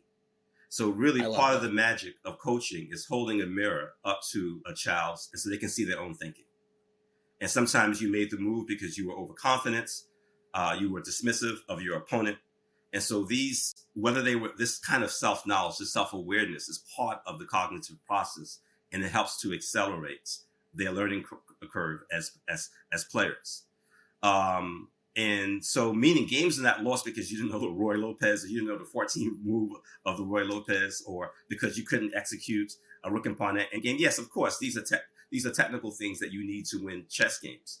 But games are also lost because of lack of self-knowledge. So the issue of Spassky losing to Petrosian, I tell the story many times, but Spassky lost the World Championship to Petrosian in 1966. Spassky goes back to Botvinnik and he says, why did I lose? Now, many people may not know, but Spassky was an incredibly talented chess player, right? In many ways, he's considered one of the first universal chess player. He can attack like Tal and he can defend like Petrosian, but he loses this match.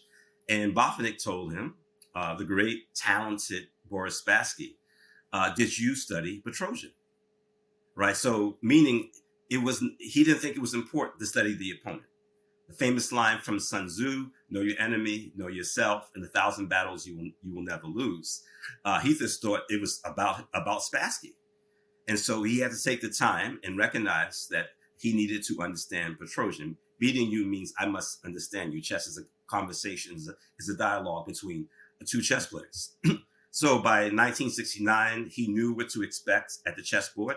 He has studied Petrosian, and he eventually becomes the 10th world champion.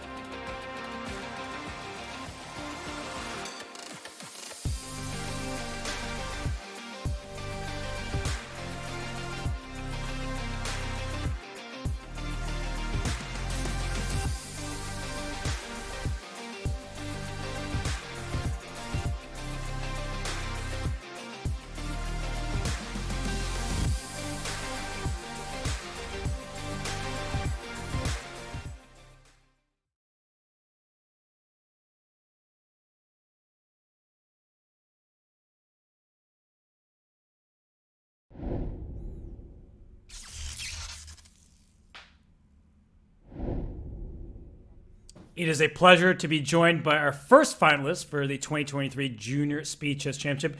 Gukesh, huge congratulations. That was a fantastic performance. But my first question has to be about the start of the match. You were down by 3 points. How did you right the ship, and were you able to storm back and then take the lead? Yeah, it was a very unexpected start. I thought anyways I was quite confident even after the start, but yeah, it was quite scary. I didn't expect it to be so tough, but yeah, after the break, I managed to just freshen up and play some good chess. Yeah, no, you definitely changed some stuff after the 5-minute portion. It was clear. I wanted to ask you about online chess in general, Gukesh. Do you play a lot of online chess? Because we all know you as just being so good at classical chess. We've seen all your big results there, but do you play online chess a lot? Not so much actually. I mostly play some CCT events, but I almost never play casual chess online. It's not something that I enjoy a lot, but I'm trying to get better at this one also. Yeah, even if you don't enjoy it so much, you're extremely good at it. So you just won your second match in a row against another strong player. And a question I have for you actually is about an over-the-board event you just played. Norway Chess was a nice success for you. You had a great showing. It was very impressive. How did you enjoy playing classical, and then if the game was a draw, heading to Armageddon? Yeah, first of all, it was a huge experience for me playing in Norway, and it was I was quite happy about the performance. I think the tournament went quite well, and the Armageddon was fun, especially since I did so well. It was a lot of fun. Yeah, it was really fun to watch. So there's that going for you as well. I wanted to ask you again about this match. I don't know if you noticed this, Gukesh, but there was a moment in this match where Black won almost like 10 games in a row. Did you notice that, first of all? And then, was that playing into your choices with White at all? Yeah, I did think about it. I don't know, with White, it was just so odd that both of us were getting terrible positions out of the opening with White. And yeah, maybe, I don't know, it was just playing in both of our heads, maybe, or I don't know, it's easier to just respond to what opponent is doing in bullet. I don't know what's the reason, but yeah, I did notice it. Well, speaking of bullet chess, our first featured chat question comes from Gabar Singh, and the question was, how do you practice to improve your bullet performance? Because you had a great showing for somebody who doesn't play online chess all that much for fun. Yeah, I didn't really practice much actually. I did some puzzles, but actually after Norway, after the closing ceremony on the final day, me and Hikaru were playing some bullet. I mean, I got thrashed like anything, but maybe that helped here. Yeah, I think getting a chance to play with one of the best bullet players in the world has got to help somehow. We have another featured chat question from Jameson1227. He wants to know, Gukesh, have you ever trained with Pranav, and are you guys friends? There was a video that ChessBase India posted recently of you and Pranav as even younger kids than you guys are right now. So do you guys know each other, and do you train together? I've known Pranav for basically since the time I started playing chess actually.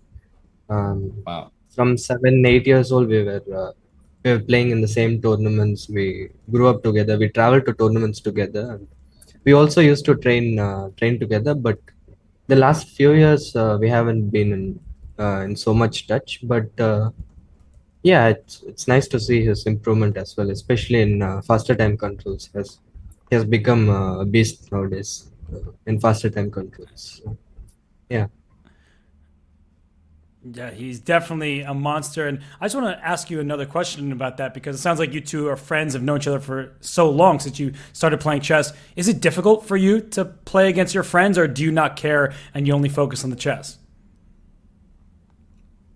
In general, playing against friends, it's not a problem for me. But against Pranav, actually like I'm actually quite comfortable playing because we've played a lot and I know him pretty well and have good score against him. So I think I'm comfortable playing against him. But in general, playing friends is also not an issue for me. We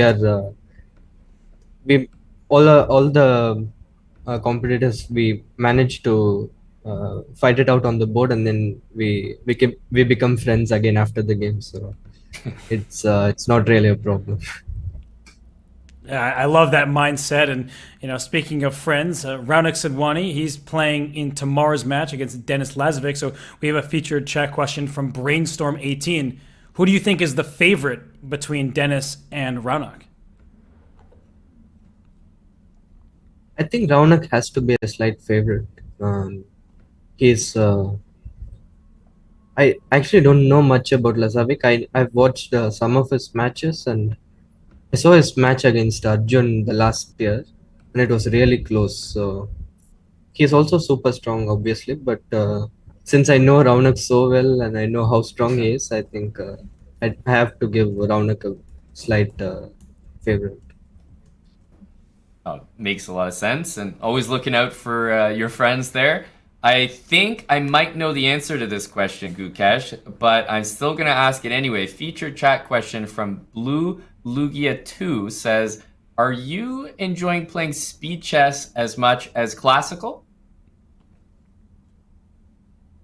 I have to say not so much. Maybe because I'm just better at classical, but actually prefer like over the board, even faster time controls. I prefer over the board, and recently I played this Armageddon series in Berlin, and I enjoyed that even quite a lot. So maybe I just prefer everything over the board than online, but I'm trying to take everything seriously and give my best everywhere.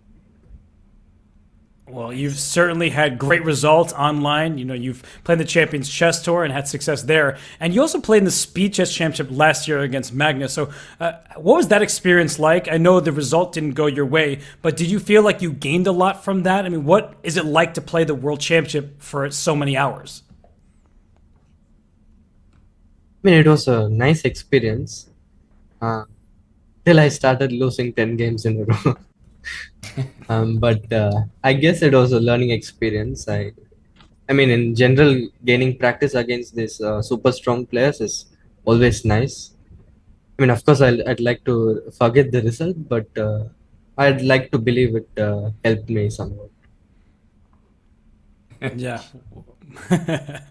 Well, I didn't mean to put you on the spot there, Gukesh, and bring unhappy memories, but you're a growing player. You're number 13 in the world in the live classical ratings, and we're excited to see you in the championship match here in the Junior Speed Chess Championship. So congratulations. Get some rest. We know it's late by you, but keep up the amazing chess. You have so many fans out there.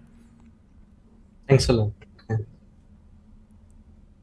Wow. Robert, I mean, huge congratulations to Gukesh. What a performance, to be down early in the match like that, and just such a championship, such a number one seed mentality. Didn't look like it phased him. As you can see, he's seeded into the championship match as he awaits Raunak Sadhwani or Denis Lazovic to join him. He gave the slight nod to his friend, Raunak Sadhwani. And if I knew whether or not he liked basketball, I would have asked him if he was a fan of Nikola Jokic, because it sounded eerily similar. Like, yeah, I don't really care. I just do it. But not only does he do it, he does it with great success. And what a performance from Gukesh here. And just what an awesome interview. That was so fun to hear his thoughts. And he's just improving day after day. He is, and I'll echo your thoughts there. I thought that was a really enlightening interview, just sharing his thoughts about playing Magnus, playing in other events like the Speed Chess Championship. Obviously, he's looking to use the JSCC as his pathway back to the SCC. So many interesting insights there, and that he has known Pranav for so many years, and that they still find a way to always compete against one another and be friends afterwards. Yeah, I really like that mindset. And speaking of friends of Gukesh, one of his friends is playing tomorrow, and that is Raunak Sadhwani as he takes on Denis Lazovic. Den Laz, as he's known on chess.com, he's won a couple Title Tuesdays. He's a fantastic player. And Raunak Sadhwani, he's made a name for himself, especially in the online sphere. He's had some great tournaments. He's always near the top in Title Tuesdays. And he recently won a match against Nigel Short. It was very one-sided. That was in person. But he's playing very well. And he is a friend of Gukesh's, so he's rooting him on. And Aman, as Gukesh said, he may root for his friends off the board, but if he does in fact face Raunak Sadhwani in the championship match, we know he will not take him lightly and he will have no problems playing his friends. That's right. I think that is the best mentality to have, and I like that he gave him the credit, that he definitely deserves. I feel like Raunak Sadhwani is so strong. You just listed some of his accolades there, but he's one of those players that's just flies under everyone's radar, I feel like, because India is such a strong, talented chess country, just doesn't get enough credit. So it's nice to see Gukesh handing him his flowers there a little bit as well. So we'll see who he matches up against in the championship match. But, what a match today, Robert, against Pranav. Yeah, that's tomorrow's discussion. Who will win? Who will face Gukesh? Right now, it's all about Gukesh, who's number 13 in the world in live ratings in classical chess. And shout out to Pranav, who deserves a lot of credit for putting up a great fight and surprising Gukesh at the start of the match. So until tomorrow, we say goodbye to all the many fans out there. We appreciate you tuning in for your support. And tomorrow you will see Raunak Sadhwani versus Denis Lazovic here at the Junior SpeedChess Championship.